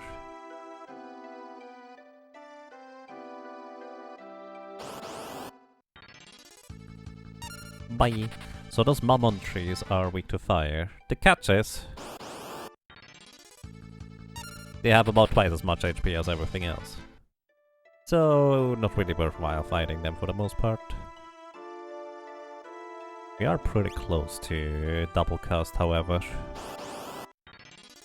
This is probably the longest any character has ever had until they max out ability. Probably, I don't really know.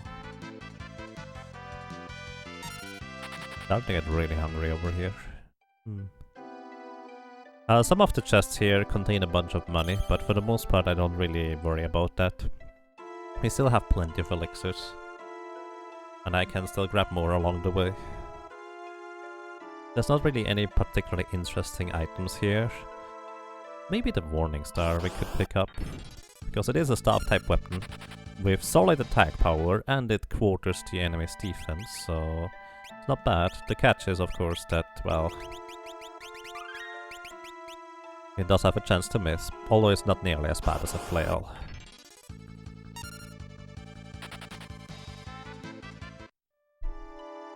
Oh, where am I going? Wait, where am I going? I went up too early.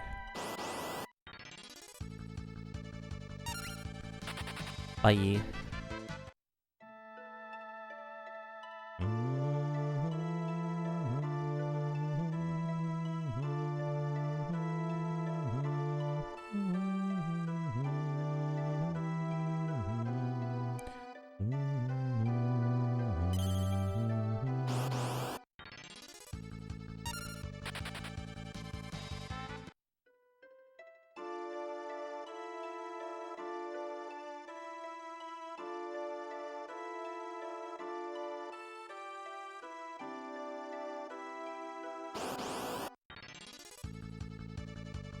There's a worm!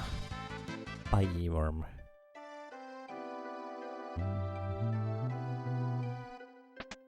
I guess some money is gonna be useful, but I'm not gonna really go out of my way for it, just so we avoid more encounters. Then again, running away from encounters is not inherently a bad thing either, because it powers up the chicken knife for later. Thinking face.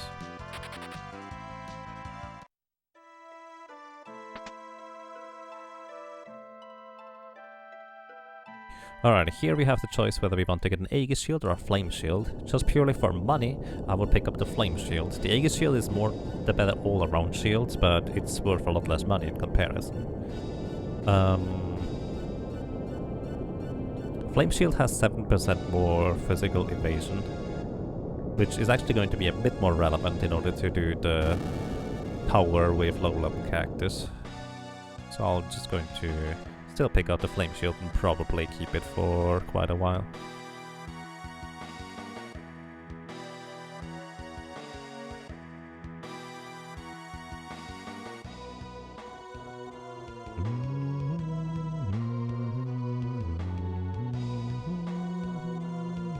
By the way, I love just interacting with the fire where a character goes "Wah!"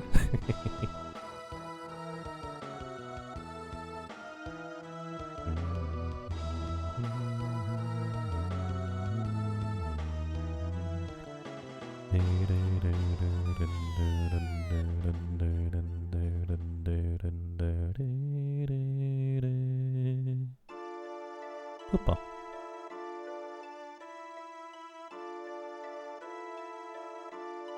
But for some reason, this Moogle here, as soon as he's supposed to move away from the door, he sometimes doesn't. And it takes forever until he can actually get through the door.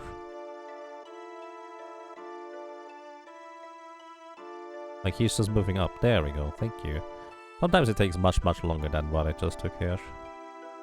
Not entirely sure why.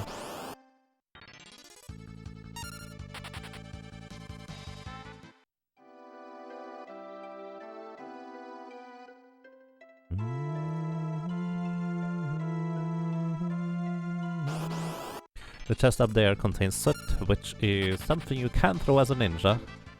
It looks like a lead knife for whatever reason, but it doesn't do anything. In the Game Advance version, the Cannoneer can make some blind mix shots out of them, but that's about the extent of how useful Soot is. It's also called Ash in the other version. The chest over here contains a fire sword. Unfortunately, it is only a night weapon, so we cannot equip it, despite being able to equip regular swords. Honestly, I feel like a weapon like the Drain Blade would be amazing for a red mage, because you only need like a guaranteed hit ability like aim from a hunter in order to make it work for a red mage. It's such a shame in my opinion that there is a distinction between regular swords and night swords. Except Willing burning his home down, it really shows his wickedness.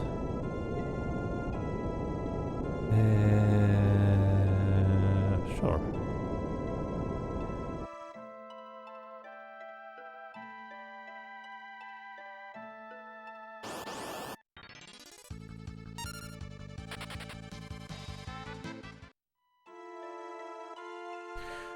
Okay, so what do I want to equip for this part here? Excellent question. Probably banana for more physical defense. I need to be able to... Actually, I don't need to heal myself. In fact, bone mail is perfectly fine here.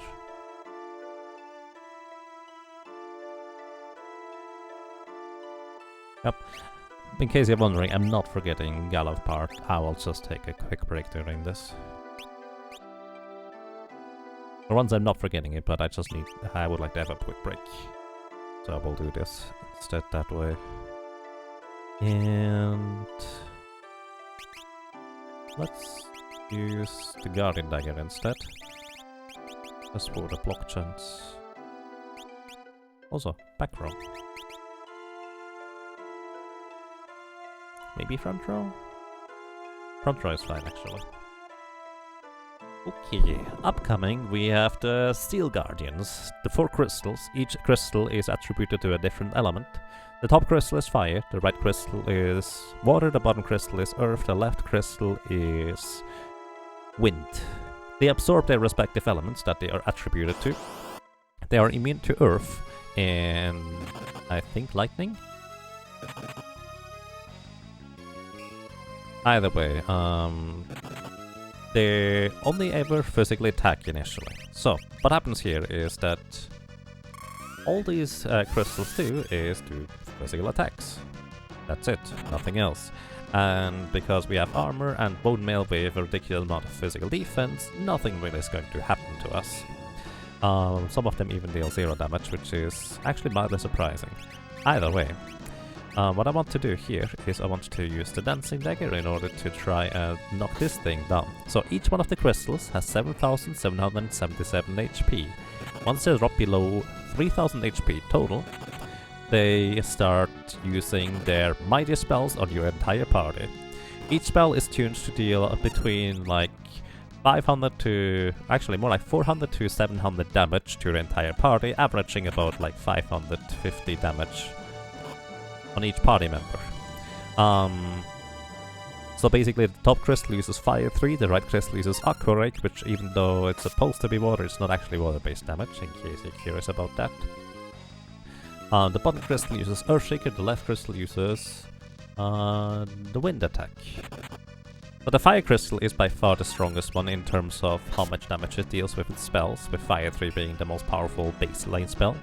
And the fastest crystal is the left one, the Wind crystal. It doesn't deal as much damage with its spell, but it is pretty fast.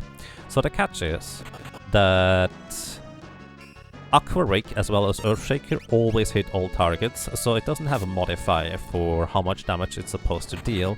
When it only hits a single target, it will still deal the same amount of damage.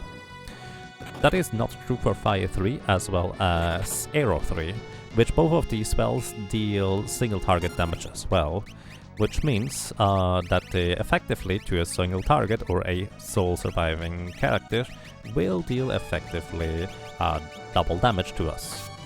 So that is not a problem for the Fire Crystal, because we equip the Flame Ring, so we get healed by it. In fact, it heals us for the entire HP amount. That is, however, going to be a bit of a problem for the Wind Crystal.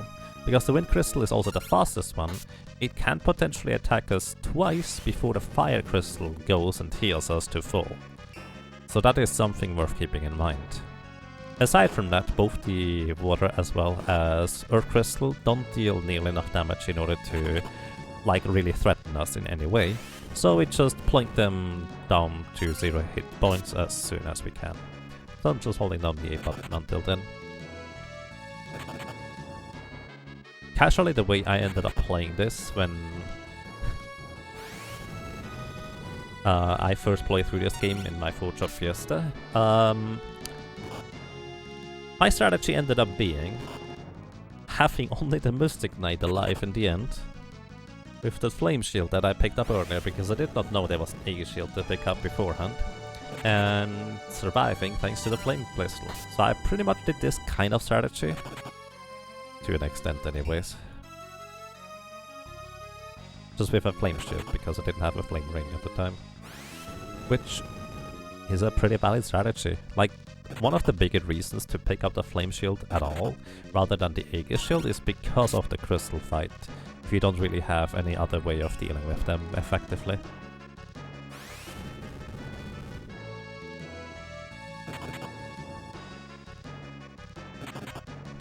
So yeah, just gonna take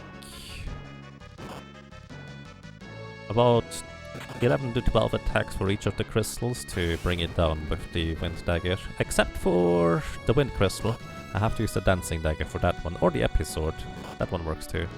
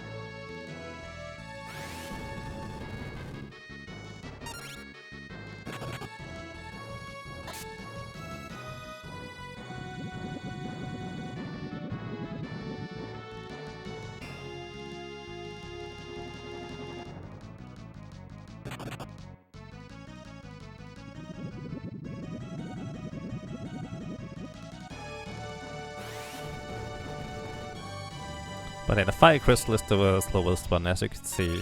The Water Crystal here just went twice before the Fire Crystal healed us.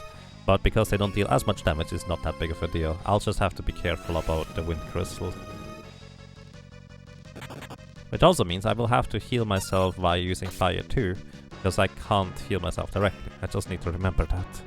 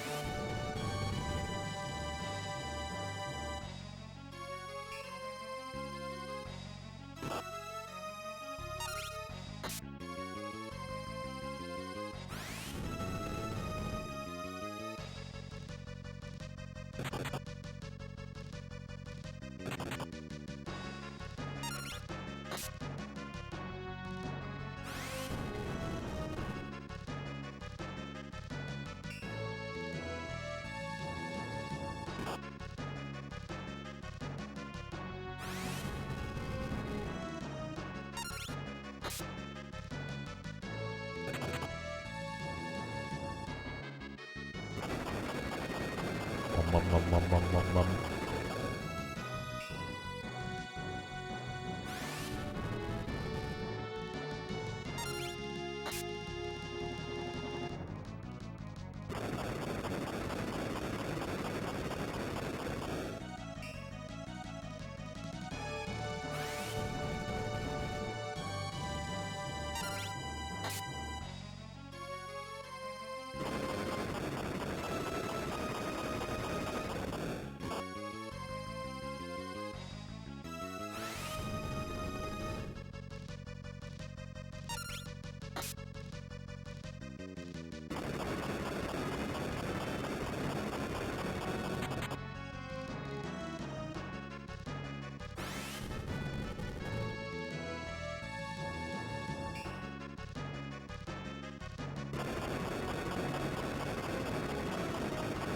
Eventually we'll get there.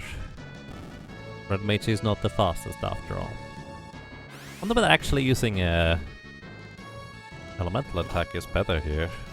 I haven't even considered that. Let's see. Let's use fire, it's fine. Maybe that's a better idea overall. In case you're wondering, they are susceptible to various status effects, but nothing we have access to. I think. Wait, did I check? I didn't check. Pretty sure it... Yeah, no. I'm correct on that. Let's see, does that mean deal more than 700 damage? Nope. Alright. Back to weapons we go. 504. Rumble, rumble, rumble, rumble, rumble. It's not the fastest fight, but it is pretty consistent to complete it this way. 156.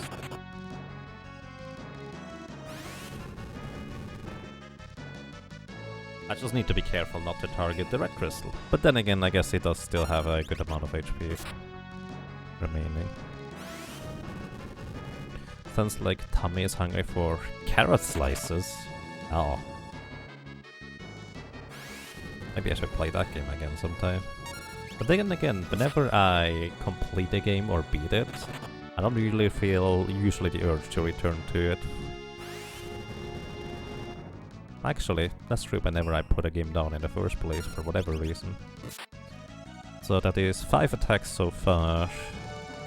One is only 500, so 3,500. 4. Okay. 3.5 plus 500. Alright, one more attack and that crystal might be in critical goal mode. As in, I need to be careful about how quick it can hit me. So what I'm gonna do is I'm gonna use the dancing dagger, wait until it moves, then attack it, hope for a sword dance. Ah, that's not gonna push it over the edge, okay. I haven't exactly kept track of the precise HP, but as you can see, it goes actually a fair bit faster than I do, so I need to be a bit careful about things.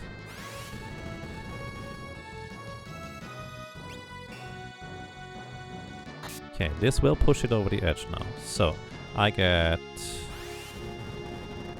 one attack... Oh, this is gonna hit me twice. Yeah, I need to heal here. So this is exactly what I meant earlier with... I have to be careful about how I deal with this. Fire 2. Because it does go before the other crystal goes again, and it would have killed me. Now I get a full heal. Back to the dancing dagger and hoping for some dances. Okay, arrow 3 here. Oh, it's going twice before I go. Ew. Okay, it's going to go again. I think I get healed before. Probably. Oh my goodness. I'm so spooked right now. This is difficult to keep track of. Gonna heal. I need to see a good window of opportunity here. Alright, I did get healed before. Okay, it might go twice before the thing goes, so I want to heal here. I actually hope it goes before the fire crystal now. Nope. Now it will almost guarantee go before the fire crystal. It might actually go twice before I can do anything. Uh-oh. Whew! This would have been my demise here. Thank you, Mr. Fire Crystals. I have to heal here.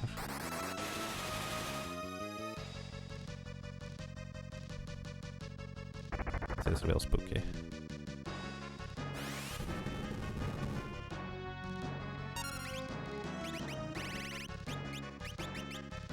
Nice sword dance. Okay!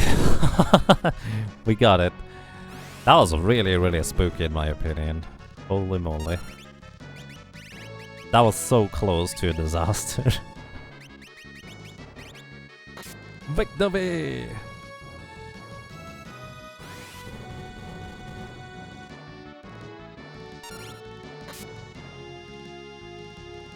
That's fair, unfair. I was just curious about the recent update, but it is not really enough to drag me back to the game. I say recent update, but it wasn't that recent, was it, with the zombies?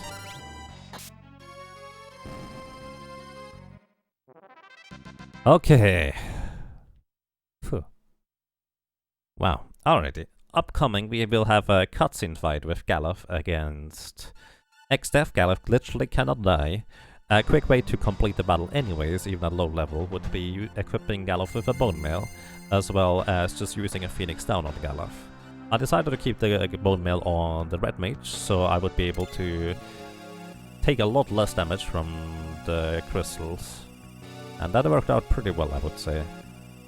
I did not have to heal in the first section nearly as much as I usually do.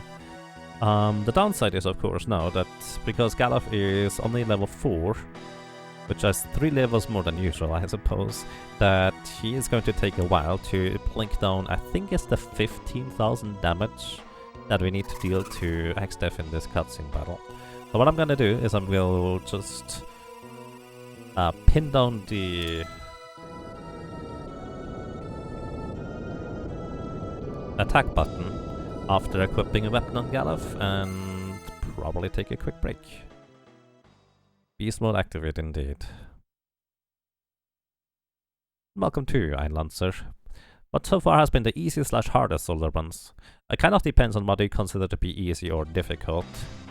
By far the longest time invested was for a berserker to not even beat the final boss but to just get to the final boss. Which we did on an original cartridge on the Super Nintendo, Japanese, so that took a while. White Mage was actually not much slower, and not much faster than that, so those two just kind of took a long time.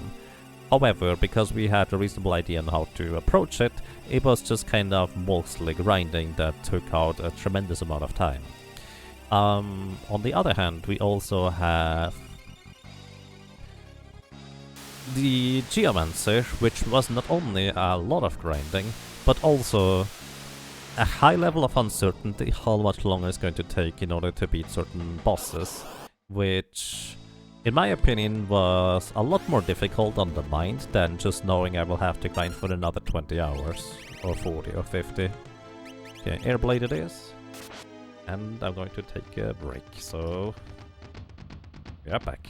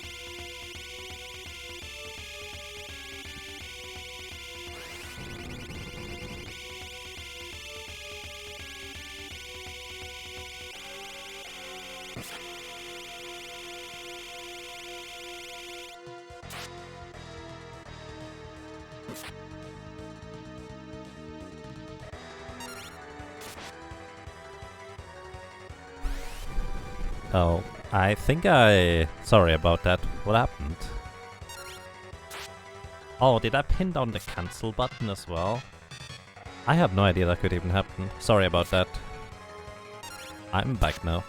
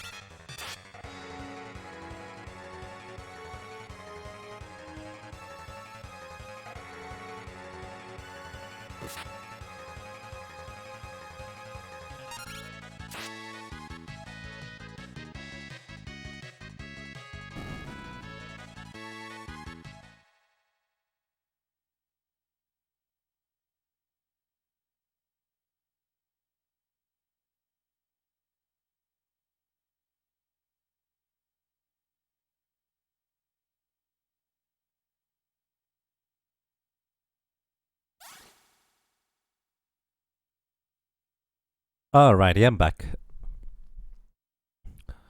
Sorry about the thing earlier. I had actually had no idea that holding down both the A and B button had that kind of effect on the game. So that's very interesting but unpleasant for the ears, because I already took off my headphones when I got up. I did not notice. So Yeah. Hey Zucker Blue, welcome. How are you doing today?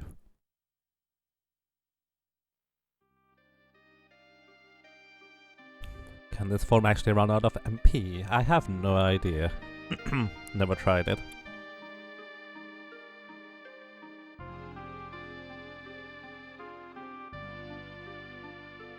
Goodbye, Galuf.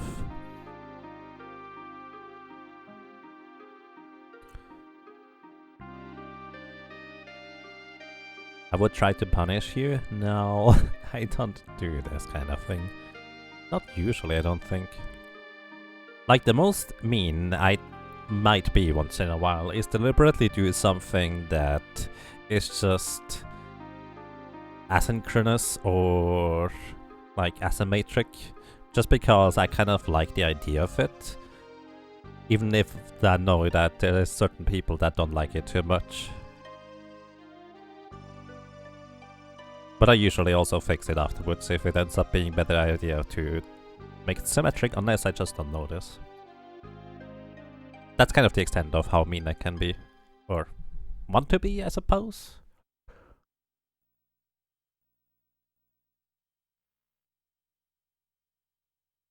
According to Master Excel sheet, XDEF has 65,000 MP at that point. I see. So I just give him an ether and he loses 55,000 MP. Yes, you can, Komaru. Well, assuming you can hear.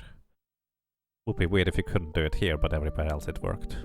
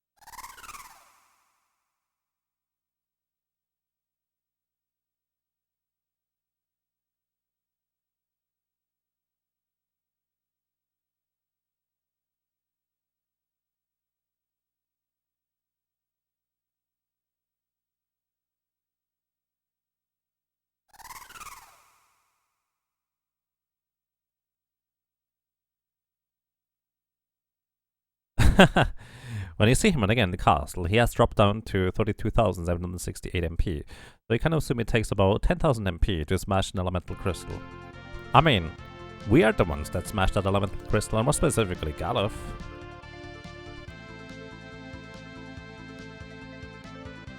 I don't think XDEF smashed it, honestly.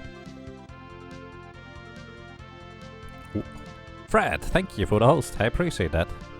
Good morning, good evening, and good afternoon, and welcome everybody to Final Fantasy V Solo Character Challenge Run with the Red Mage. We have just arrived at entering the final area of the second world, where we are going to be facing off against one of the more difficult bosses, but we should be reasonably well prepared for it. Just one more thing I'm going to do for preparation here, though, is I'm going to give myself float by confusing a little birdie to give me float. That's it. And welcome to Aki Tronkowski and Brad. Hello and welcome everybody. I hope you're doing well. If I may ask, what were you doing over there? Hello everybody. So because this is a solo character challenge run, we just need to make sure everybody is going to go back to bed. Oh, that's right, I need to give Kara actually a weapon.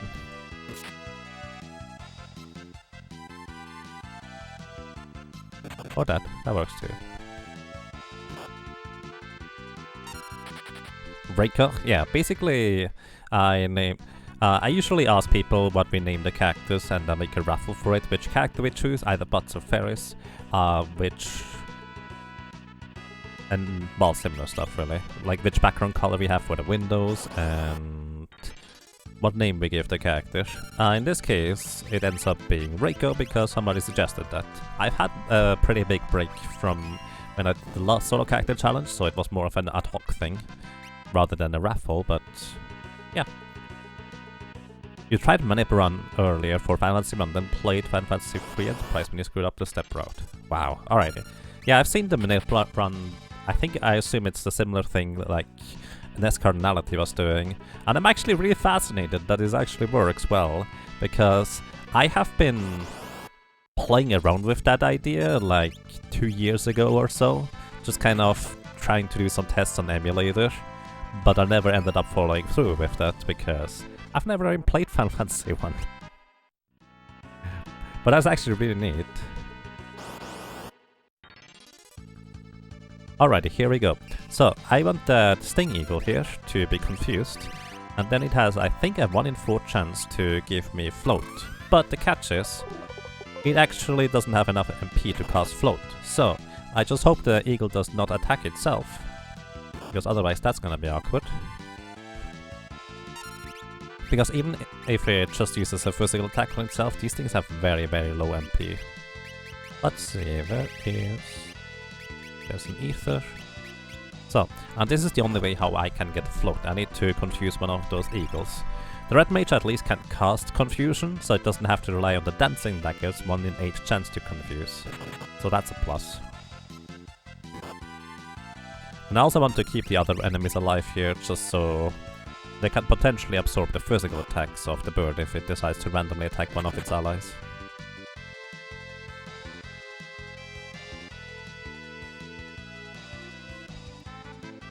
Yeah. Honestly, I love that idea of the Final Fantasy 1 manipulation. I think it's great. So really nice.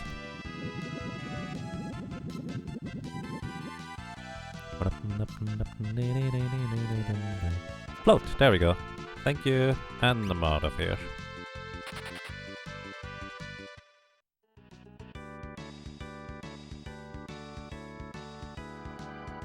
You just had a strange thought. Speedrun for lulling a playful kitten to sleep.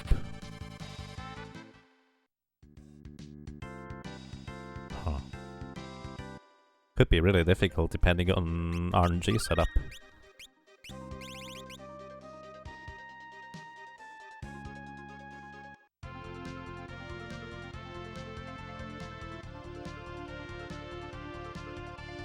But then again, there has been people that did a speedrun on typing numbers 1 through 100 as quick as possible. So I suppose that can be a thing.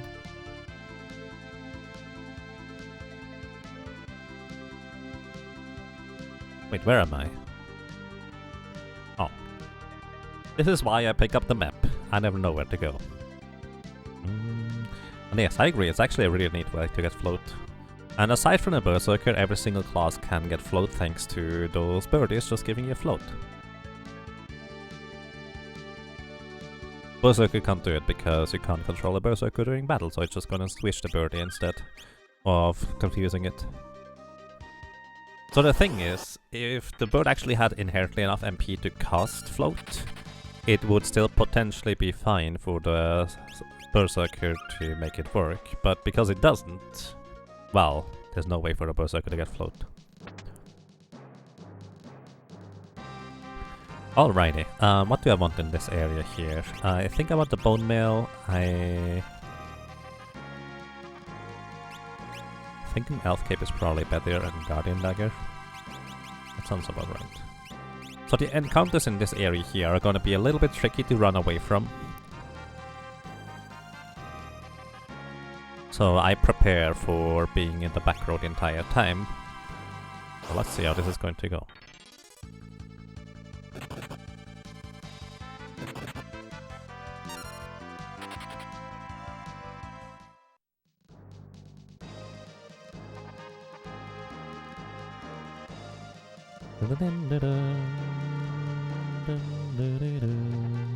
By the way, who came up with the idea of doing that Final Fantasy 1 manipulation, if I may ask?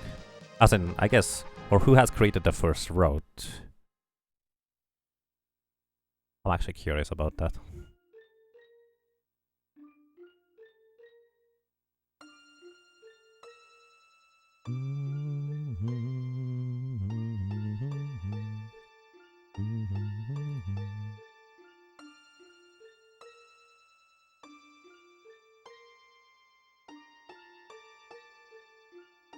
Save the quad light!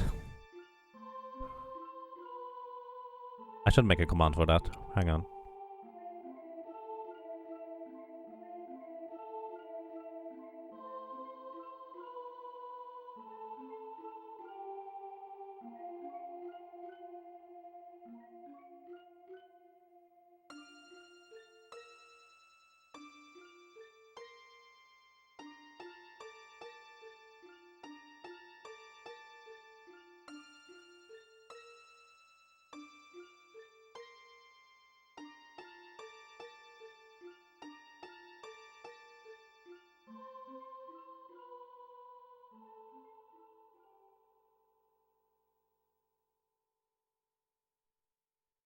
Alright.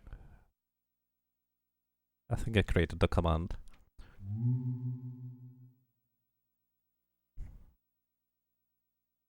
Should have a command to steal any item from the food box. And consequences to what happens when the rabbi catches whoever steals the item from the food box. I believe Fred came up with it, and Nescarnaldi has finished a few good runs. I see. So yeah, I've only seen Nescarnaldi actually done a complete run. But I have no idea who came up with the original route, because that seems like a ton of work. Like, one of my ideas was actually originally that I may want to try and route it, just because I have an NES Mini, but I would have to figure out how the starting setup works for that.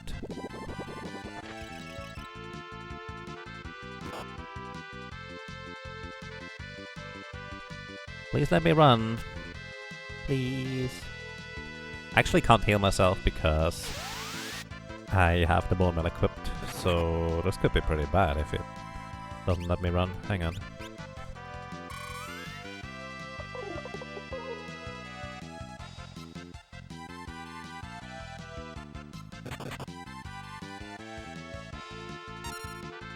Those dragons have about 3000 HP. They're weak to wind, for that matter. And they cast wind spells themselves, curiously enough.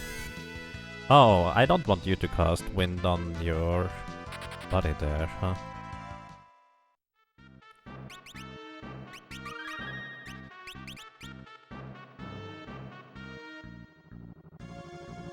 Oh, it's username for custom commands? Oh.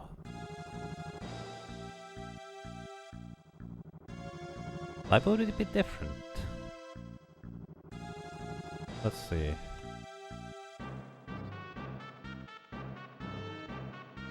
Yep, actually that works. Curious. Alright.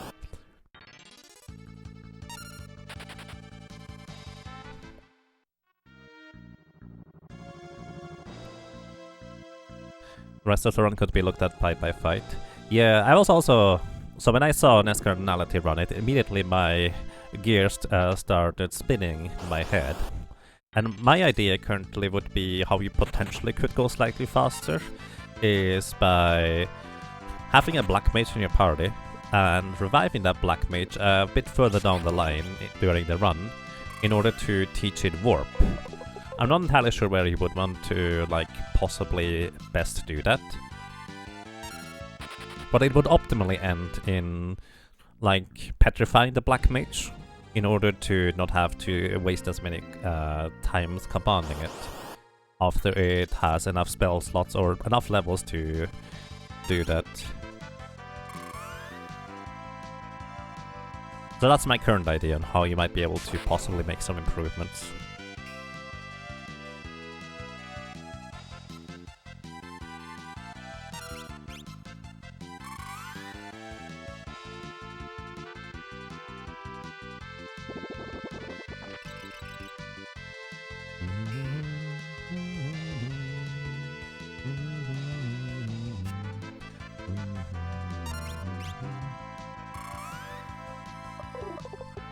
The warp is different from the exit spell. The exit spell gets you out of the dungeon entirely. The warp allows you to get to the previous floor from which you entered the current floor at.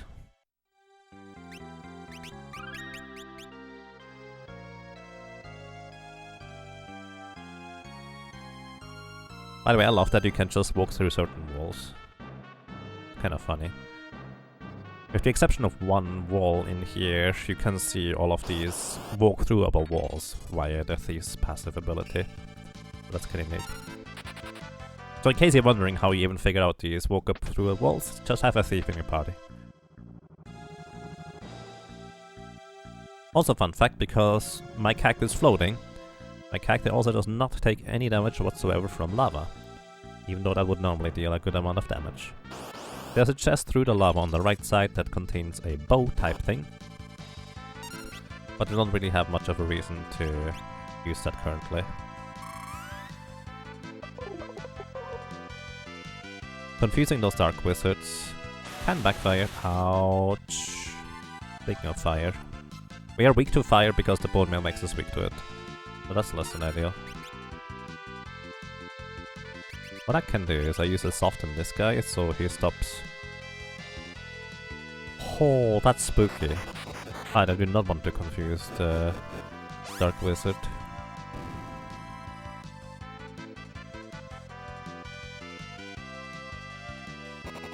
Well, it just knocked itself out.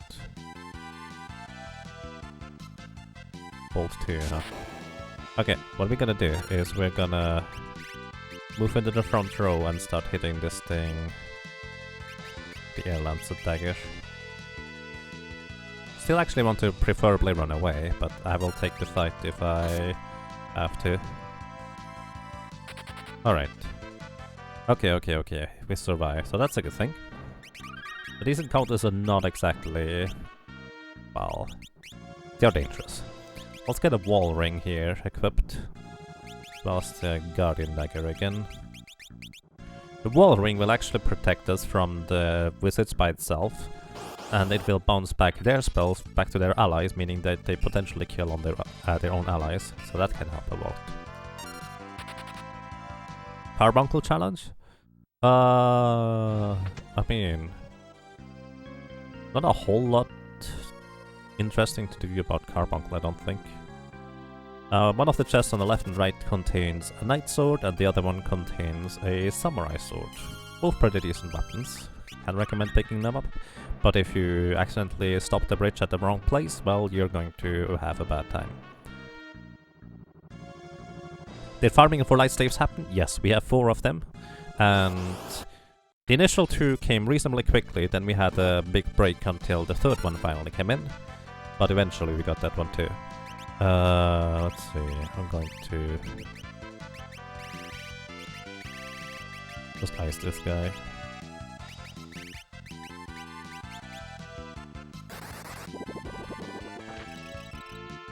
Oh, this thing has 7,500 HP, and it will heal itself if it casts Atomic Ray. So this room is what I like to call the dragon room, because there's dragons in here, lots of them. Red dragons, yellow dragons, and the blue dragons in the next floor. So rather unpleasant for the most part.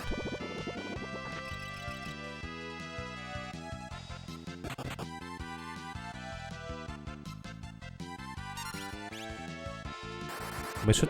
also, all dragons are really difficult to run away from, which is especially bad about the yellow dragons, because they love to just reduce your HP by 25% of your maximum. Okay, at this point I might as well just finish the fight.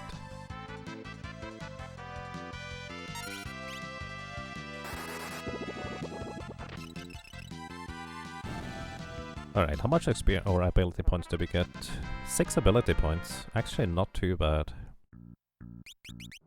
Also, we finally leveled up to level 43, so that took a while. Haven't gotten a level up since we started today. 100 more ability points in order to get the rest here. Preemptive Strike. So these actually might be relatively easy to defeat, I think. Because they do like to use Hurricane. Oh, I could use the Diamond Pelt in this area to reduce the damage from Thunder by half. Thunder is actually damage against your entire party. For 25% of your maximum health, so Guardian Ring, and I'm gonna use the Diamond Plate or Pelt.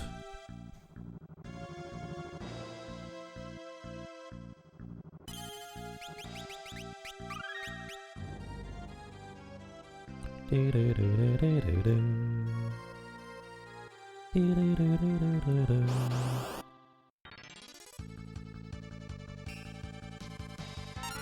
block.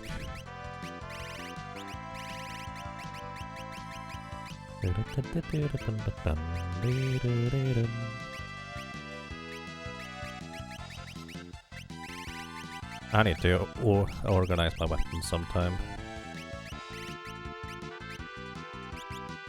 I have 5 Ice 2s to work with, which is almost enough to kill this thing. I would still preferably run away. Okay.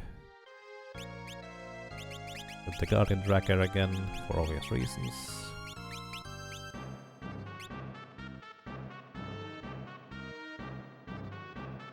That chest on the left, I think, just contains money. Don't really care about it, because I would like to get through these floors quicker. Over there's Carbuncle, one of the espers who can fight this nuptial fight.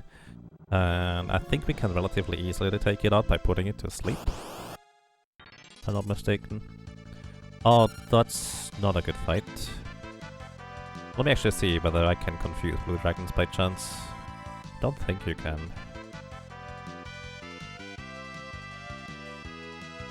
So that's actually 3 blue dragons. The game doesn't tell you that, but it's 3. They have 6,900 HP. You cannot confuse them. You cannot put them to sleep, you cannot toad them, you cannot mini them, which is pretty much our entire array of abilities that we can even use in the first place. Oh, by the way, the Bone Mail also reduces ice damage received by half. I kind of forgot about that part. So I suppose I just hope that I can run away. I don't even have a way to heal myself. Oh, wow, that was lucky.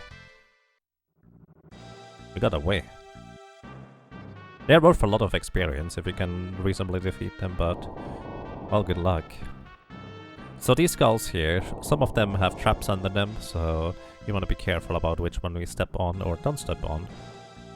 And we managed it to get here. I'm going to go ahead and use a cabin just to replenish all my magic.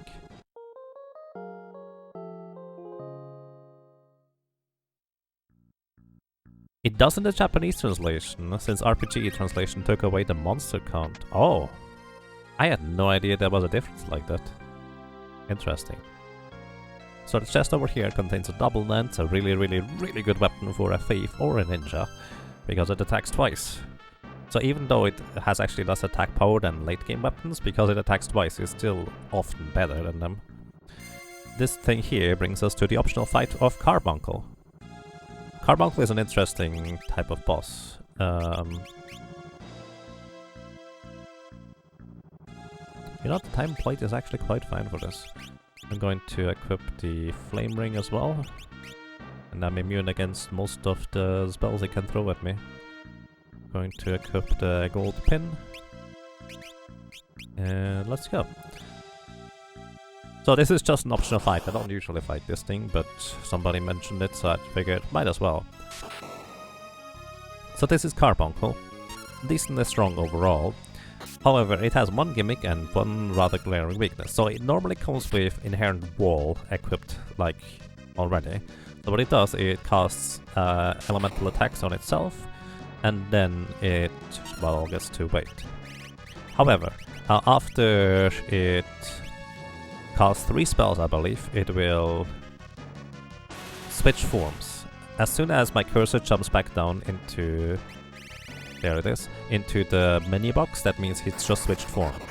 And in the second form, he is weak against literally every single element. He no longer has the ridiculous amount of physical defense, as well as he is susceptible to most types of status effects and attacks. So what I just did is I just put him to sleep.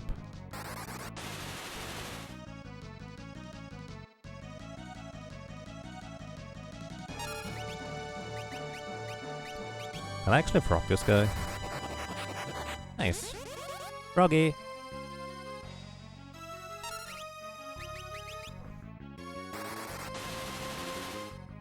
Yeah, that Carbuncle looks really buff, it's true. What are you planning on to play on Yaga monthly? Currently we have planned for the Seeker of Mana Rare Drop Hunt Challenge. And I'm going to make it a marathon that lasts up to 24 hours this time. Depending on how many subscribers we get. I'm actually not entirely sure whether I'm gonna do it this way yet, but we'll see. Basically, per year I do something like 100% run of Seeker of Mana. Just because why not? I like that game a lot. And that might be that for it. I need to stack on coffee. Yes, coffee is more sandwiches than usual. And probably a few energy drinks. Because I will definitely need it. But yeah, that's how you deal with Carbuncle. Final Fantasy V, enemy asleep never wakes up. Unless you hit them with physical attacks. Wonder actually whether Carbuncle would transform back into its regular form. So wake it up after being frogged. A frog loses all its physical defense. It has no longer any evasion through a shield. It cannot block it, that is. I got 11 ability points. I guess that was actually quite worth it. How do you want to have these ability points? We are pretty close, less than 100 now. There's another chest on the far right side for... Oh no. I'm a derp. Haha, I used a tent. Using a tent removes all status effects, like poison and... Actually it doesn't remove zombie, but it removes unconsciousness. But it also removes float, so I'm no longer floating. So... oh well, it'll be fine. We have tools enough to deal with the next boss. But basically, float is useful because it allows you to dodge one of the attacks of the final boss of World 2 here. Carbuncle is cute as a frog too. I agree. Although the spell is called Toad, I suppose it's supposed to be a toad. So, interacting with this chest will spawn an optional encounter, another one. Although this one is actually... oh, hang on. I need to go and make sure it's an actual solo challenge. This one is actually less optional than the previous one, because it actually has a benefit later on in the later stages of the game. So if you defeat this optional boss here, you actually have to deal 10,000 damage less to the second to last boss in the entire run. Which, depending on character, is actually kind of a huge deal. This boss coming up is Gilgamesh number 4, and, well... he's more annoying rather than particularly dangerous, to be completely honest, but... well, he's a thing that you need to deal with anyways, one way or another. And I'm not entirely sure what I will be doing here, so let me think about this for a second.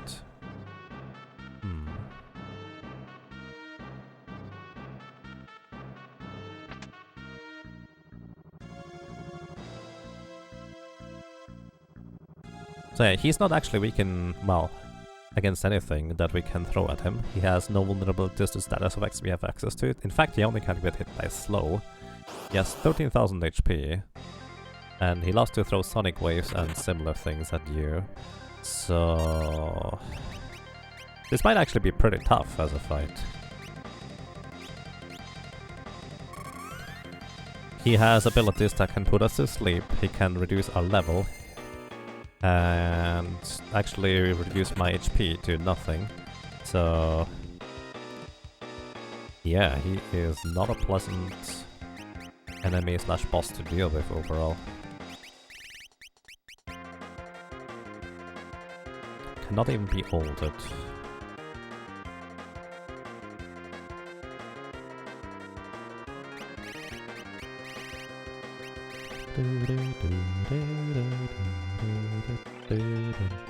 I didn't equip my good stuff, did I? Let's see how well we can do with this. Okay, that's 26 attacks. Maybe 25 if we're lucky. So that's gonna be difficult. And he is a fair bit faster than we are. As a frog we also cannot cast spells, by the way. Actually, we can cast one spell, that is Toad, in order to untoad ourselves. Sonic Wave would reduce our current level by half, meaning we would deal significantly less damage, which would be a problem. And I'm asleep again.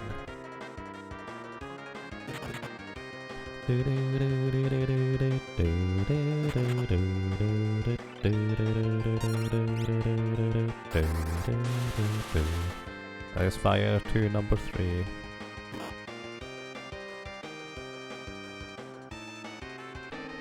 Rip it. Rip it. Rip it. Rip it. So yeah, generally speaking, I consider this boss here to be more annoying rather than dangerous, but he is dangerous nonetheless. Not even going to bother removing the mini, I don't think.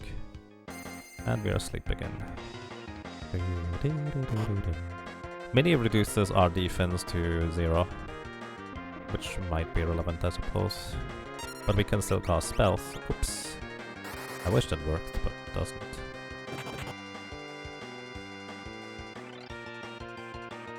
Oh, well. Oh, it doesn't revert it? I'm mildly surprised by that. I was about to say thank you, but no.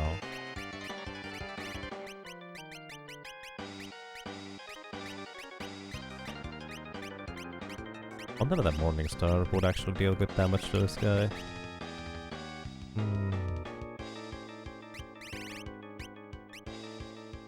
Where's my elixirs? There they are.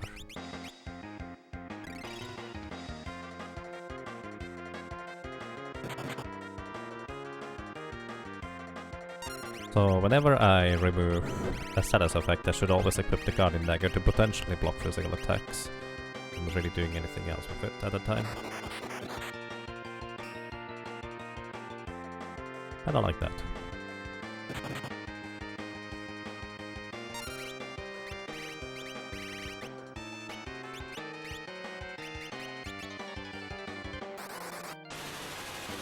Number 6, I think.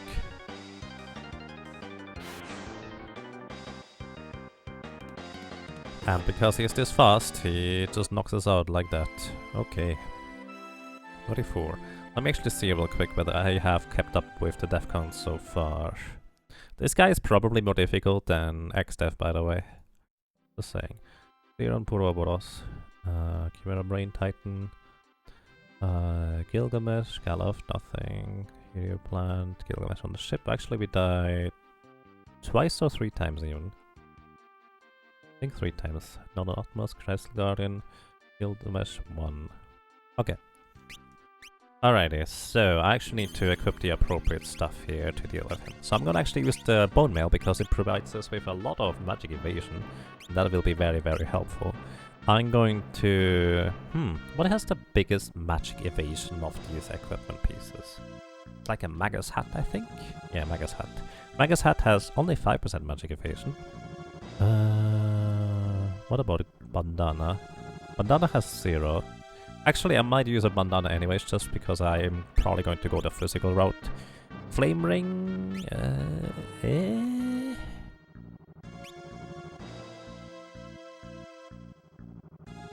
Flame Ring gives me physical defense. The Elf Cape gives me the same amount of magic evasion. I think I go with this loadout. I will be switching over to...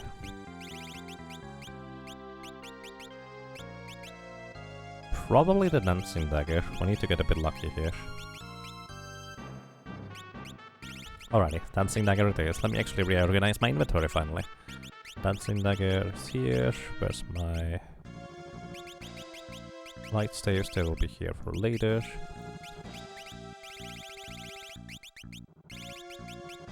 Unequip these anyways. Not in combat. I don't think Morning Star will be all that worthwhile for the most part. There's my Ice Rod, that's what I was looking for. And healing light stuff, double lance we can't use. Okay. Did you know that Knockdown Butts looks like a fish? Under the mini effect? It does look a bit like a fish, it's true. Welcome to you, Krausar. How are you doing today? Welcome to you as well, Nico Cup, and anybody else who might have joined us. That knocked out butts is adorable. Yep. Mini butts. Alrighty. Starting in the front row. Going to armor up. Because he does deal a substantial amount of physical damage, so reducing that by half is kind of a big deal. He also goes 3 times for every 2 attacks we get. That's how fast he is. Alright, let's get lucky.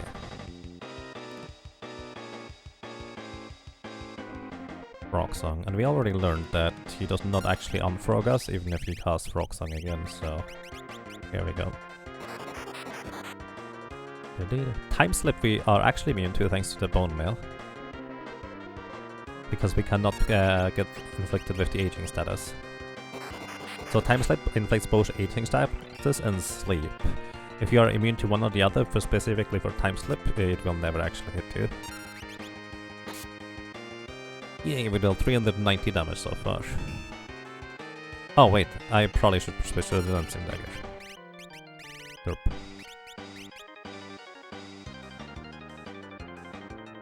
Hurricane. Well, I'm dead unless he uses a bit ability. Oh, or I dodge. I guess that's a possibility. Oh. Oh, that's right. That's why I wanted to use a Flame Ring. Because I can't heal myself now, because I have to. Alright, Gingerbug, do it.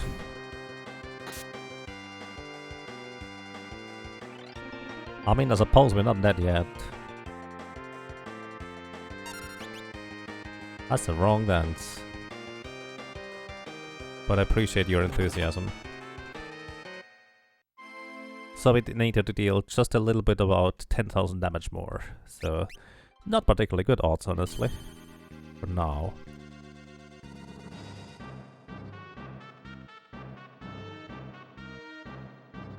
But yeah, I need to equip the Flame Ring. That's why I wanted the Flame Ring. Because otherwise I can't heal myself with a Bone Mail. I could buy a rod myself. Oh, that's actually true. I didn't buy the rods for that. But that's very true, I could do that. That would be a good idea. Oh, well. Just gonna reset that one. If I get Sonic Wave in the very first turn, my damage is going to be even worse than it already is. And that's just not worthwhile. Honestly, I'm considering skipping Gilgamesh because I think we will have less trouble with Necrophobe. Thanks to the nature of the Red Mage. But yeah, I should have bought a bunch of Venom Rods, in fact. That would have been a really good idea.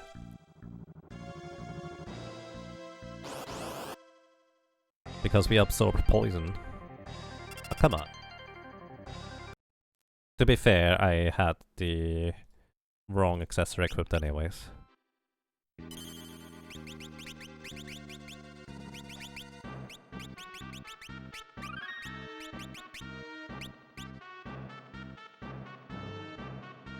But yeah, Biorod would have been a really good idea.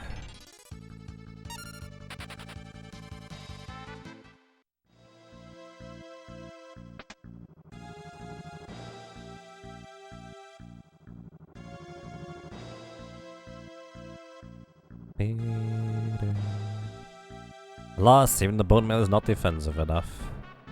Yeah. Bone Mail is really good, but this guy just throws stuff at you that you literally cannot resist. It's impossible. Nothing is immune against Sonic Wave.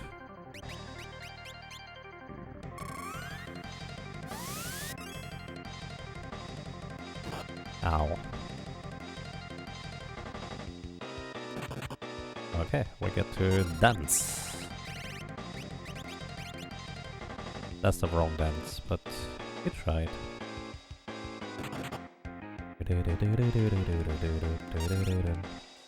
Wrong dance.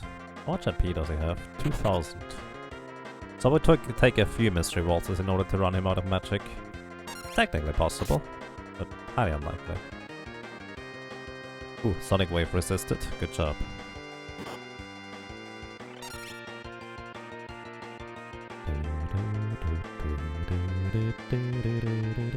immune to the flash because that would make us blind.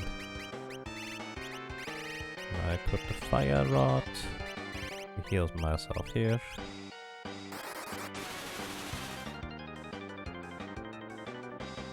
Hurricane? Really? Oh, come on. Just after I heal myself. I probably should keep track of which turn I'm on. So that was... Now it's Rocket Punch turn.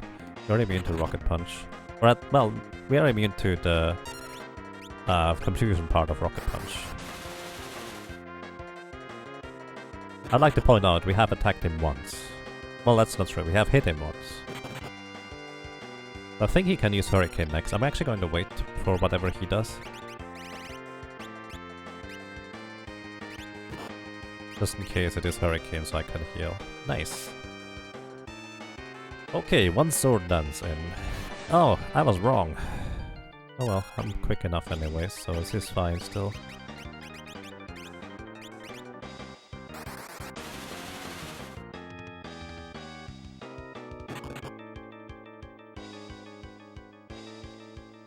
Frog Song...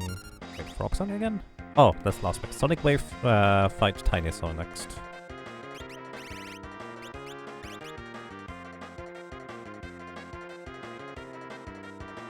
Okay, next is Strange Dance fight Specialty.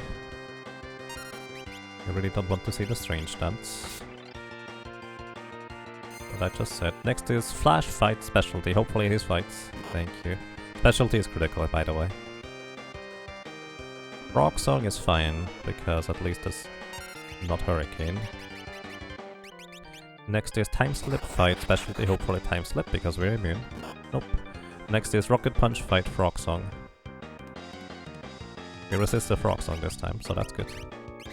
Should have equipped the Guardian Dagger Dash.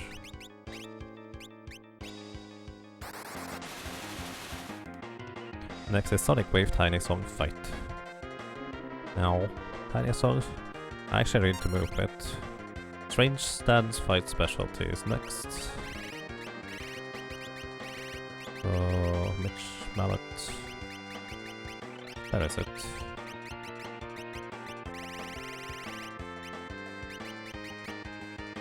Lucky Mallet, there it is. Okay, next is Flash fight Specialty. I'm okay with this. I'm going quick enough that I will get a turn even if he uses Hurricane, so I should attack.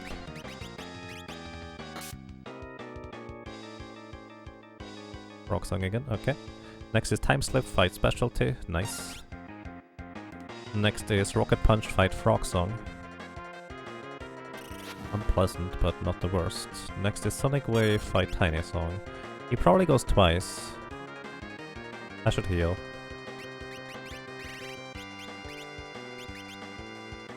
In case he uses Strange Dance, I want to heal. On the turn after. Oh, come on! We're not even halfway through his HP. And there goes my attack power.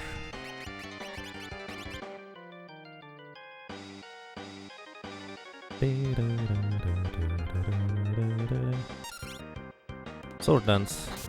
I mean, still okay, I suppose, but we need a bunch more. Time Slip, Rocket Punch. Next is Sonic Wave fight Tiny Song. Please, no more Sonic Waves. Okay, I suppose. Next is Strange Dance fight Specialty. Just a fight. Flash fight Specialty. You know what's the worst? I actually heal also a lot less because of the thing, because I deal less damage, so my fire deals less damage, so I heal less. Okay, next is Hurricane fight Frog Song. We kind of have to wait this out. Actually, he's going quicker anyways. Alright.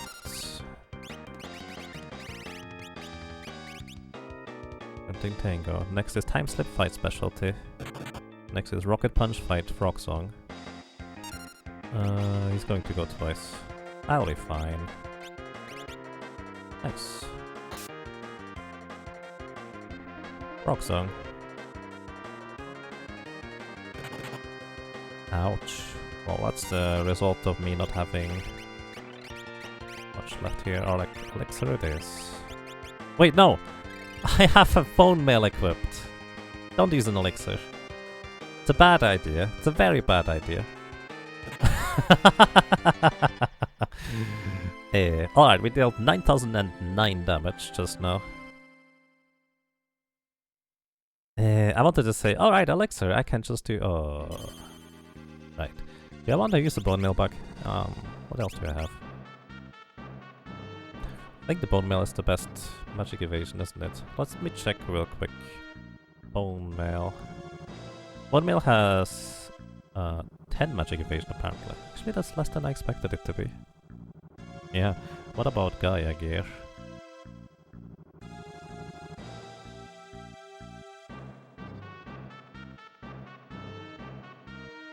Eh?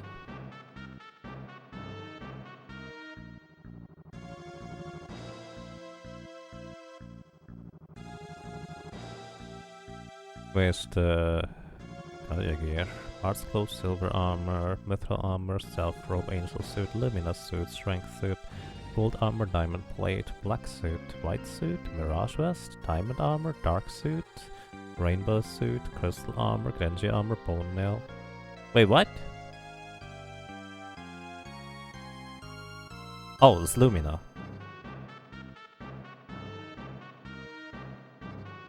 But there's actually still no Gaia gear. Huh. Lumina has 19% magic evasion. Okay, we're gonna use the bone mail bug here.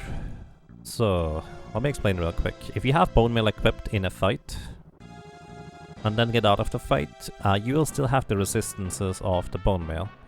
Actually, what I should do is do this. Wait, no, this doesn't make sense. Hang on.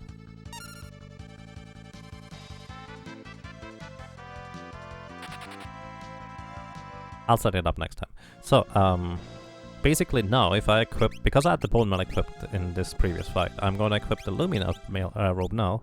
Which means now, I still have the immunities from the bone mail, meaning I cannot be confused, I cannot be poisoned, I cannot be charmed, etc. I still have all these resistances, but now I have the Lumina robe equipped instead. Which has higher magic evasion. With 19%, and we just resisted that ability there, so that's good. We also have 2 more magic powers, whatever that's worth, but we have a lot less physical defense. And he does hit like a truck.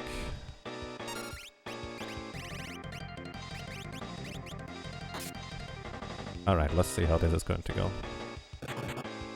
I'm just going to go for it, I think, not even caring about whatever he might be doing, I suppose. Because we need to get lucky here anyways. Rocket Punch, half my HP gone, but not confused, as you can see. Oh, I still have the Flame Ring now equipped.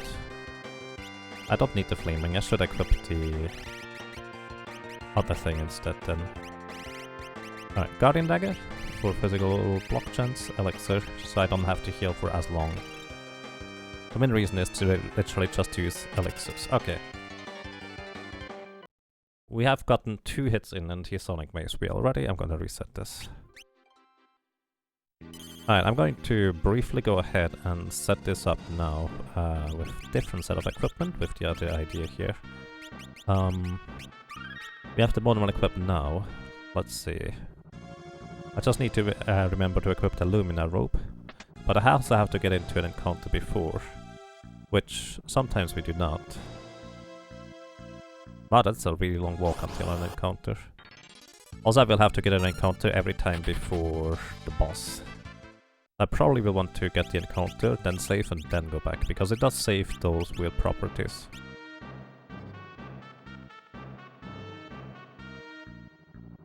Alrighty, now we dodge a lot more physical attacks, which is definitely very desirable. And we just try to hit him. Hopefully no Sonic Waves. Or if he Sonic Waves, he doesn't hit. That's fine too.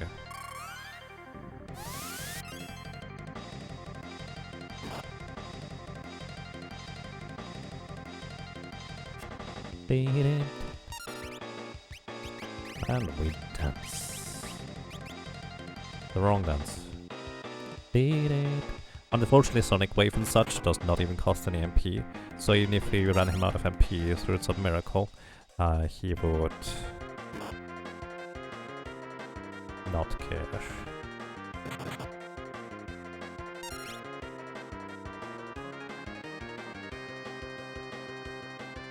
Tiny Song. That's the first turn again. Definitely want to remove that. I think I want to rearrange my inventory too, just so my weapons are higher up so I don't have to scroll as much. Yeah, Flash Fight Specialty. Flash we are immune to. Thank you very much, sir.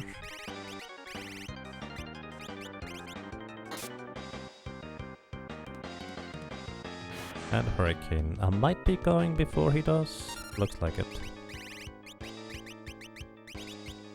We definitely spend a lot less time healing this way.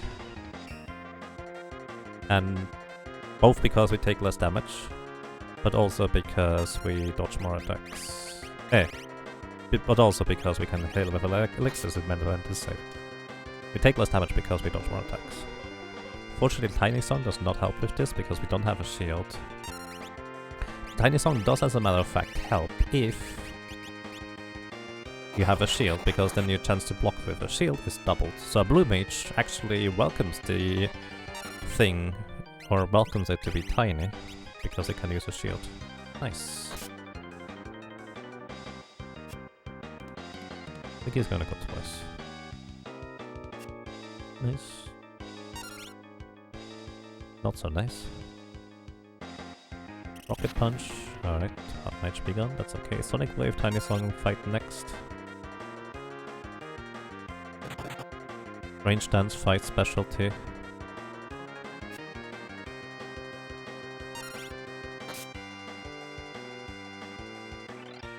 Flash is fine. Hurricane can be next. Wait. Yeah, I'm going to just wait until he takes the next move. Rock Song missed. I still wanna heal. I'm just gonna throw all the elixirs at this guy. I don't think I need them for X-Def.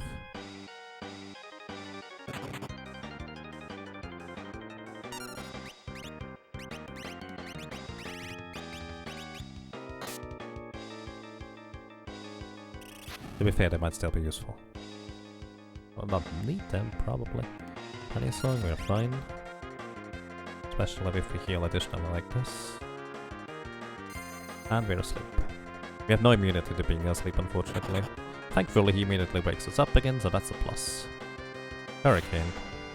So if he didn't wake us up and then uses Hurricane, we would have been straight up dead, and there's nothing you can do about that. So, thankfully that didn't happen. Time Slip Flight Specialty. I actually would like him to use Time Slip. Rocket Punch, Fight Frog Song. I'm basically just reciting the 3 options he has, by the way. So every enemy in this game always has 3 things he can do in his next turn. And so next is Sonic Wave, Fight, or Tiny Song. Afterwards it's Strange Dance, Fight, and Specialty. Specialty being his critical attack, which is just a physical attack. Flash, Fight, Specialty. Hurricane, Frog Song. I actually need to... I might be able to go fast enough. Yeah, we're fine. Frog Song, not so nice. Time Slip. Yeah, okay. We're gonna Guardian Dagger, Maiden's Kiss. Next is Time Slip. Fight Specialty is going to go twice. Rocket Punch, Fight, and Frog Song as well. Missed all of these, so didn't do anything anyways. We're going to go back on the offensive.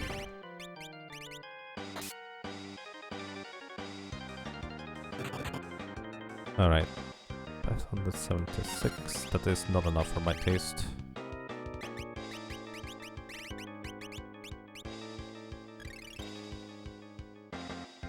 Hitting someone very hard is a very Greg special attack. That's about right.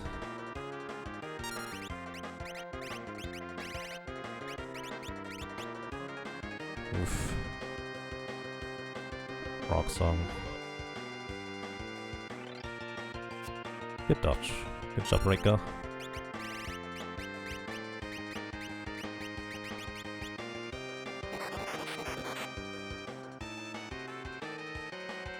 Nice. Okay, that now is Sonic Wave, Tiny Song. Or attack. Nice, good sword dance. And hit the Sonic Wave. Alrighty, but we are actually reasonably close to winning, so we might be able to still do this. Just a bit under 2000 HP left.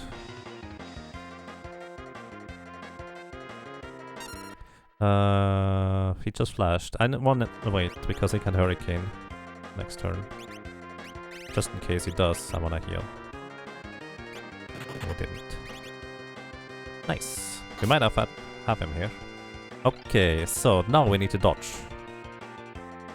Because this can be dangerous, because he actually gets like 5 turns in a row here. With his dialogue, he keeps getting more turns. This is a problem. Come on, get that elixir, please. Alright, we might be fine now. Basically, as soon as he starts talking, he gets like a few more turns in quick succession too. Like, he actually acts faster than usual. As soon as he transforms and we are not at critical HP in the sleep, we win.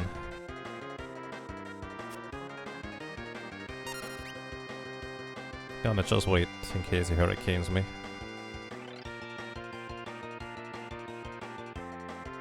Whee! Alright. We win.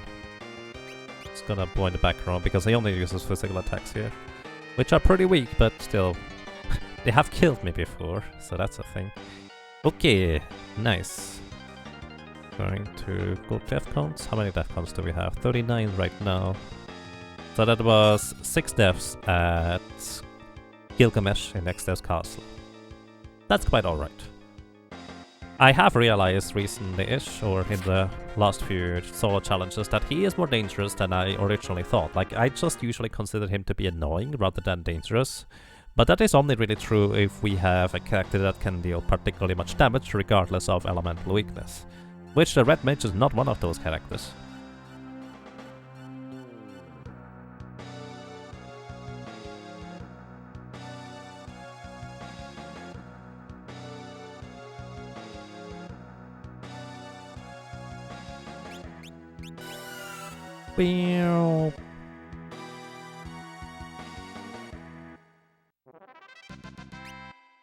And we get the Excalibur. Alright, we're gonna go in the back row, we're gonna go equip the Wall Ring and the Bone Mill and the... Banana is fine actually. Guardian Ring, heal up to full. It's actually possible for me to die on the way back, but I have taken enough precautions that this usually shouldn't happen. Usually. This is in fact one of the few encounters where it's still possible to die. The way this can happen is the Dark Wizard can cast Confuse on you, and if he tries to confuse me, the Wall Ring would reflect it, and it could land on the Wall Knight on the right side, or the Wall Mage I suppose. Which the Wall Mage only usually casts Fire 1, Fire 2 when it's not confused, but when it's confused it can cast Fire 3, Ice 3, Lightning 3. And since I have the Bone Mill equipped, I would be weak to Fire, and if he casts Fire 3 on himself because it's a Wall Mage, it reflects over to me and I would die. So that's a possibility. Okay, where was I? Lumina Suit?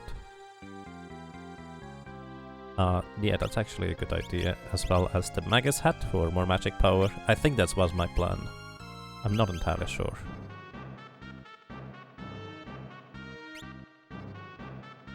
Okay, now we get to the one of the bigger lotteries of the game, and that lottery is named X-Death at the end of World 2. So this guy here, he has a 2 in 3 chance to effectively outright kill me in his very first turn.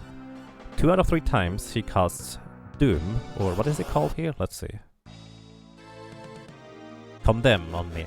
Condemn never misses, cannot be reflected, and even the Bone Mail will not protect you from the instant death that happens after 30 seconds. So, 2 out of 3 times I will just straight up die. However, let's actually see the damage here. We should deal about a bit more than 4,500 damage, I think. Ooh, yeah, that is a bit more than 4,500 damage. So, The entire idea of this fight for me is to break these light rods that we have farmed. He is weak to Holy Element, and as a result I can deal a lot of damage to him. You can see his physical attack there was 900 damage in the front row. And he has an attack that deals double that damage. But the idea is basically I want to deal about 16,700 and some change damage to him in order to be able to push him into phase 2. Now of course the catch on that is that, well, we need to somehow get to phase 2, which is a bit of a problem at times. Okay, bone mail? No. I don't think it really matters to use a bone mail. Magus hat. Let's go. But yeah, this is why I found the light staves. He's weak to Holy, and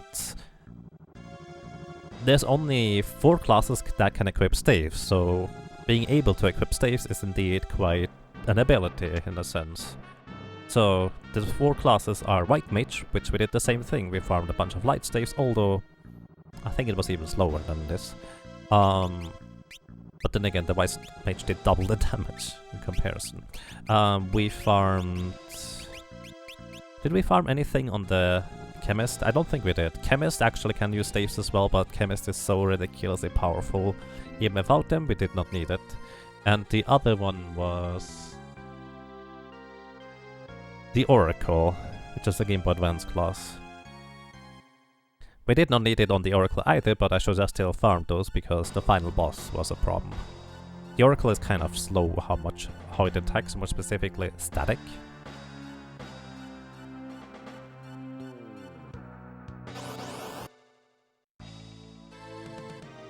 Condemn, okay. Reset. How can know somebody so much about the game? I mean, it's really just playing it a lot and being curious about how the mechanics work and just reading up on it. That's all there is to this. But then again, there's probably people that know a fair bit more about that game than me.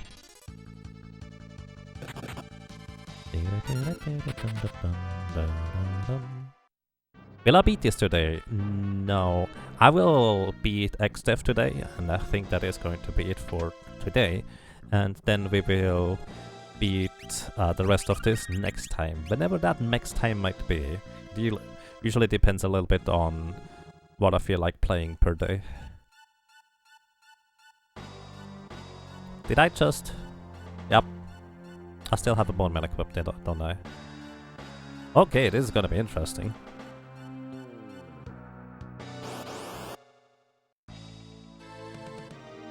Alright, it doesn't matter. But I need to remember to remove the bone mill. Okay.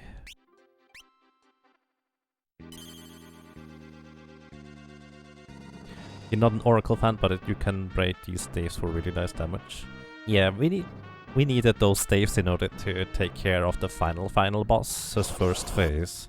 Because the Oracle had no good way of getting past the first phase, since White Hole is a serious problem if you don't have the ability to deal a lot of damage really quickly. And the Oracle having to wait for the predictions to happen, it just takes a long time. The haste doesn't help you in any capacity.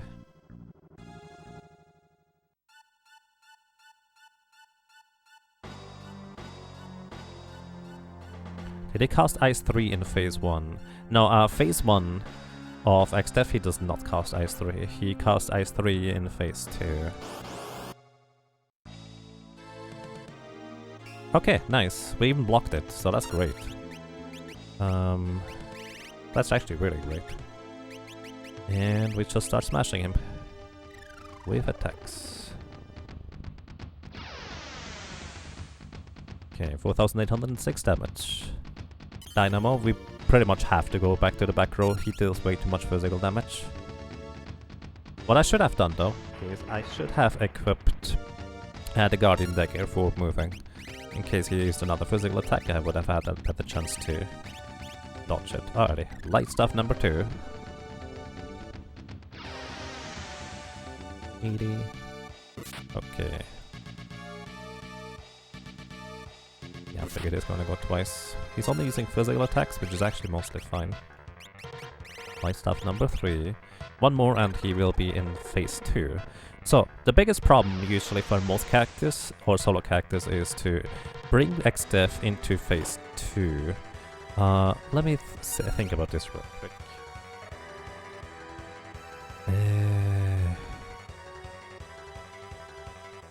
He didn't use an ability recently, so I'm not entirely sure where he is in his AI script. I didn't keep count of track of the turns.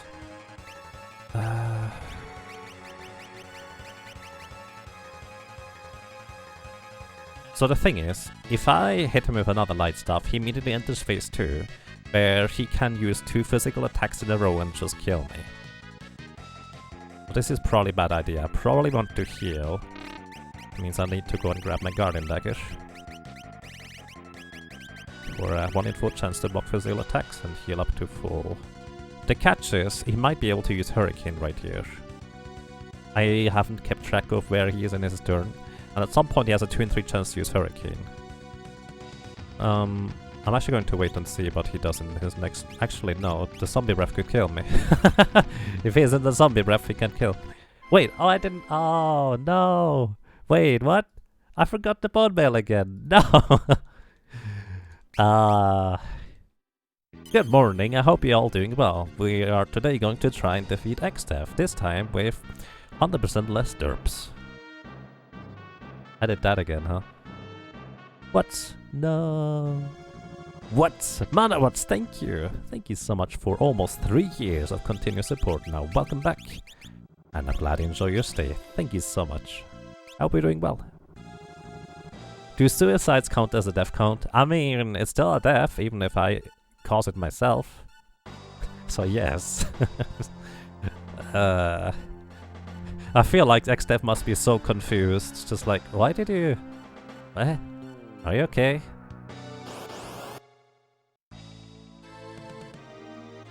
Okay. Back to the regular where we just reset. Funnily enough, if I farmed... Let's see, he has like 32,000 HP? 5, 6... If I farmed 7 light staves, I might have been able to just kill him through Condemn. That could have been interesting. Except would just on your grave. Maybe, also. Bone mail!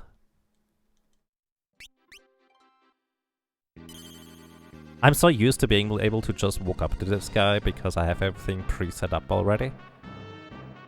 But because I don't care about the immunities against these guys, do I? Hey Just Johnny, welcome. How are you doing today? Next month! Yes indeed, next month. 3 years.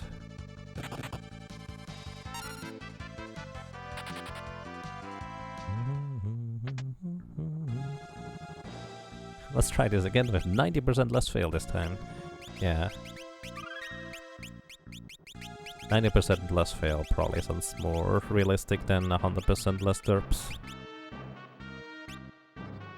If I'm honest about myself. Hello! You doing good? That's nice. Okay, I hope you enjoyed your lurking so far. I'm doing quite alright, thank you. Which class was my best run? Do you mean most interesting or just the strongest class?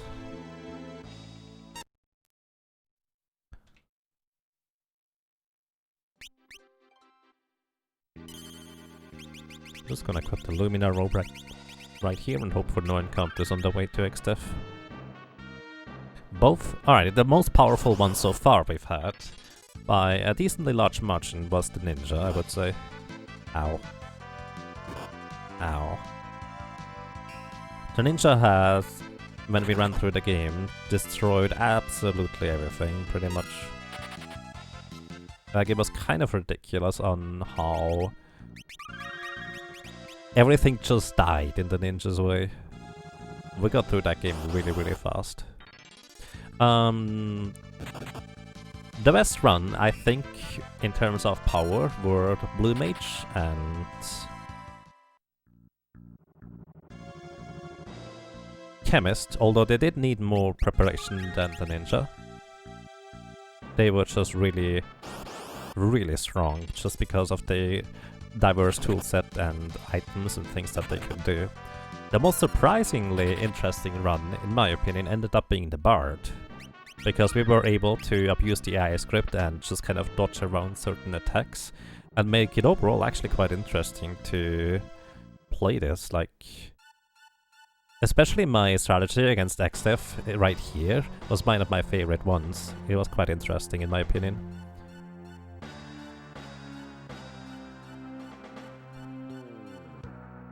Summoner for power.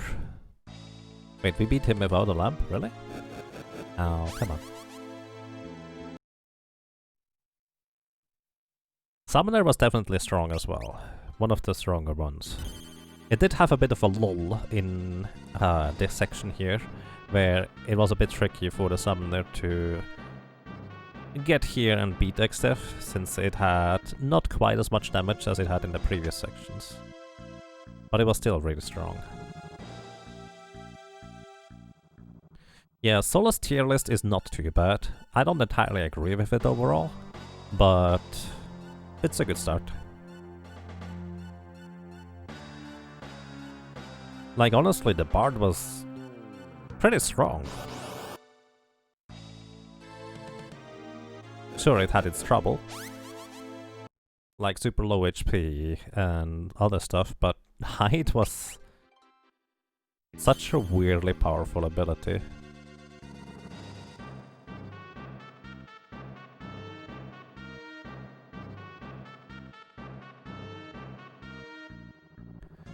Final Fantasy V is one of the only games where Bard is somewhat useful. Bard in a group or team setting is insanely powerful. Like, Bard is crazy strong for a group support. It's definitely one of the best classes that you can get in, let's say, a 4-job Fiesta.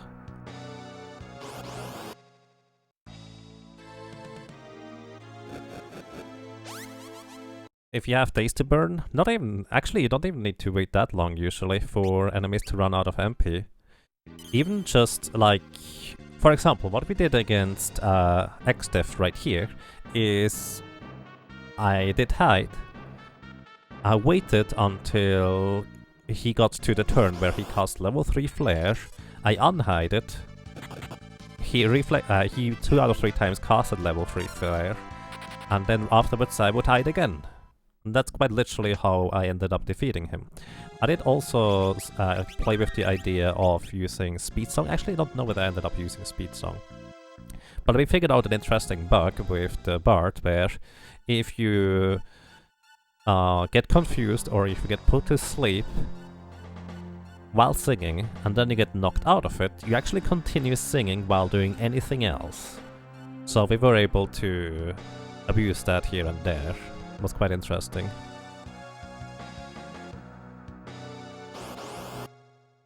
And yeah, that's way more clever than hiding with my MP, because if you don't do that, you will have to deal with the second phase, potentially double attacking, and what do you have to offer? You just hit him with a dagger. That sounds like a horrible idea to me. I actually don't know whether Game Boy Advance has the singing bug, but we figured it out on the Super Nintendo fan translation version.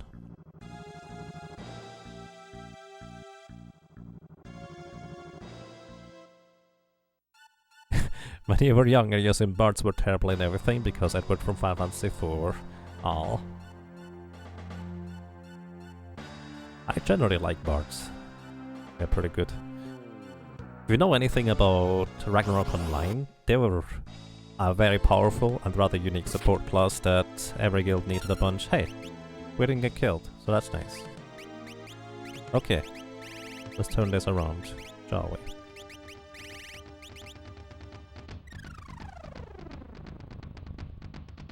Alrighty. 5,400, that's a really good roll right there.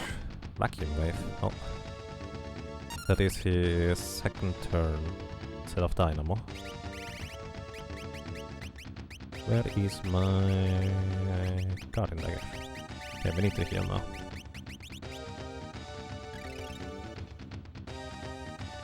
Next is Gravity, Demi or Fight. Next afterwards is Fight, Specialty, Fight. So basically it's just physical attacks mostly. Earthshaker...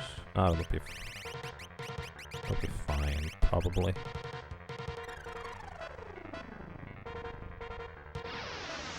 Okay, 5,380. Really good roll. 450. Earthshaker. This is why I wanted to use Float, by the way. The Earthshaker would completely nullify. Fight Specialty, next turn again. I think we have to heal. Actually, we can risk it. If he does not use... It's a 2 in 3 chance for him to just do a regular attack. No, actually it makes more sense to heal right now. Because even if he does use just a regular attack, we would be in peril for his subsequent turn. So it's a 2 in 3 chance times 2 in 3, that is 4 in 9. With my spad to work hard, which is less than 50-50. I'm just gonna heal.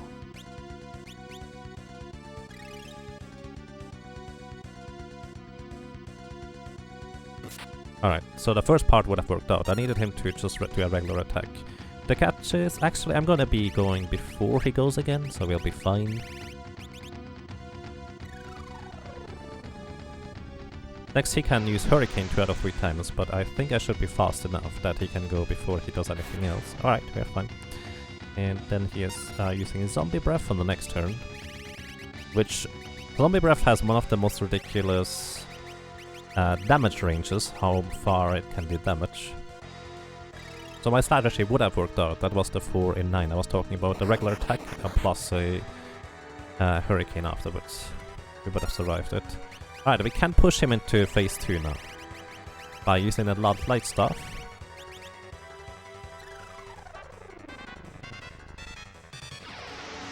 $5,340. Okay, now he always gets a double attack, and we just... No, that's not good. And we're dead.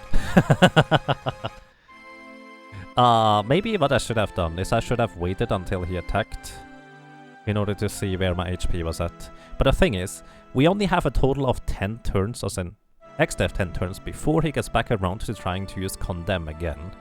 So that's why I'm trying to go as fast as I do. But we still actually had...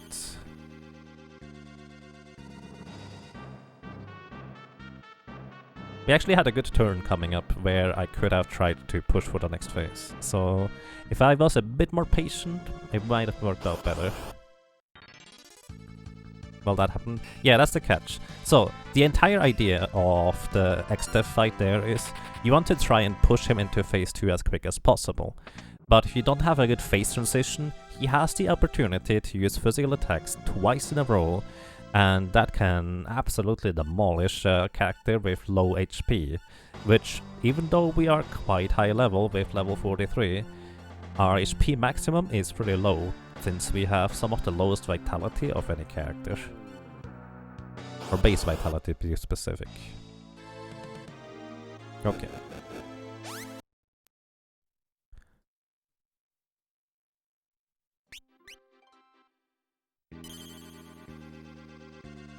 And unfortunately, we cannot quite... So here's the thing. One of the nicest thing about a red mage is that you can normally armor up yourself. But because, well, we do not actually have the ability to armor up ourselves, since we have the reflex ring, makes it a lot more difficult. So physical damage, not usually as much of a problem, but because we rely on the wall ring to survive the phase 2. How much farming until 2000 HP? That would be... Level 47, so 5 more levels. We would have 2020 HP. But honestly, if we were to farm... Nice, good start. If we were to farm, we might as well instead go and farm 3 more light staves and just straight up crush him instead.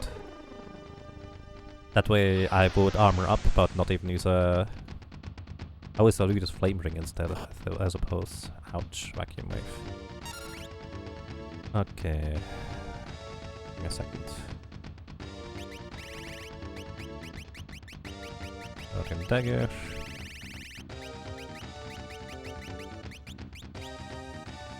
Next is Gravity and 100 Demi and Fight. 2 out of the 3 attacks don't do anything, unfortunately Fight does.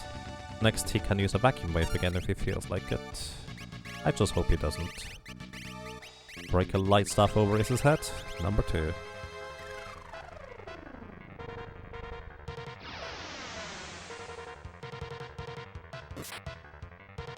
Ow. Ow. Next is a Hurricane turn. 2 out of 3 times he uses Hurricane, which means 1 in 3 times he can kill me. I'm just gonna go for it. So if he does not attack but instead uses a Hurricane, we are fine. Normally the Hurricane is what you want to avoid, but here I actually want the Hurricane. Wow. Not getting lucky. What will come after Red Mage? Generally speaking, we have a vote, a straw poll going on during these. I should actually make the straw poll.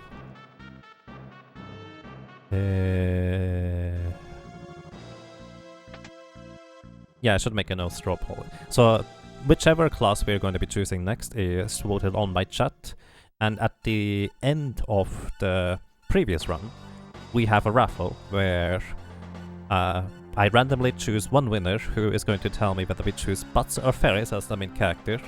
We have another winner who tells us the main character's name, and we are going to have another winner who tells us the background color of the window, as long as the window is not too grating to the eyes. So there's a bit of a restriction of what you can choose. Okay, we actually immediately get another shot at it. Jobs could reappear? No. We are trying to get all of them, so basically the straw poll... Well, actually, there's one job that can reappear. The straw poll, however, does just go and list only the jobs that we haven't played yet. You're asking what's slash... hang on. If you go !SSCC... Actually, if you're on desktop, then you can check that, but if you're not on desktop, that might be difficult. Either way, you can see in the first page which jobs we have completed and which ones are left. Another attack. Hang on. Okay. So no matter whether he uses Hurricane or a physical attack, we will survive it, so this is fine. And Rusted Grail, thank you. Thank you so much for 41 months of support. Welcome back. And I'm glad you enjoy your stay. Thank you so much. Wait a second, Vacuum Wave? I was on the wrong turn in my bread. I usually use a reference thing for where we are in the turns, as in an AI script thing, but I guess I was wrong. Oh, well, we're dead now. Yeah, okay, I should use my reference thing again. Because if I realize that the Hurricane turn came up... Actually, even waiting would have killed me. I needed to hope that he uses the fight attack this time. Because I'm pretty sure the HP leaks would have killed me anyways. So yeah, one of the most dangerous things that can happen is he uses his Vacuum Wave, which puts an HP leak status on you, which gradually, or well, rapidly actually, depletes your HP. And then he uses Hurricane afterwards. You literally have to have a turn ready in order to immediately use an elixir, and even that is sometimes not good enough.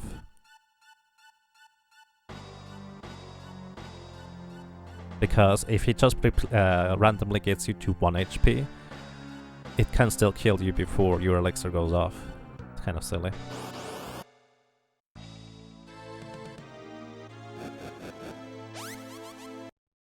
Why didn't I make the Geomancer and Bard sprites in the permanent state of being hit? I just felt the most appropriate. Although, to be fair, the Bard ended up being significantly more powerful than I expected it to be. Since Hide also has some weird quirks attached to it where enemies cannot hit us despite us being still on the field.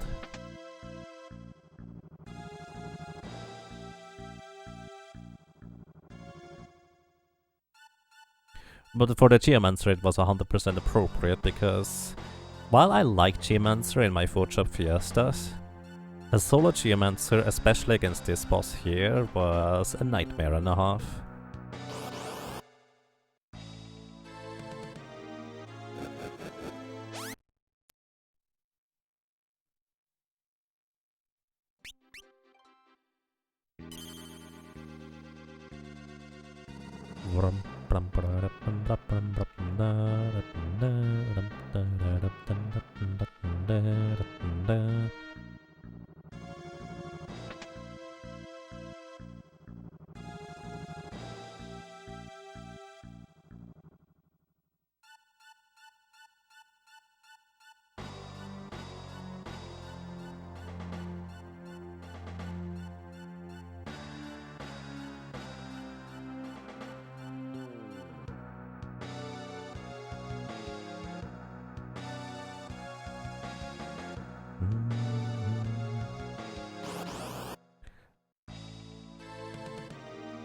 Okay.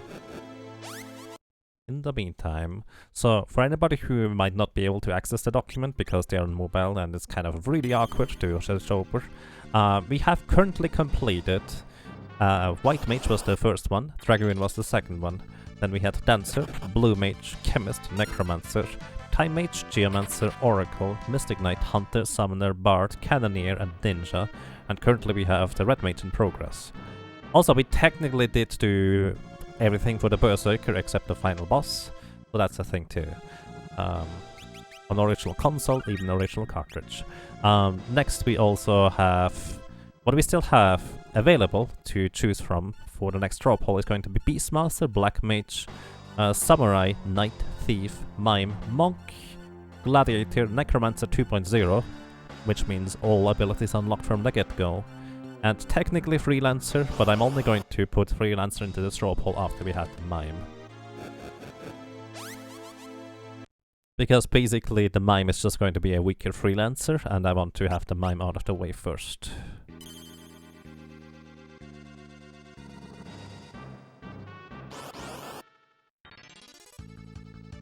For Mimic class, are you going to edit start with all classes mastered? No.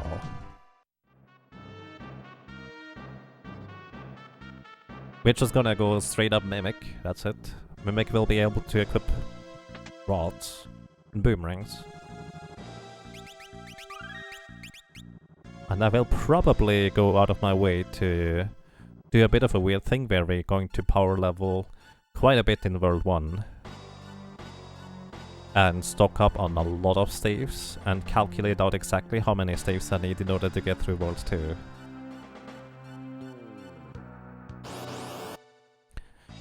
What's Necromancer 2.0? Basically all abilities unlocked from the start. That's all that is. Alright, do we get another shot here? Let's go. Okay, this time I'm going to use my reference sheet to know where we are in the AI. Vacuum wave, ouch. We cannot vacuum wave in the next turn, so we are safe to use another light staff.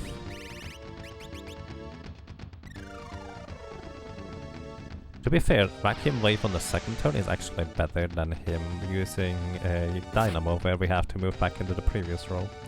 Next is Fight Specialty Fight, so going to... Specialty, by the way, is Vacuum Wave. And going to heal up. We have to heal up to full, because no matter what he does, he would kill me if he hits me. We can block it, which I hope we do, but... Ooh. It's not guaranteed. Next is Earthshaker, and Fight. Which 2 out of 3 is Earthshaker. Then we have... Flame, Fight and Specialty. Flame is 25% of our herb. It's basically a regular attack, but we can't block it.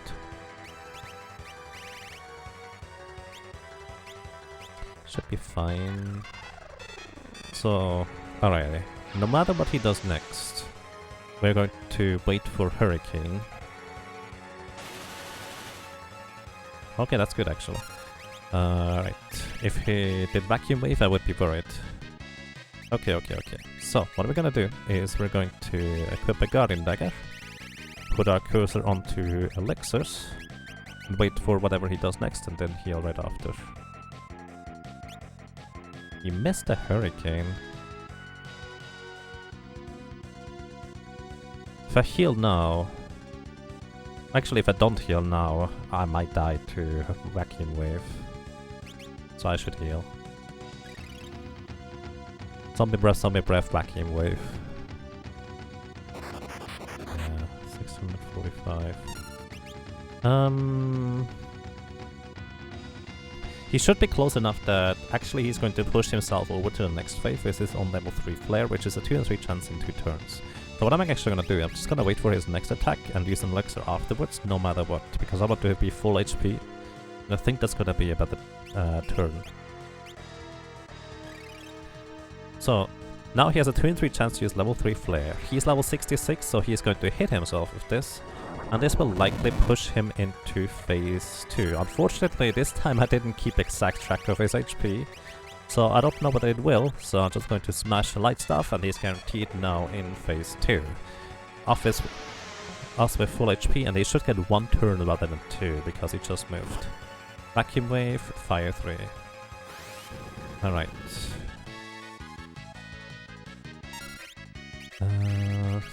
Guardian Dagger, we have to heal. I'm gonna use an elixir, we have plenty. Fire 3. So basically the entire idea is now he can no longer use Condemn, which means we are fine to just sit here in the back row and defend or heal. But we hope he does. He should always use spells, so he just eventually kills himself. But the catch is that he's going to go twice now. Don't hit me twice, please. Ooh, he blocked it. Good job, Ricodactylus.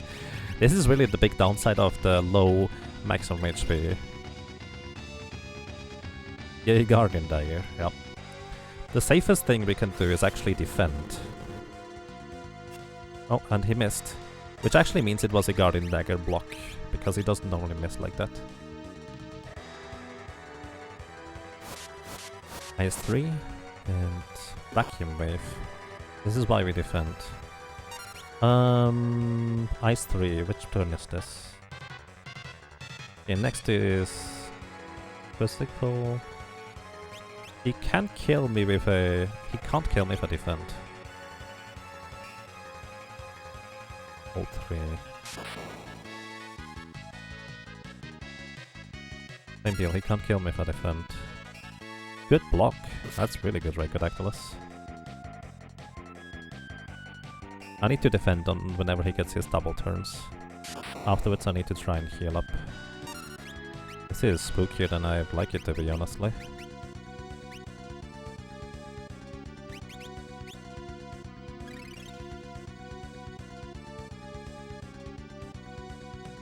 Ouch. I wish I kept track of his HP, but I didn't.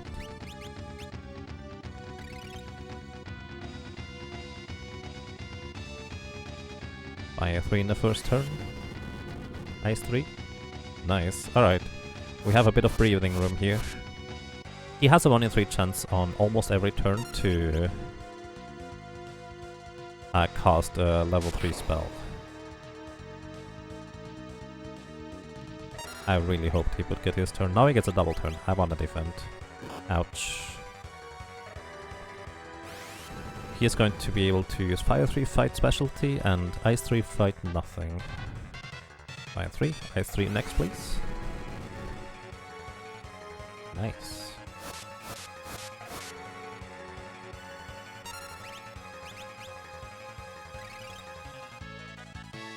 Yeah, Vacuum Wave or even Critical Strikes. Critical Strikes sometimes don't do anything whatsoever, they just do the exact same damage as a regular attack. Like, it's just a specialty move that has certain properties potentially attached to it, but not even necessarily. It's kind of weird. Vacuum Wave in this case is, I think, 200% damage plus HP leak status. In the case of the final fight, that Vacuum Wave does not actually inflict the HP leak status, it does just deals a ton of damage straight up. Defend. It ignores defense? I don't actually know. Yeah, we just continue defending here. Or not! We win! Hooray! Wow! That's one of the spookier phase 2s I've ever had. How high did we level the Dancer? So Dancer has less vitality, but at least packs quite a punch.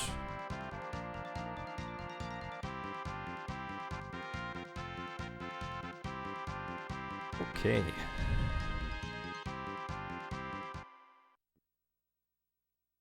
That was a bit of a struggle, but it paid off in the end.